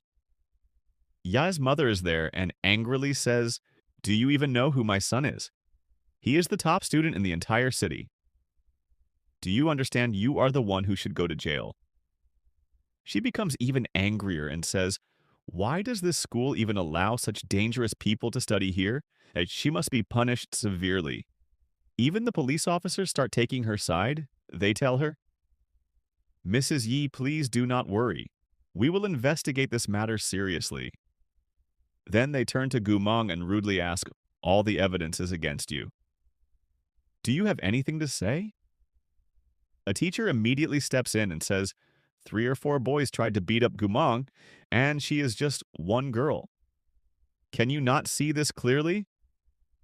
It is obvious bullying. I cannot believe this. There is a CCTV camera over there. Check that camera first. Hearing this, Gumong also says, "Yes, officer. They attacked me first. I was only defending myself. I did nothing else." The officer replies, "Unfortunately, the camera has already been destroyed, so we have no evidence. The only evidence we have is that those students are lying in the hospital with serious injuries." Is that not evidence enough? His mother immediately says, "Exactly. My son is the top student in the city. How will he stay at the top now? She must pay compensation and she must also be punished." The teacher becomes furious. Then Gumong calmly says, "You want evidence, right?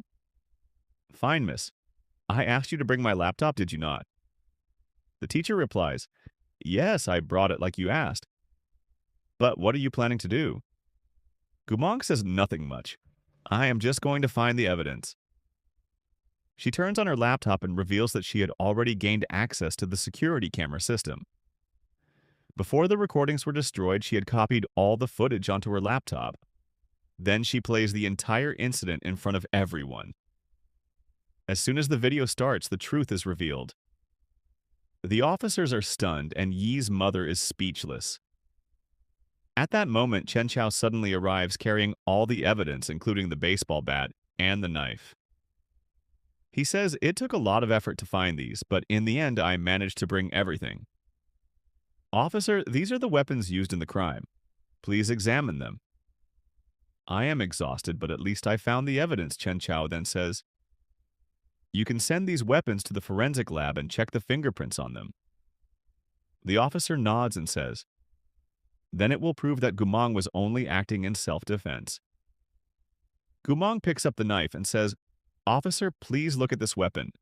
I can clearly show that they attacked me with deadly intent. I can even file this as an attempted murder case."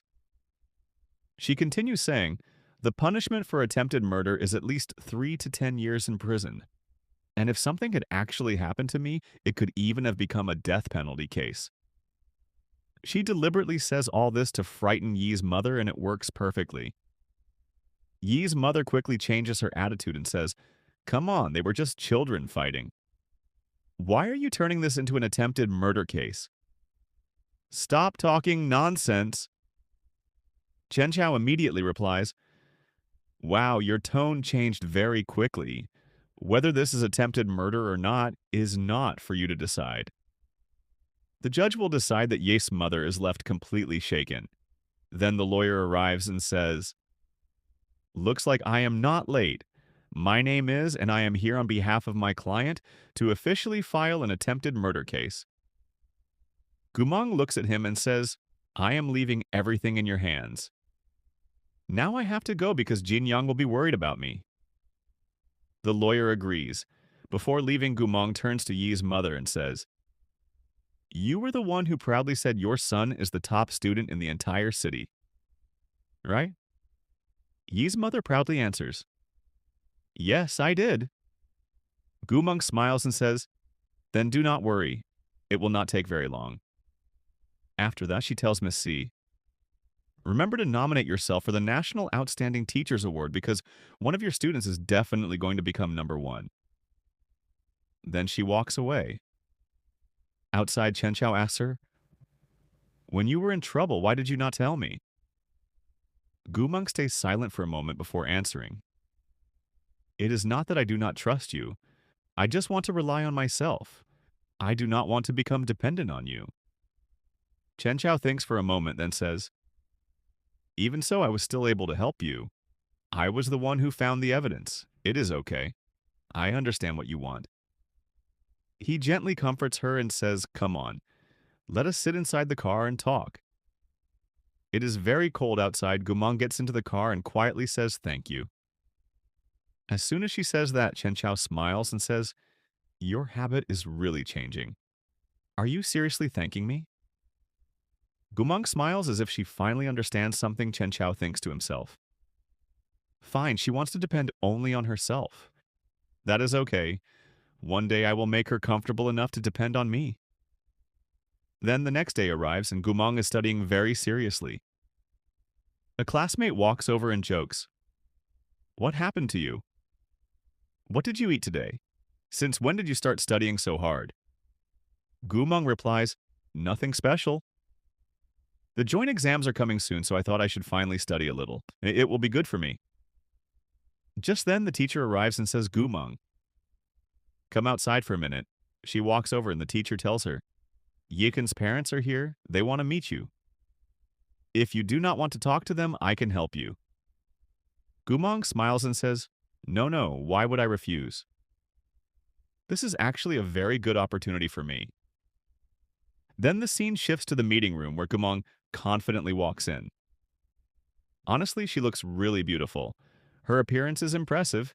Yichen's parents are already there. His father stands up and says, "Hello, classmate. I am Yichen's father. I came today because I want to settle this matter. It is just a problem between children. Why are you turning it into a legal case that is unnecessary?" Gumong sits down while he continues. "Look, Yichen and the others were wrong. They all realize their mistake now. I hope you can forgive them. Please do not continue with this case. If there is something you want in return, then just tell us whatever you want. We will give it to you." Gumong calmly asks, "Really, then I just want to know how much you are willing to pay." The father takes out a bank card and says, "There is at least 10 million in this card. Take it as compensation." Hearing that, Gumong immediately picks up the card and says, "With this 10 million, I can easily hire a really good lawyer to fight my case." As soon as they hear that, both parents stand up in shock and ask, "Wait, Miss Gu, what exactly do you want? Just tell us directly so we can prepare for it." They get straight to the point without wasting any more time. Then Gumong calmly says, "I do not want much. I only want 1/5 of every one of your companies transferred into my name. In other words, I want ownership of 1/5 of the total market value of each company." Hearing this, the man is completely shocked. Gumong continues, "Of course I know you are not going to agree, but honestly I do not have that much patience anyway. Do you understand? The uncle says, what 1/5 of the company? Seriously, that is an enormous amount." Just then his phone suddenly rings. He answers it and says, "Excuse me, I have an important call." "Let me take this." The voice on the other end says, "Weren't you supposed to meet Gumong?"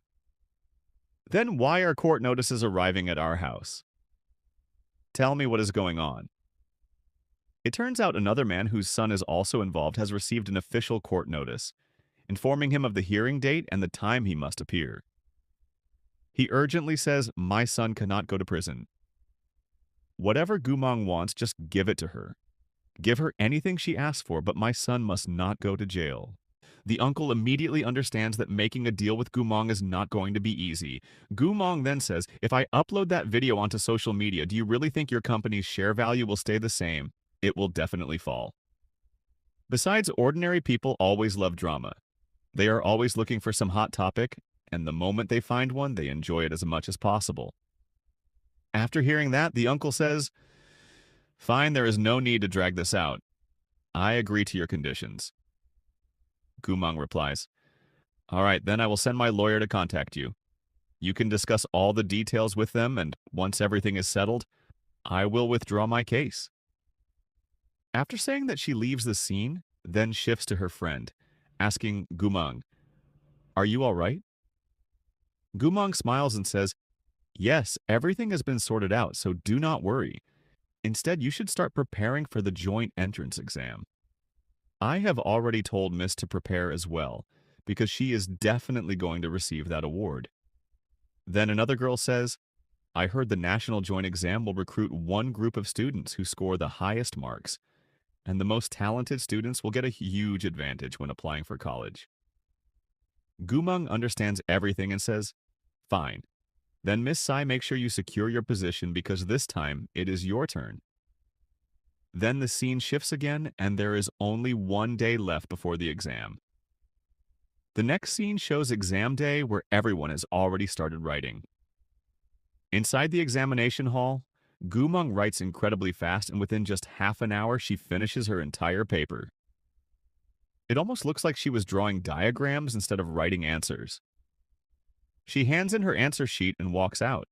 Meanwhile, the other students keep talking, saying those questions were really difficult. Then someone says, "I heard one girl finish the whole exam in just half an hour." Another student laughs and says, "She will definitely fail anyway." What difference does it make? The results will come out in 1 week. Everyone waits for the results, and 1 week later the results are finally announced. Someone shouts the results are out. Everyone can check them online. Jinyoung becomes nervous and says, "Please do not scare me. I am really nervous." Then she checks her score and excitedly says, "Gumong, look! I got 706 marks. I scored more than 700. Gumong smiles and says, "Good. Very good. Here, eat some more. Have this as well." She happily keeps feeding her. Then Enan arrives with another boy. He says, "Enan, you scored 710 points. Amazing. I think you will definitely be the top student this time," as soon as he praises her. Enan proudly says, "Yes, I think so too. Maybe I really am the top scorer this time. We should also check the neighboring school's results and see how they performed." The boy replies, "I still think you have the best score, but let us wait and see." Then another girl tells someone to be quiet before turning to Gumong and saying, "Sister Uncle was asking about you some time ago." She walks over to Gumong and says, "Once your result comes out, make sure you let Uncle know.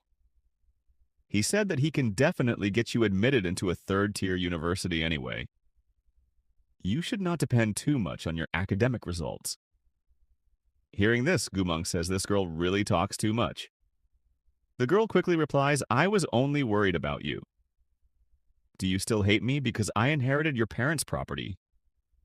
Gumong calmly grabs her shoulder, makes her sit down, and says, "Just sit quietly and eat.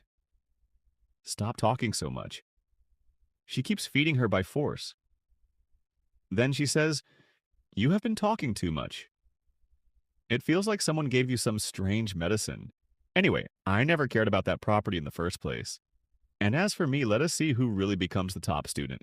Then the scene changes to an online group where everyone is discussing the exam results. Someone says, "I think Enan became the top student because she scored 710 points. Just then, another person posts a message saying, "The student who scored full marks in every single subject. with a perfect 750 out of 750 is none other than Gumong hearing that everyone is completely shocked. They all shout, "What, she got a perfect 750 out of 750?" Soon the news starts trending on Vivo because this was a major national entrance examination. One person says Gumong got full marks in every subject. That is impossible. How could that happen? Hearing this, Enan is completely shaken. Someone quickly comforts her, saying, "Do not worry. Your marks are still the highest. You are definitely the top student.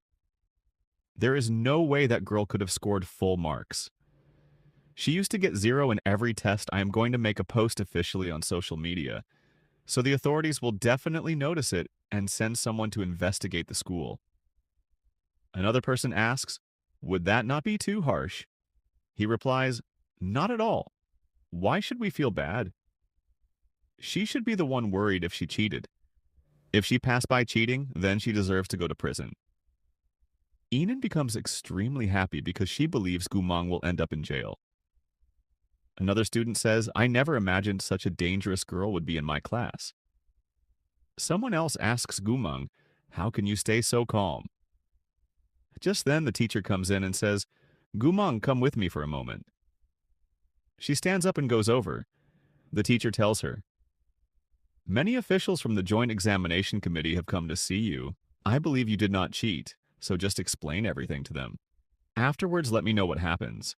Gumong smiles and says, "Do not worry, I will sort everything out. And just as I promised, you will definitely receive that award." Then the scene shifts to the conference room where one of the officials says, "How could any girl possibly finish the exam in only half an hour? How did you write your answers so quickly?" At that moment, Gumong walks in smiling and says, "Hello, Mr. Tian. How are you?"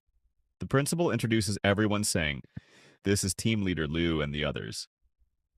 They want to ask you a few questions, so answer honestly." Gumong quietly nods and sits down. The official asks, "So you are Gumong. Can you explain why you finished writing all your answers so quickly?" Gumong calmly replies, "Because the questions were very simple. That is all." The official is surprised and says, "But I investigated your previous records. Every subject showed 0 marks, so how did you suddenly score full marks?" Gumong replies, "My scores completely depend on my mood. If I feel like writing, then I write. If I do not, then I simply do not." Hearing that, they become annoyed. One of them says, "Gumong, we suspect that you cheated, so start cooperating with us." Gumong calmly asks, "Cheated, at least say something logical. Where is your proof? Show me the evidence. Where is it?" Another teacher stands up angrily and says, "Stop talking nonsense. Your previous test scores were all 0. Is that not enough evidence? You cheated in this exam? Your real score should have been 0. Then another teacher gently says, "Gumong, why do you not just take the exam again? Once your innocence is proven, everything will be fine." Gumong replies, "I have already taken the exam. Why should I take it again? I have already completed the National College Entrance Examination." She refuses to sit for another test. The teacher then says, "If you refuse, it will be difficult to prove that you are innocent. You will receive 0 marks, and since you cheated, you could even go to prison." The teacher becomes even angrier. Just then, a voice comes from behind saying, "Who said Gumong scored 0 in every subject?" Everyone turns around and someone important has arrived. The principal immediately recognizes him and says, "Is that not the former Minister of Education? What is he doing here?" They also notice another respected education leader who helped establish the old education system. Everyone is completely confused about what is happening. Here is a girl who scored a perfect 750 out of 750 in the national entrance examination, while everyone stands there completely shocked, just like me. One official says, "But how is this possible? The handwriting is different. This handwriting does not match. Why is that?" Hearing this, Gumong calmly says, "I can write in 24 different handwriting styles. Did you not know that?" Let me show you. She starts writing samples and says, look, I use this handwriting when I want full marks. When I want lower marks, I use this one. The official is left speechless and says she knows 24 handwriting styles. How is that even possible? Gumong demonstrates every style and says, see, they are all my handwriting. Soon an announcement spreads throughout the entire school, saying the girl who became the top student 10 years ago and the girl who has become the top student again now are both Gumong. Hearing this, everyone is completely stunned. They say a girl became the top student twice. As soon as Gumong returns to her classroom, one boy excitedly says, she is coming over here. Hey, Gumeng, you used to be such a bad student. Why did you suddenly deceive us? Why are your marks so high? They were supposed to be 0. Then why did you always write 0?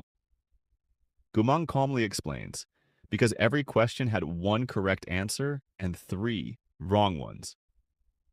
So I spent my time deciding which wrong answer I should choose. Another boy looks confused and asks, did you actually understand what she just said? Even he cannot make sense of it. Ritesh says, I really have no idea who said what. Then we see a girl coming over and saying, Ritesh, did you know that some of the top professors from Capital University are coming tomorrow to interview students? Jin Yong has already arrived at this point. Then Gumang says, I still have not decided whether I should attend the interview or not. She asks Jin Young, what do you think? Jin Young replies, I had already applied because the teacher asked me to, but last night I declined and told them I would not be attending the interview. Everyone is surprised. The boy asks why. You scored such amazing marks, so why are you refusing to attend the interview? The girl explains that even with her current score, she still does not have enough marks to get into Capital University for both undergraduate and master's studies. She says her marks are simply not high enough.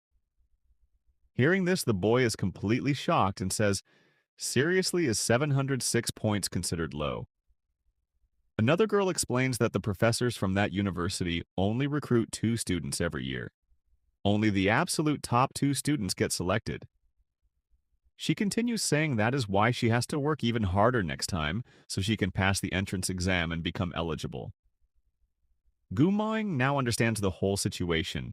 She gently places her hand on Jin Young's hand and says, it is all right. We still have 4 or 5 months left, so do not worry. We still have plenty of time. Jin Young smiles and says, yes, I know. Thank you so much, and good luck with your interview tomorrow.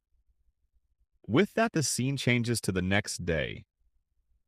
A girl says, Gumang, your phone must be ringing nonstop because the school submitted your number to all the universities.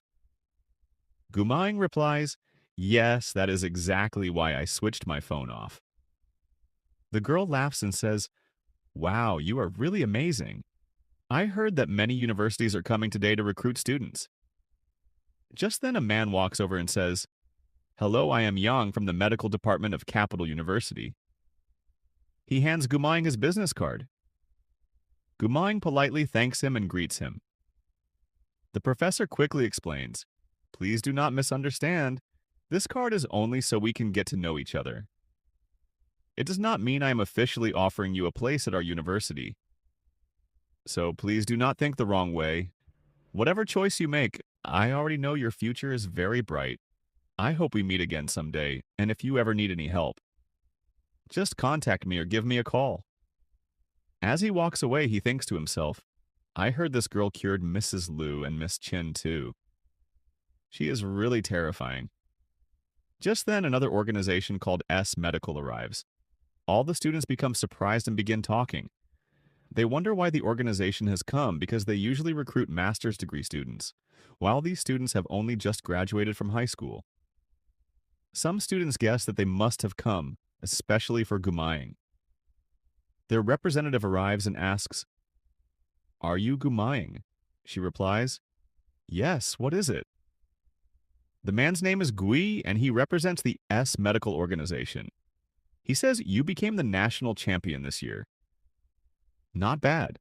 You have qualified to join our medical organization, so perform well in the interview.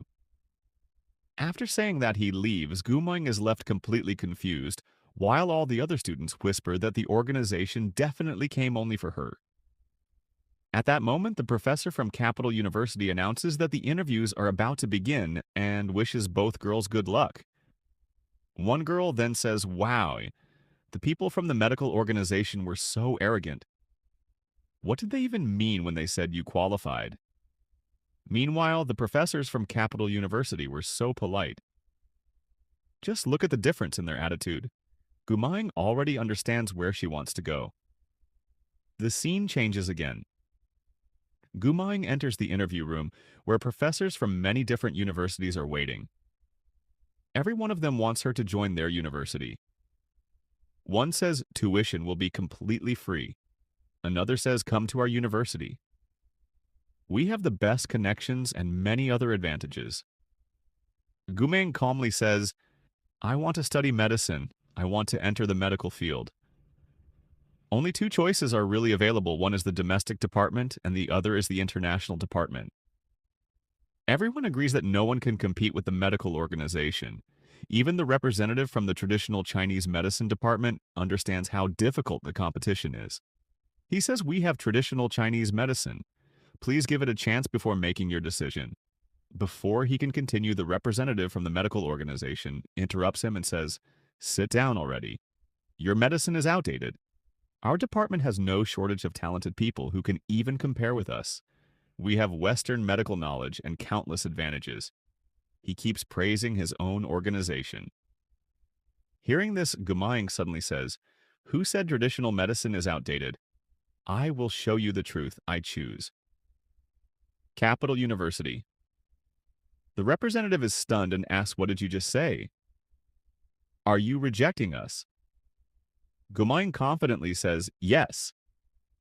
He angrily asks, "Do you even know what that means?" But Gumayang is not affected in the slightest because she already knows exactly where she wants to go. She turns toward Professor Yang and says, "Professor Yang, I am thinking of joining your department. Would your department accept me?" The professor is completely shocked and happily asks, "You really want to join Capital University?" Gumayang replies, "Yes, is there any problem?" He immediately says, "No, of course not. You are more than welcome." Gumayang then says, "All right then, bring me the contract and let us complete the formalities." The professor happily agrees and she finishes all the admission paperwork. The professor then asks, "May I know why you chose Capital University instead of the medical organization?" Gumayang simply replies, "There's no special reason, I just felt like it. Besides, I did not like the other organization." After saying that, she walks away. Sometime later, her friend runs over excitedly and asks, "How did your interview go? Did the medical organization recruit you?" Gumayang replies, "Yes, they wanted to recruit me, but I refused because I am going to Capital University." Her friend is completely shocked and asks, "You rejected them." Just then, the professor from the medical organization comes outside again and proudly announces that they have selected the girl who ranked second and says that in the future she will use the knowledge from their organization to surpass. Gumang Gumang calmly replies, "Fine, we will wait and see." Then she leaves. Her friend happily says, "I also got into Capital University. That means we are both going to the same university." Gumang smiles and agrees. At that moment, Lu Chenzhou calls her. As soon as the call comes, her friend starts teasing her and says, "Ah, look, his call has arrived." "Go on, answer it. I am leaving now. You two can talk privately." Guming tells her to go and then answers the phone. Lu Chenzhou asks, "Tomorrow is your birthday, right? How do you want to celebrate? Is there anything special you want to do?" Guming replies, "Anything is fine, I really do not mind." He says, "All right, then I will make all the arrangements. I will tell you everything on the weekend, and I will come to pick you up." He then admits that this is the first time he has ever celebrated someone else's birthday, especially a girl's birthday. Gumang laughs softly. He continues saying that the weather forecast says it will snow on Saturday, so asks if she wants to go skating. Gumang refuses and says she does not like crowded places. She would rather watch a movie and play games. He happily agrees and says, "All right, then I will arrange everything. We will meet at Sea Palace," Gumeng agrees, and the scene changes to the weekend. Her friend asks, "So you are going out with Mr. Liu this weekend?" Gumeng says yes. Her friend then ties a bracelet around her wrist and says, "This is my gift for you. Please think of it as a birthday present from me. It will also protect you. So stay safe, although I know Mr. Liu will be with you, so you probably will not need it." Gumeng smiles and says, "I am not going to die, so stop worrying so much." Her friend tells her to enjoy herself and leaves almost as if she is deliberately giving them some private time. The scene changes to Sea Palace, where snow is falling beautifully. Then the scene moves inside, where Lu Chenzhou brings out a huge collection of movie cassettes. Gumeng asks, "What are all these?" He proudly explains that they are all the movies released so far. He then thanks her for her compliment and says he is happy to know she liked everything, because it means he did a good job. Gumeng nods happily. Just as she is about to eat the cake, she suddenly says, "Wait, let me give you a reward." She gently feeds him a cherry with her own hand. Lu Chenzhou thanks her, but instead of eating it, he simply keeps looking at her. Gumeng also starts wondering why she just fed him with her own hand. He continues staring at her while neither of them actually eats anything. It feels as if something special is slowly growing between them, although neither of them says it aloud. At that moment, Uncle Lu calls Gumeng. She quickly answers the phone. Uncle Lu tells her that all the arrangements for her birthday celebration have been completed and asked her to come quickly at 6 in the evening. Gumeng happily agrees. The scene then changes to the birthday celebration where she is invited, but before anything else happens, the story continues into the next scene. First, we see that all the birthday decorations are being set up, and we find out that all of her friends have already arrived. Everything has been arranged by our brother Chen Cheng, and Jin Yang is also there. Her friend asks, "So how was everything?" Gumeng happily replies, "Everything was perfect, absolutely first class. The lawyers are there as well, and everyone has gathered, and all of this was planned by our brother." Then his friend walks over and says, "Happy birthday, Gumeng." Thanks him, but she has not even worn any new clothes, even though people usually wear new clothes on their birthday. He then says there is a huge gift inside this box. At that moment, Gossi comes running over, shouting, "Let me in." "Let me go inside." "Hey, big sister. This is G-Brother, whom you already know from the first episode." As soon as he arrives, he excitedly says, "Did you like the surprise?" "How was my surprise?" Everyone tells him, "Yes, yes, we know now, move aside and stop showing off." Gumeng then asks, "Did you arrange all of this?" He smiles and says, "Yes, I thought it would make you happy." "So how was everything?" Hearing this, Gumeng nods happily. She is clearly impressed by everything he has done. Then even the professors and teachers arrive. As soon as the teacher comes over, he says, "Gumeng, very good. From today, you have entered a completely new stage of life. I only want to bless you and wish that you always stay happy." Gumeng thanks him sincerely. Then one of his friends says, "Bringing so many people together must not have been easy. It must have been really difficult."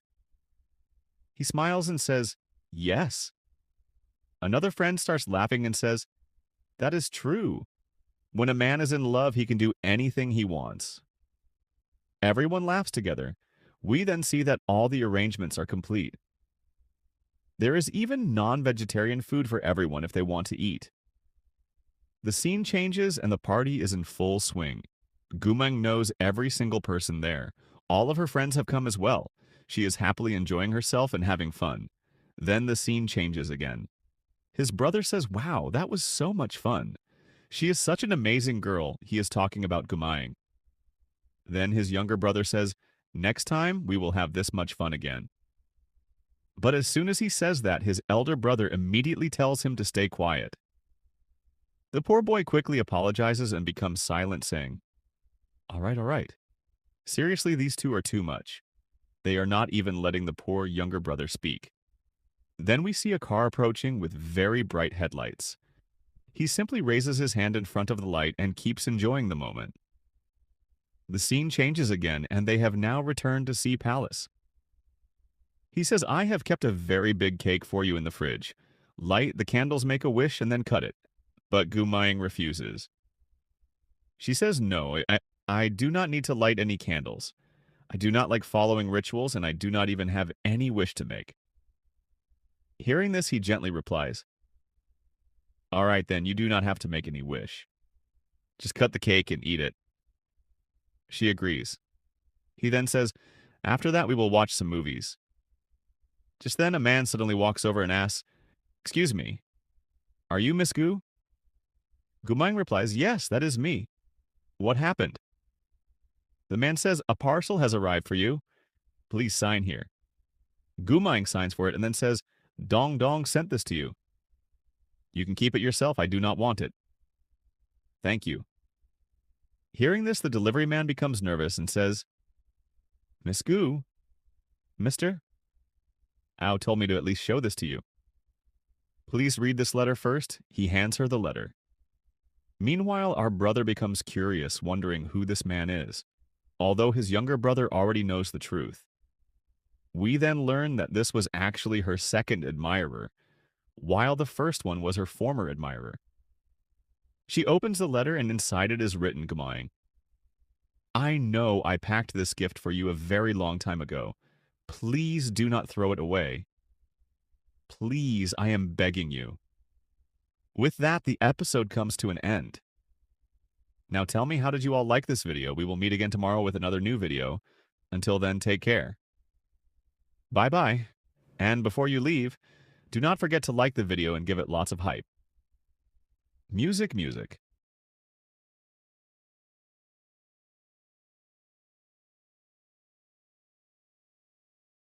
So my brothers, how are you all doing? Welcome everyone to Manhwa Reality. From now on, the videos will only be around 30 minutes long because I have some personal work that I cannot share with you all. Anyway, you all remember that in the last episode, Gumang received a letter. After seeing that letter, she thought to herself, this person is really very scary. The moment she thought that she threw the letter straight into the dustbin. Then she thanked the delivery man and told him, thank you so much, you can leave now. Hearing this, the poor delivery man was completely stunned, thinking, what just happened? The door was already closed and he stood there in shock, wondering what he should do. Next, we see her younger brother asking Sister, is Huo bothering you again? This is the first time we hear about a man named Huo. Gumang replied, no, he is not really doing anything. And besides, he is not that important to me, so you do not need to worry about him. Then Lu Choi said, there are chocolates in the fridge. If you want, you can eat them. He even gave her slippers and asked if she wanted them. She happily replied, yes, I do. Then Lu asked, which do you like more? Chocolate or flowers? Gumang immediately answered, of course, chocolate is better. After all, you cannot eat flowers. While she kept talking like this, we see Gusi thinking, normally, Gumang never accepts anything from anyone, but whenever it comes from Lu Choi, she accepts it so easily. It really seems like she thinks differently about him. Then the scene shifts. Somewhere else, a man reports, Sir Miss Gu did not accept your letter or your gift. Then we see another man asking, was there something wrong with what I wrote in the letter? Does she not like flowers? They even tore your letter apart, and they also refused to accept the donation you sent to the medical college center. After hearing all this, the man sitting in front started thinking, what exactly is Miss Gu thinking?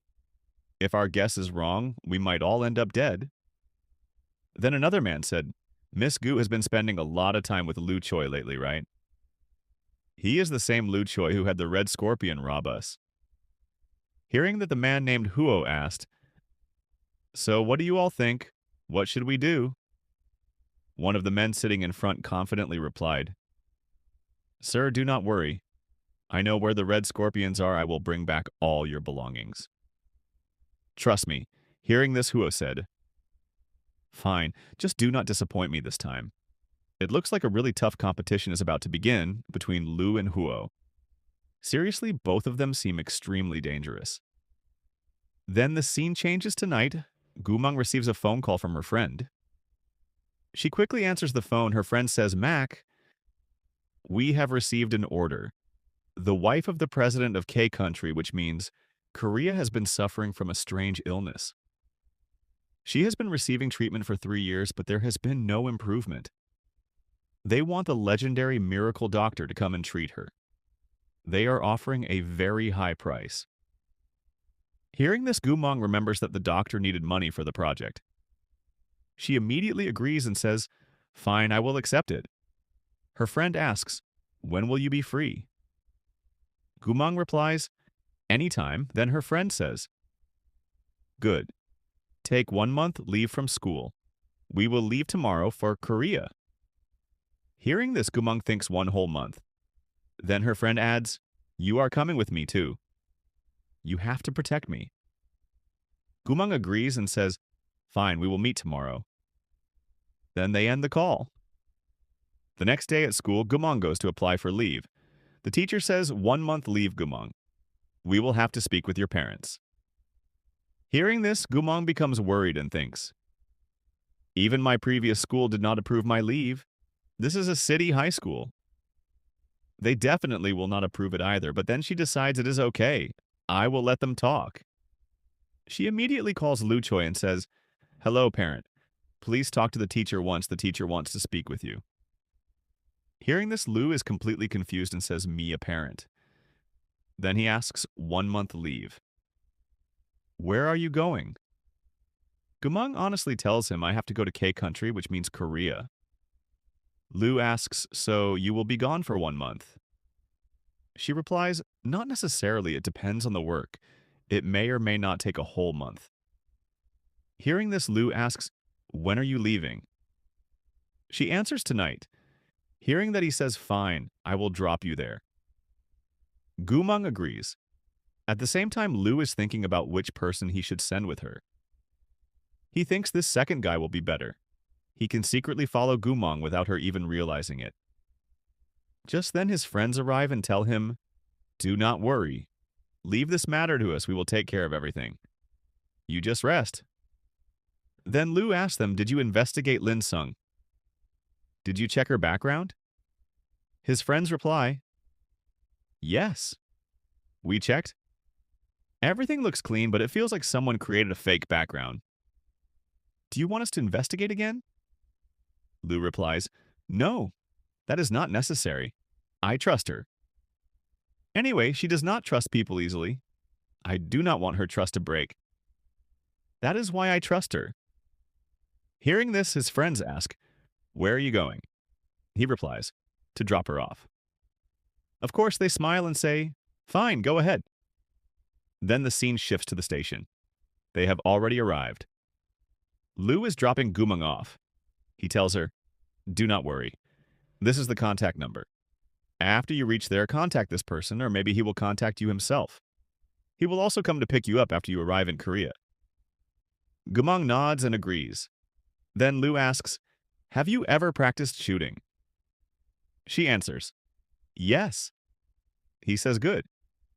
When you come back, bring a gun with you. We will practice together and do not get yourself hurt. She smiles and says, Fine, I will not get hurt. Then she tells him, Call me and message me. I will try to come back as soon as possible. Lu nods and says, Okay. Then the scene shifts to her friend, who is sitting and waiting. She complains, Hurry up. Dog food is bothering me so much. You never tell anyone anything. So why are you telling him today? Could it be that you are in love? Gumong laughs and says, Stop it. Hearing this, her friend says, Fine then, Mr. Lu. We will meet later. Bye-bye. Lu had actually been talking about checking her background through his friend Lu. Also waves goodbye. At that very moment, he receives a phone call. A man urgently says, Brother, there is a problem. Come quickly. Then the scene shifts again. Gumong is checking her hacker WhatsApp group. Everyone is talking. One person says, Today is going to be dangerous. You know that family has sent the Red Scorpion to attack them as revenge. Another person says, Then Lu Choi will be in serious trouble. A third person asks, what about our nine-tail? Will she watch the live match? They can watch everything through the satellite system. Hearing this idea, Gumeng immediately takes out her laptop, connects it to the satellite system, and starts watching the live battle between the two groups. Her friend looks at her and asks, do you really want to watch the live match? Oh no, it really is the Huo family they have attacked. They are even attacking Lu. Seriously, they even arranged a sniper. Then we see one of Lu's friends getting injured. A bullet has hit his shoulder. Her friend says, just as I expected, Lu. Choi is not an ordinary person. Seriously, he is going to fight back too. In the live battle, both sides continue attacking each other. Suddenly, Gumong stands up and starts running. Her friend immediately shouts, hey, where are you going? But the air hostesses stop her and tell her that the plane is about to leave. However, Gumong does not stop at all. She opens the door, runs outside and says, today, I have some personal work, so I have to go. Somehow she quickly gets a bike and rushes straight to the place where the battle is happening. Meanwhile, her friend asks, hey, have you reached there too? Are you still alive? Hearing that, Gumong replies, yes, I am still breathing for now, so do not worry.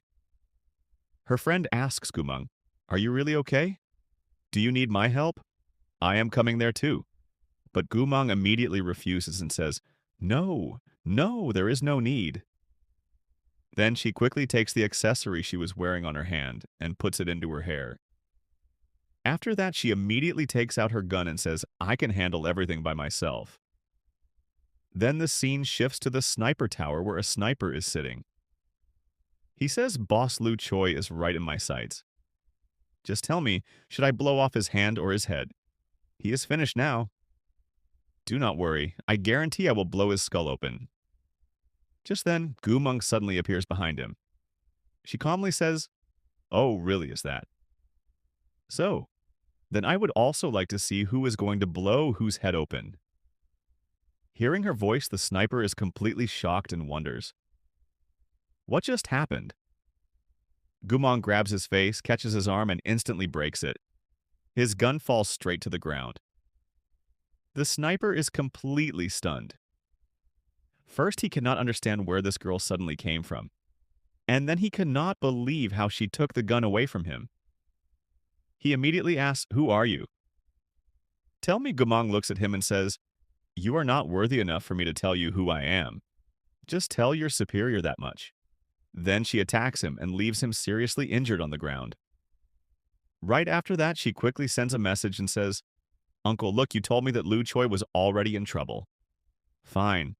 Then you will have to take all the blame for what happened here. Hearing this, the poor uncle is left completely confused and says, I have to take all the blame. What is even happening? Meanwhile, Gumong calmly walks around the battlefield as if nothing is wrong. Then one of the men fighting notices her and thinks, wait, Miss Gu, why is she here? Was she not supposed to leave for Korea? Then what is she doing here? Oh no, I have a feeling the sniper has already been taken down. Then everyone noticed her. Lu friend immediately shouted, Lu Choi, look, our sister-in-law is here.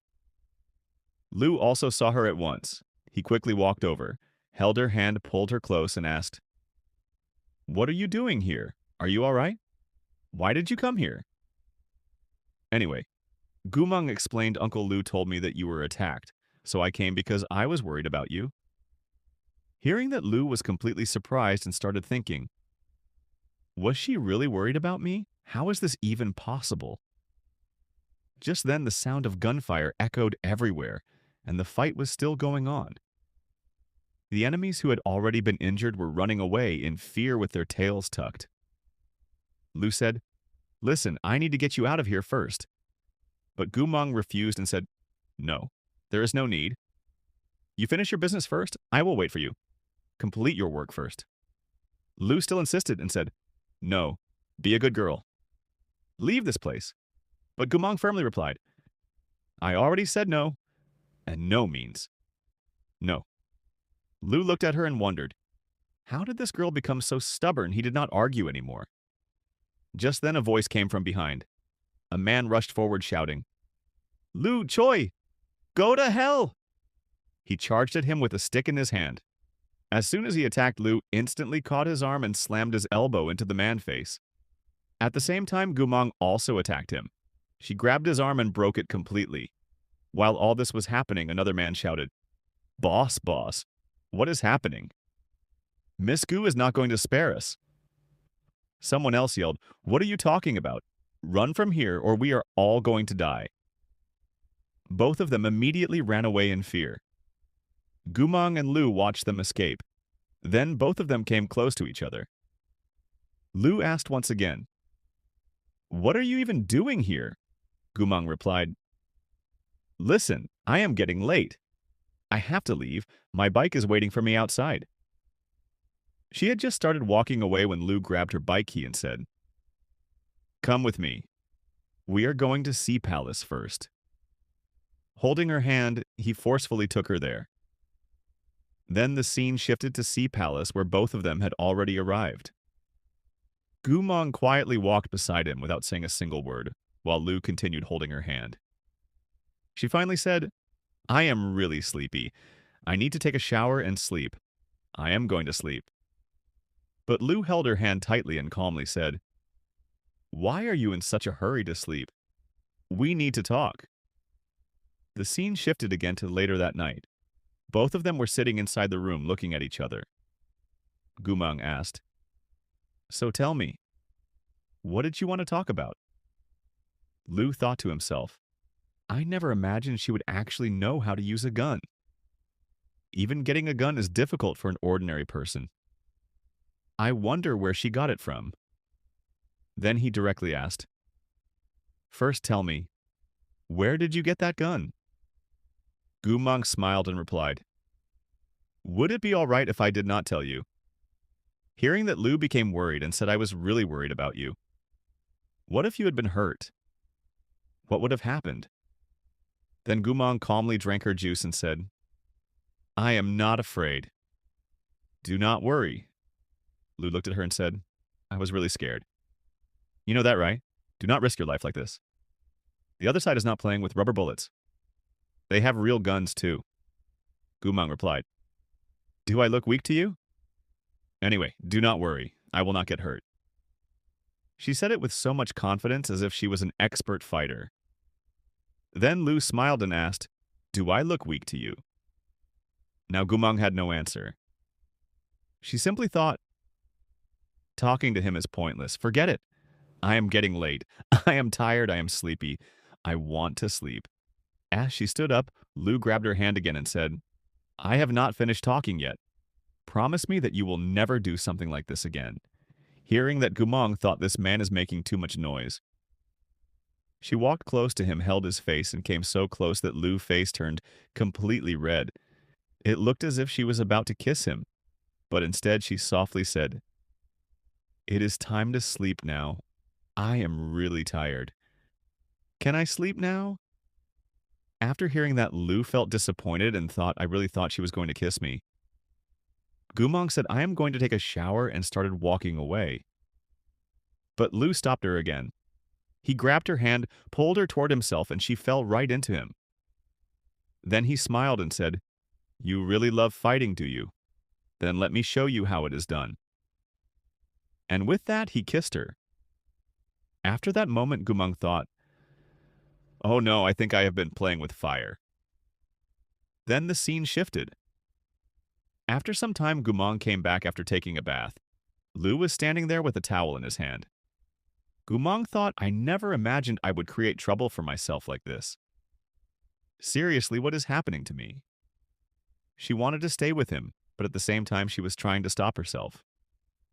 Lu smiled and said, "Come here, I will dry your hair." Gumong quietly agreed. He gently started drying her hair with a towel and asked, "Are you still going to Korea?" She nodded. He then asked, "When will you leave?" She replied, "Tomorrow night." Then he said, "Fine, I will drop you there." Gumong replied, "I can do the rest myself. You should go take your shower." Lu agreed and walked away while thinking. This girl is far beyond my expectations. I never thought today would end with a kiss. What an amazing day. Then the scene shifted again. Lu returned after taking a shower and saw Gumong sleeping peacefully. He thought, should I sleep beside her? No. If I do that, my expectations will only grow, and I might not be able to control myself. I do not want anything inappropriate to happen. So he quietly opened the door and walked outside. But Gumong had actually been awake. She opened her laptop while sitting on the bed. As soon as she started it, someone appeared on a video call. It was Huo. He said, I never imagined I would video call you like this. Gumong replied, I know. If I were still the same person I used to be, your men would never have lived to see another day. Huo smiled and replied, honestly, I wish you had killed them. It would have been much better. He then thought to himself, this girl does not want Lu Choi to know about her dark past, I wonder why. Then he asked, do you really think Lu Choi will never find out about you? Gumong confidently replied, yes, he will never know. I know he trusts me. Then the scene shifted to Lu, who was still awake. His friend called him and asked, do you really think Gumong is an ordinary girl? She even killed a professional assassin. Do you want me to investigate her? But Lu refused.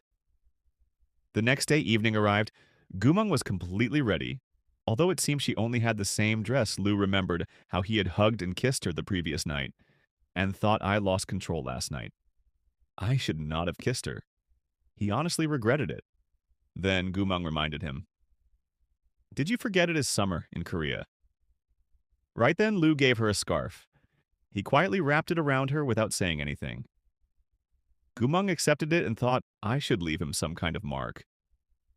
She looked at herself in the mirror and smiled, thinking, it actually matches me pretty well.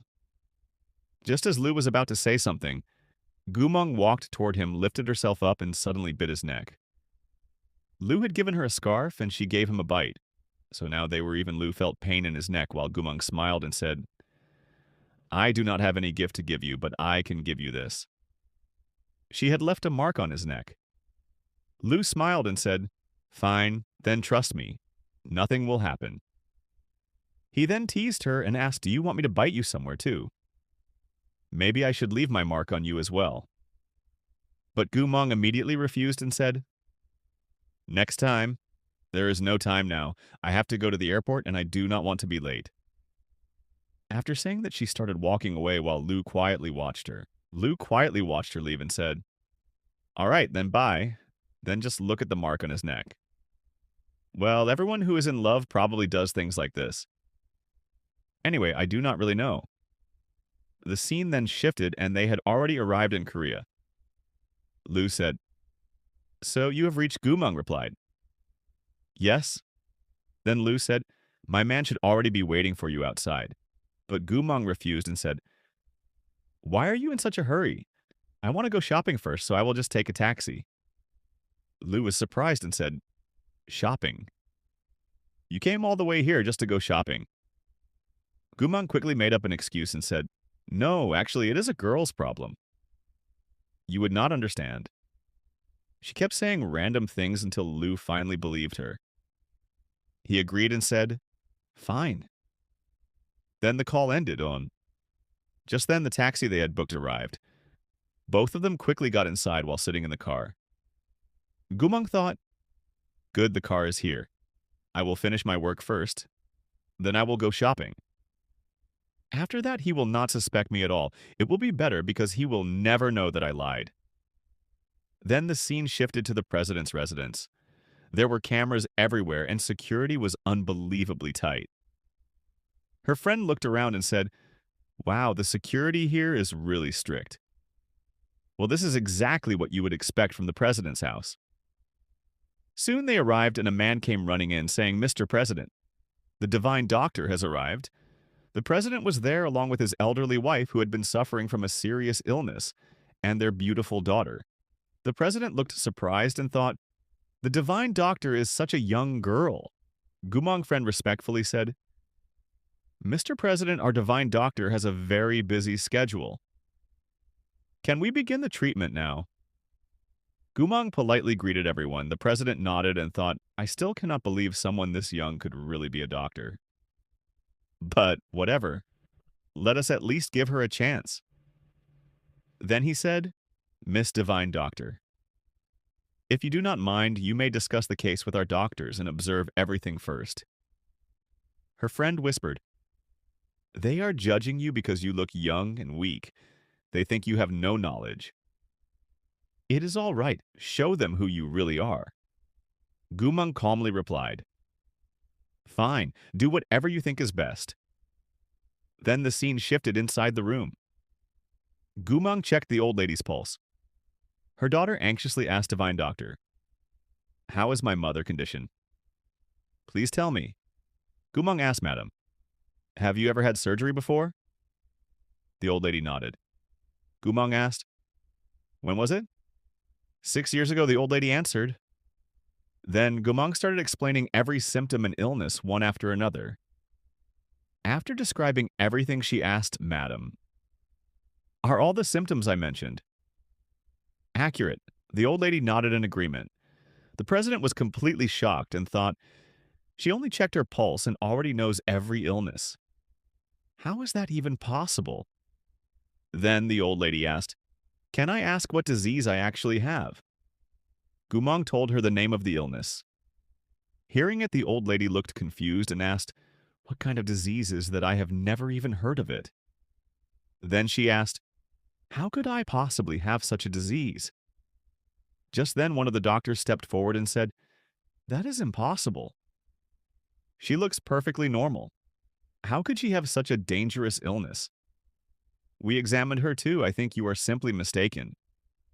Another doctor added, Exactly nothing you are saying exists. If you really believe this, then perhaps you should see a psychologist instead. Gumang calmly looked at him and said, Oh, really? So you seem to know everything. Then she sat down and continued, Fine. Since you know so much, why do you not treat her yourselves? You turned a perfectly healthy person into someone this sick. Hearing those words, all the doctors became furious. They shouted, Stop talking nonsense. Are you accusing us of giving the wrong treatment? You are the irresponsible one. Do not blame us. Gumang ignored them and instead asked the old lady, Madam, After your surgery, did you catch a cold?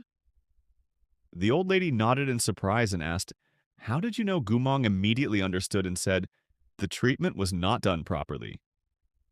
Something went wrong after the surgery. That mistake caused your cold, because you should never have developed one after such an operation. One of the doctors interrupted and said, You keep talking nonsense. Do you even know what that disease means? A normal cold is completely ordinary. Gumang simply stared at him without saying anything. The old lady kept looking at Gumang. Then Gumang calmly said, Fine.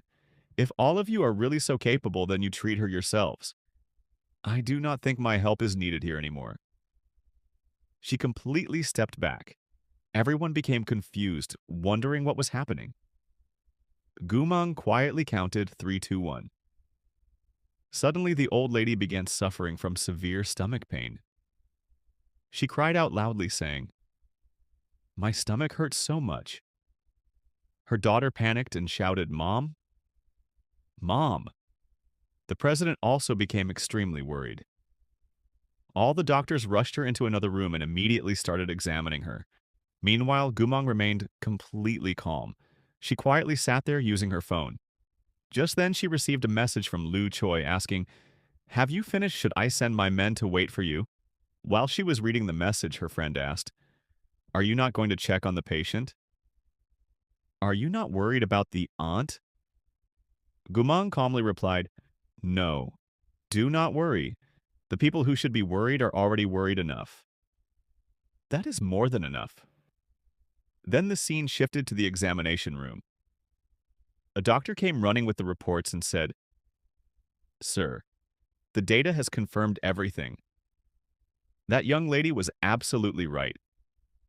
He nervously continued, The lady's overall health is good, but perhaps our equipment made a mistake. Maybe that is why her condition became so bad. Perhaps we should even consult a psychologist. The president's daughter became furious and shouted, "Equipment, equipment! Equipment, are all of you blind? My mother has been suffering while all of you keep making excuses. Now you are saying she needs another treatment or another surgery. Stop this nonsense. It has already been 7 years." The doctors desperately pleaded, "Please trust us one more time. We promise this time there will not be any mistake." She replied, "I have trusted you for 6 years already. It would be better if I took one chance on someone else." Then she immediately ran outside and found Gumang peacefully sitting there playing a game. Her friend was also playing beside her. Gumang calmly thought, "The girl should be here soon." The president's daughter rushed over and begged, "Miss, please save my mother. Please treat her." She kept pleading, but Gumang remained completely unaffected. She simply said, "Wait for 10 minutes." Hearing that the girl was stunned, but she still agreed, saying, "All right." 10 minutes later, Gumang had actually finished her game. She won the match, stood up and said, "During the treatment, I do not want any outsider to disturb me. That is my only condition." The president's daughter immediately agreed, saying, "Treat her however you want. You will treat her completely alone." "Do not worry." Gumang nodded and entered the treatment room where the president was already waiting. He asked Miracle Doctor, "Will my wife really recover? How are you going to treat her?"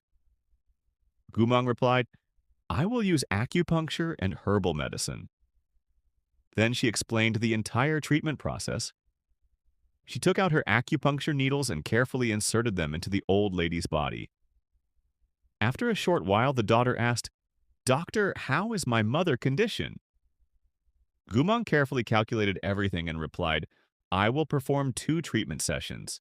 Within 5 days, you will begin seeing clear improvement."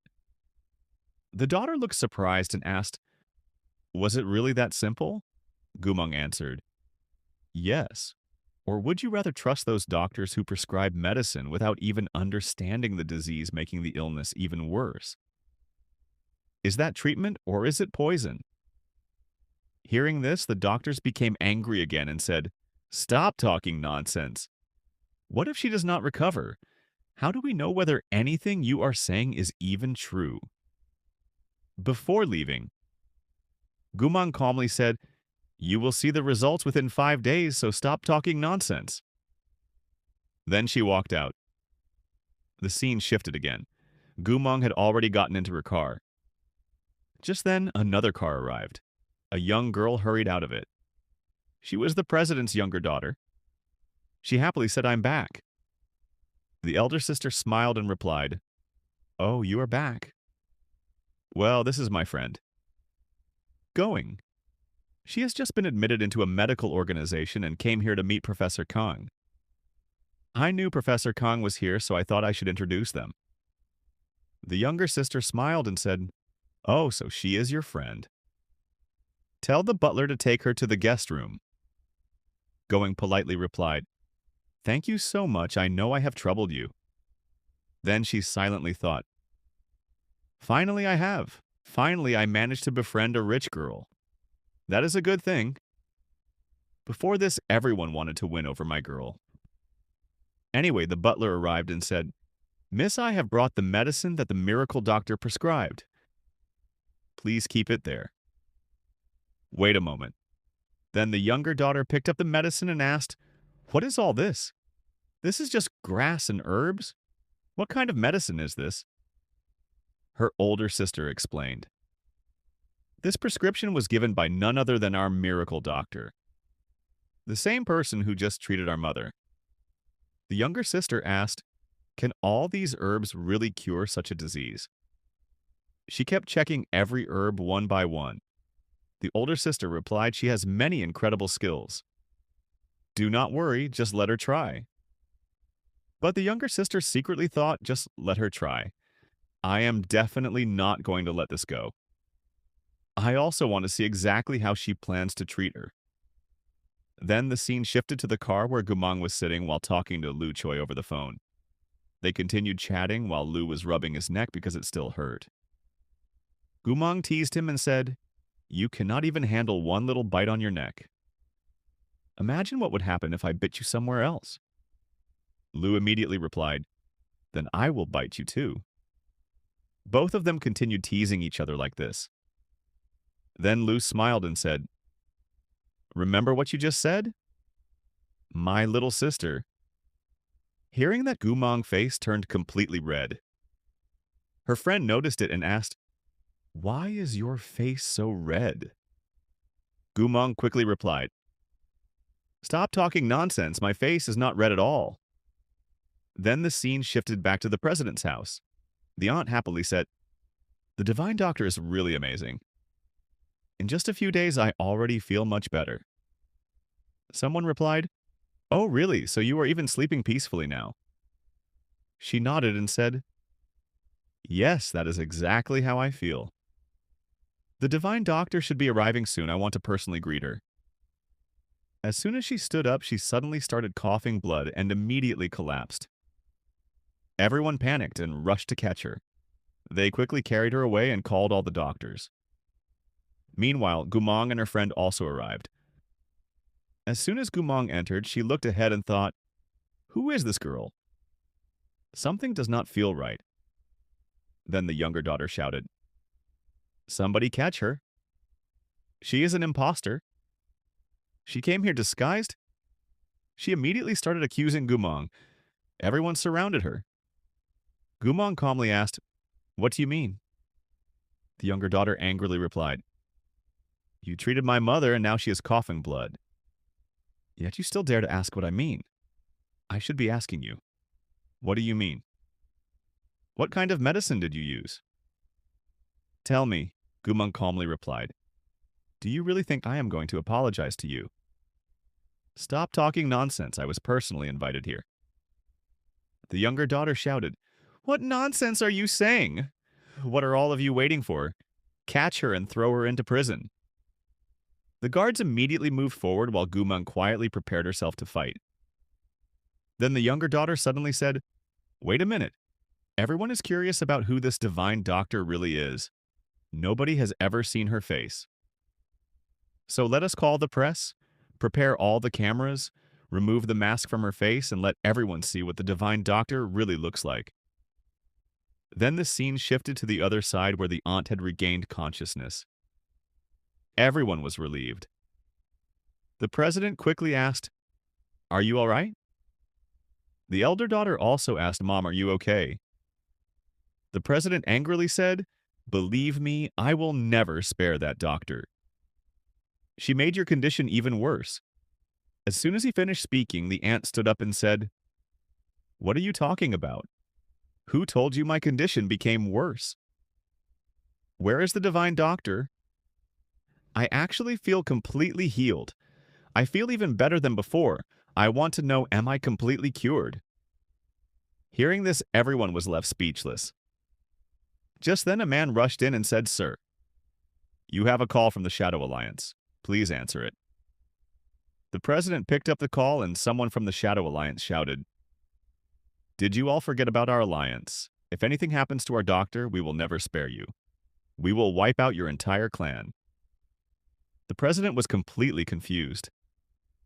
The caller continued, "I do not think you even know what your younger daughter is doing right now. If even a single drop of blood is spilled from the miracle doctor, your entire alliance will disappear." Then the threatening call ended. The president immediately stood up and started walking away. His elder daughter asked Dad, "Where are you going?" He replied, "Your younger sister has created a huge problem." Meanwhile, the younger daughter looked at Gumang and said, "You want to play hide and seek? Fine, then let me see what you really look like. Take off your mask."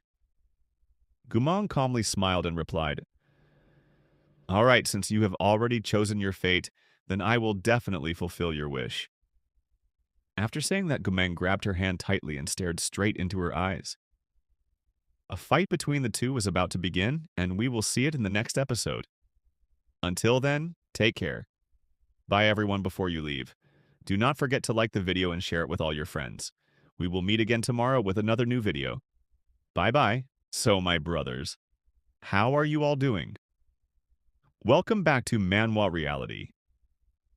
As you all know in the last episode, Gumong grabbed this girl's hand. Before the girl could even realize what had happened and understand that Gumong was holding her, she angrily pulled her hand back and started showing her anger toward Gumong. She literally had no idea that this girl also knew how to fight. She thought Gumong was just a doctor, so she must have only studied medicine.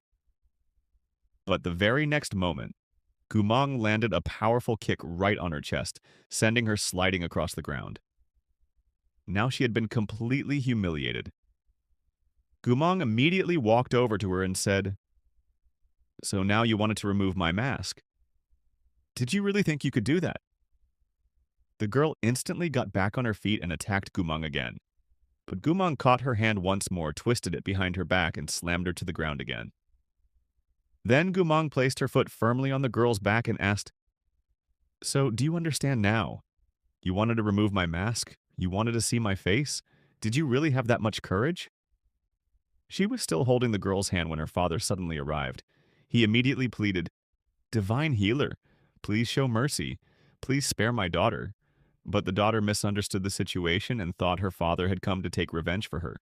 She shouted, "Dad, please shoot her." As soon as she said that, Gumong twisted and cracked the girl's other arm.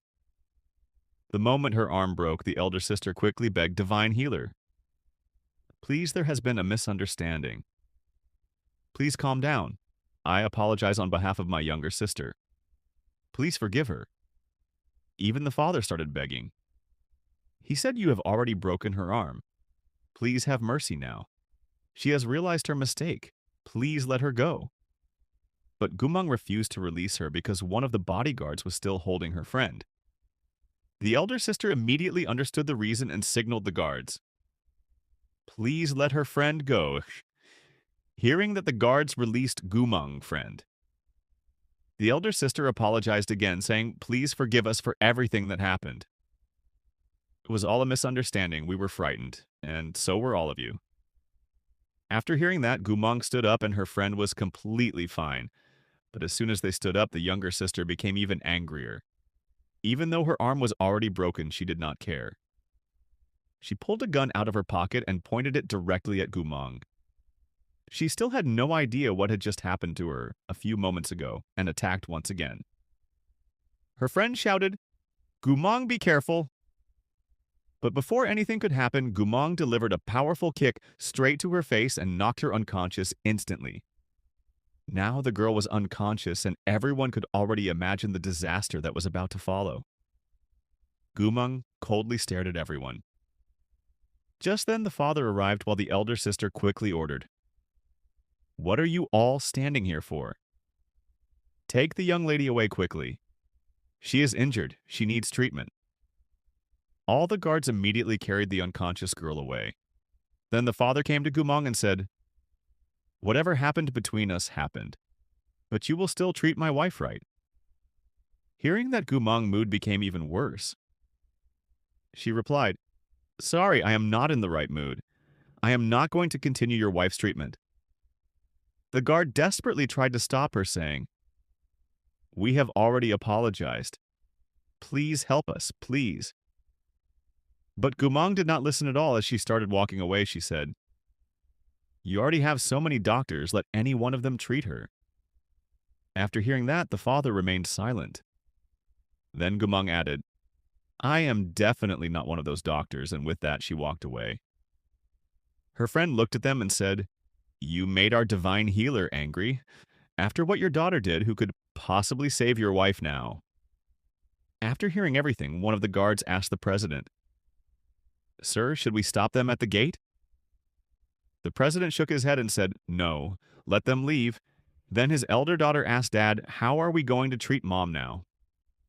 What should we do?" The president replied, "Lu Choi has a doctor who is also at the divine level. That doctor was the one who treated his mother. I should ask him whether that doctor can help us. Hearing that the elder daughter immediately said, Fine, then I will personally go to Lu Choi and talk to him about that doctor. Then the scene shifted to a villa where Gumang had already taken a bath and was peacefully sitting there. She had already arrived at her residence and was talking to Lu. The girl explained that the treatment would take an entire month. After hearing that Chenzhou did not say anything, then the girl said, You are going to return with your mother anyway. If you remember, this girl had bitten his neck before, and the mark was still there. The guy said, This mark will disappear in just a little while. The moment he said that, the girl replied, I have studied tattoos, so I know all about them. I can even make a tattoo for you. Hearing that, the guy immediately asked, How much do you charge Miss Su, tell me?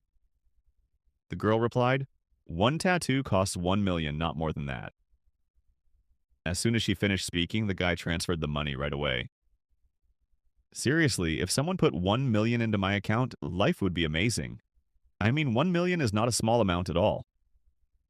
Anyway, the guy said, All right, enough joking around. I have something important to tell you. Then he explained everything. He said, The president of K country personally talked to me and asked if you could treat someone. He told her the entire story and then asked, If you are free, let me know. They are also ready to pay a huge amount of money. After hearing that, he asked again, Are you free? Can you do the treatment or not? The girl did not say much. She simply replied, All right, there is no problem. We are ready to do the treatment. She agreed, and as soon as she did, the guy smiled and said, Great, that is good news. Lu also agreed, and with that, the scene shifted. The next day, we saw that the girl had arrived at Lu Chenzhou's house. She greeted everyone politely and said, Please forgive me for coming without informing you first. It was an urgent matter. The grandmother replied, There is no problem, but Gumong is not actually a member of the Lu family, so you will have to ask him directly. After hearing that, the girl said, Well, my original plan was to meet Miss Lu, but I found out she is not here, so I came to Mr. Lu hoping he could arrange a meeting for us. She also said, We are ready to pay whatever amount you ask. The guy stayed silent while the grandmother looked toward him. The girl spoke again and said, My mother's condition is very serious. We cannot wait any longer. Please, if possible, arrange a meeting for us. Hearing that, Lu finally replied, All right, but her consultation fee is extremely high. It is not 300 million, it is 20 times more than that. He intentionally quoted a price 20 times higher and said, That amount is separate. Her fee is different, and our family fee is different. After hearing such an enormous amount, the girl asked, Is some that way too expensive? These rates are unbelievably high, but Lu calmly replied, There is no problem. Our job was simply to set the price. If you want to accept it, then accept it, otherwise, goodbye. He had nothing else to say. The poor girl took a deep breath while the grandmother also advised her, Think carefully. The decision is yours. At the same time, Lu was thinking, These people always took advantage of us. Now it is finally my turn to take advantage of them. In the end, the girl agreed and said, Fine, 20 times the amount is acceptable. Mr. Lu, just tell us when you will arrange for Miss Bu to meet us. Lu replied, Make the payment first, and then we will arrange everything. She will personally come to meet you. The girl immediately called her guard and ordered him contact the bank and transfer the money into their account. The guard replied, Okay. After some time, we saw that all the money had already been transferred into the Lu family account. Lu said the Lu family account has received all the money. His grandmother was standing there smiling at him and then said, Don't you feel ashamed taking such a huge amount? She sounded a little angry, but Lu replied, She does not have any parents, so I want to save all this money for her dowry. Just imagine the way his mind works. Anyway, his grandmother said fine, but first bring her here before you start talking about dowry. The guy smiled and said, No problem. You prepare a gift. I will bring her right away. The grandmother still looked slightly annoyed. Then the scene shifted. The girl started thinking, The divine doctor and this doctor look exactly the same. She began to suspect that the divine doctor and this girl were actually the same person. Then the scene shifted to K country where everyone had already arrived. Lou looked at the girl and said, "You look completely different today." She replied, "This is all Lynn doing. She packed my luggage, so now I have no choice but to wear these clothes." Even in this outfit, she still looked pretty good. Then she asked, "By the way, how much did you negotiate?" The guy replied, 7 million. She was shocked and said, "Oh my God, 7 million. You are really a stone-hearted person." He laughed and said, "Of course, they came to my house themselves, so naturally I am going to make them pay." The girl then said, "Fine, I will take 5 million and you can keep the rest." But he refused and said, "No, you keep all of it." The moment he said that, she instantly agreed without even pretending to refuse. Honestly, she was incredibly greedy when it came to money. Anyway, they finally reached the president residence. As soon as the car stopped, Lou stepped out first. The moment Ewan saw him, she became shocked and thought, "Was the divine doctor supposed to come? Then why is Gumang Man here? Did he bring him here?" She had no idea what was really happening. Then the car door opened and Gumang stepped out. The moment Ewan saw her, she was completely stunned and thought, "What is Gumang doing here? I do not understand anything." Soon the president himself arrived personally to welcome them, while the rest of his family also came outside. His wife was with him as well. Everyone exchanged greetings and shook hands. Meanwhile, Lou had also come because he wanted to discuss another matter with the president. The elder daughter looked at Gumang and thought, "She looks like nothing more than a high school girl." Then the scene shifted again. Everyone entered the medical room where the treatment was about to begin. Gumang asked, "Have you ever received acupuncture treatment before?" Lou immediately started thinking, "So the divine doctor really came here before, but why did she stop the treatment halfway? There must have been some reason." Then Gumang asked, "Are you taking any medicine right now?" The woman answered, "Yes, would you like to see the prescription?" Gumang refused because she herself had written that prescription before. She simply wrote the exact same medicines again and explained how to use them.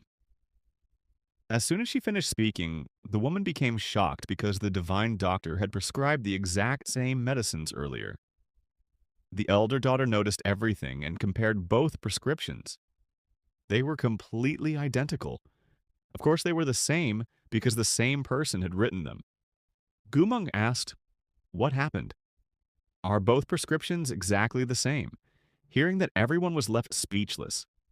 Then she explained, "The acupuncture treatment you already received was extremely effective. I do not think you need any more acupuncture. Just take the medicine I prescribed 7 times and you will recover completely." Hearing that, the elder daughter asked, "What do you mean there is no need for more acupuncture?" Gumang calmly replied, "If you still want acupuncture, that is your choice, but I honestly do not think it is necessary. Just take the medicine 7 times and you will be fine." As soon as she finished speaking, the younger daughter grabbed the prescription and shouted, "What nonsense are you talking about? We spent so much money and traveled all this way just for you to tell us to take the same medicine 7 times. It is exactly the same prescription. What kind of joke is this?" Gumang already knew this girl loved causing trouble, so she calmly asked, "So you are doubting my treatment?" At that moment, the president entered the room and said, "Enough, calm down." But his younger daughter refused to stop. She shouted, "Dad, she is fooling you. She is just taking our money. I want every single penny back." Hearing that, the president angrily shouted, "I said be quiet." But she still would not listen. Finally, he slapped her hard across the face because she had crossed every limit. He angrily ordered, "Take my younger daughter upstairs and do not let her leave the room until I say so." She was locked inside her room immediately. Then Gumang politely asked the patient, "Do you still feel you need acupuncture?" The woman replied, "No. If the medicine is enough, then there is no problem. I will continue with the medicine." Gumang thanked her and stood up. At the same time, she quietly thought, "I barely did anything and still earned so much money." That is really nice. She had basically earned money from both sides. As she was about to leave, Lu stopped her and said, "You go ahead. I still have something to discuss with the president. I will come later." She simply nodded and left. The scene shifted again. She stood alone in one corner, peacefully passing her time. Just then, her younger sister Ewan came over and started thinking, "I never imagined this girl would surpass me even in the medical field. I always believed she was only better looking than me, but now she is better than me in everything. Ever since she came to school, she has completely ruined my life." Then she asked Gumang, "Did Dr. No invite you here?" Gumang remained completely silent and did not answer at all. Her sister became even more furious and said, "You are still pretending." She was burning with anger while Gumang stayed completely calm without saying a single word. Then her sister asked with frustration, "There is one thing I have always wanted to know. Why do you treat Jinyan so kindly but behave so coldly toward me, even though I am your real sister?" Gumang finally looked at her and said, "What happened? Did you already forget the lesson I taught you last time? Was the lesson I taught you last time still not enough? Have you come back to learn another one?" Gumang said that, and the girl replied, "Am I wrong? You treat Meng Jinyang so well. But why tell me? You know what happened to him 5 years ago. Everyone knows about it. No one wants to be with him anymore. Everyone thinks he is dirty. And I feel like all of this happened because of you. Do you understand?" Then she started throwing all kinds of accusations at Gumang and said, "You are the one who made him like this.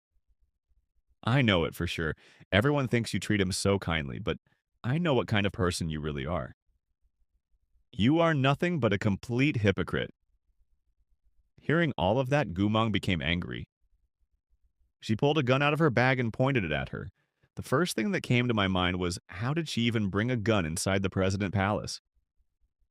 What was the security doing? "Anyway," she said, "if you keep talking, I will shoot you." The girl became terrified and said, "How dare you? Have you forgotten what Mom and Dad told us? We are not allowed to hurt each other. Please, sister, do not do this." Gumang calmly replied, "Maybe you forgot, but from childhood until today, have I ever listened to anyone? Tell me." As soon as she said that, her sister became completely terrified. She could only stare at the gun. Gumang pointed it right at her neck and suddenly a gunshot rang out. The girl immediately dropped to the ground crying in fear. Gumang looked at her and said, "That's all.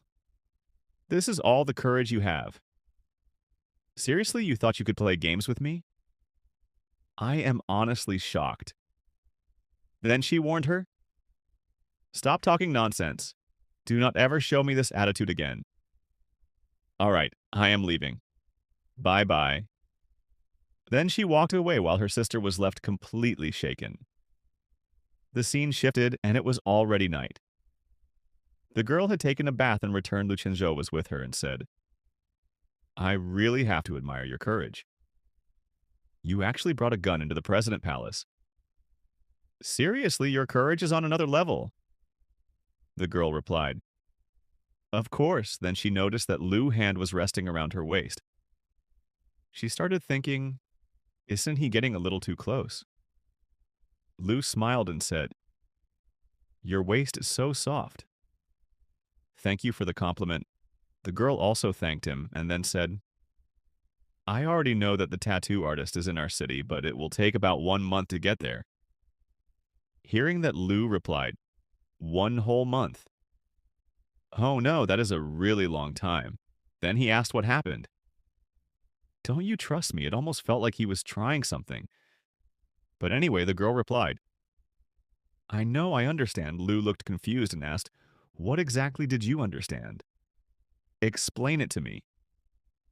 Then the girl pushed him backward, grabbed his neck again, and honestly, I do not know why, but it feels like someone's spirit is living inside her because she just keeps biting his neck. Lu said, "How many times are you going to bite my neck?" "Please stop." Gumang replied, "Don't worry, this mark will stay for at least 1 month." Lu laughed and said, "You bit me so hard. Do you want to eat me or something?" Then he suddenly started talking in a romantic way and said, I just remembered. Last time someone told me that next time it would be my turn. So what do you think? Should I have my turn now?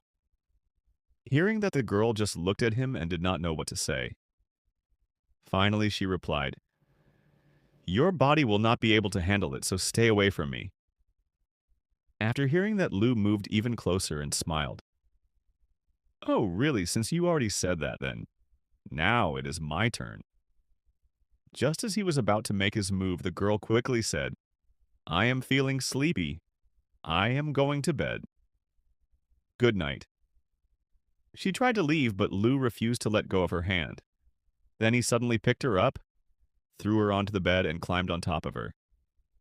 Victory was his. The girl thought Lou is getting way too bold now. Lou smiled and asked, So what happened? Should I continue now? It will not take long. Let's see whose body can actually handle it. We were standing there like unnecessary third parties watching everything. Unfortunately, the girl suddenly thought he has already attacked me enough. Now it is my turn. Suddenly, something changed inside her. Maybe it was just a mood swing. She pushed him down, climbed on top of him, and loudly said, I want to sleep with you. I do not know why, but I just do. Hearing that, Lou was completely shocked and thought, what happened to her? What kind of spell is she under? Then the girl said, You were the one who told me to do this.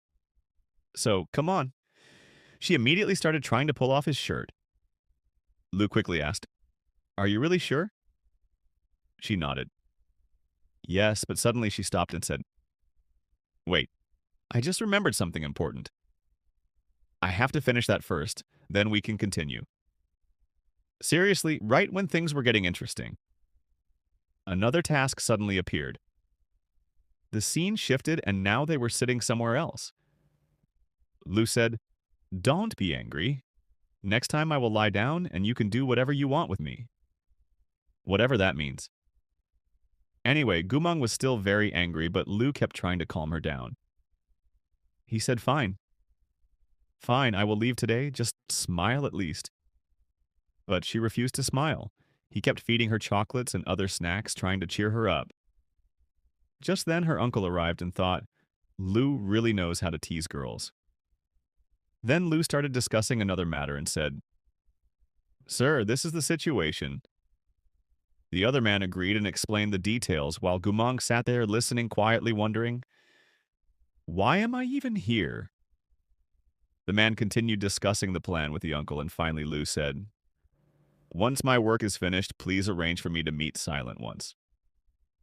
The man agreed and said, Okay.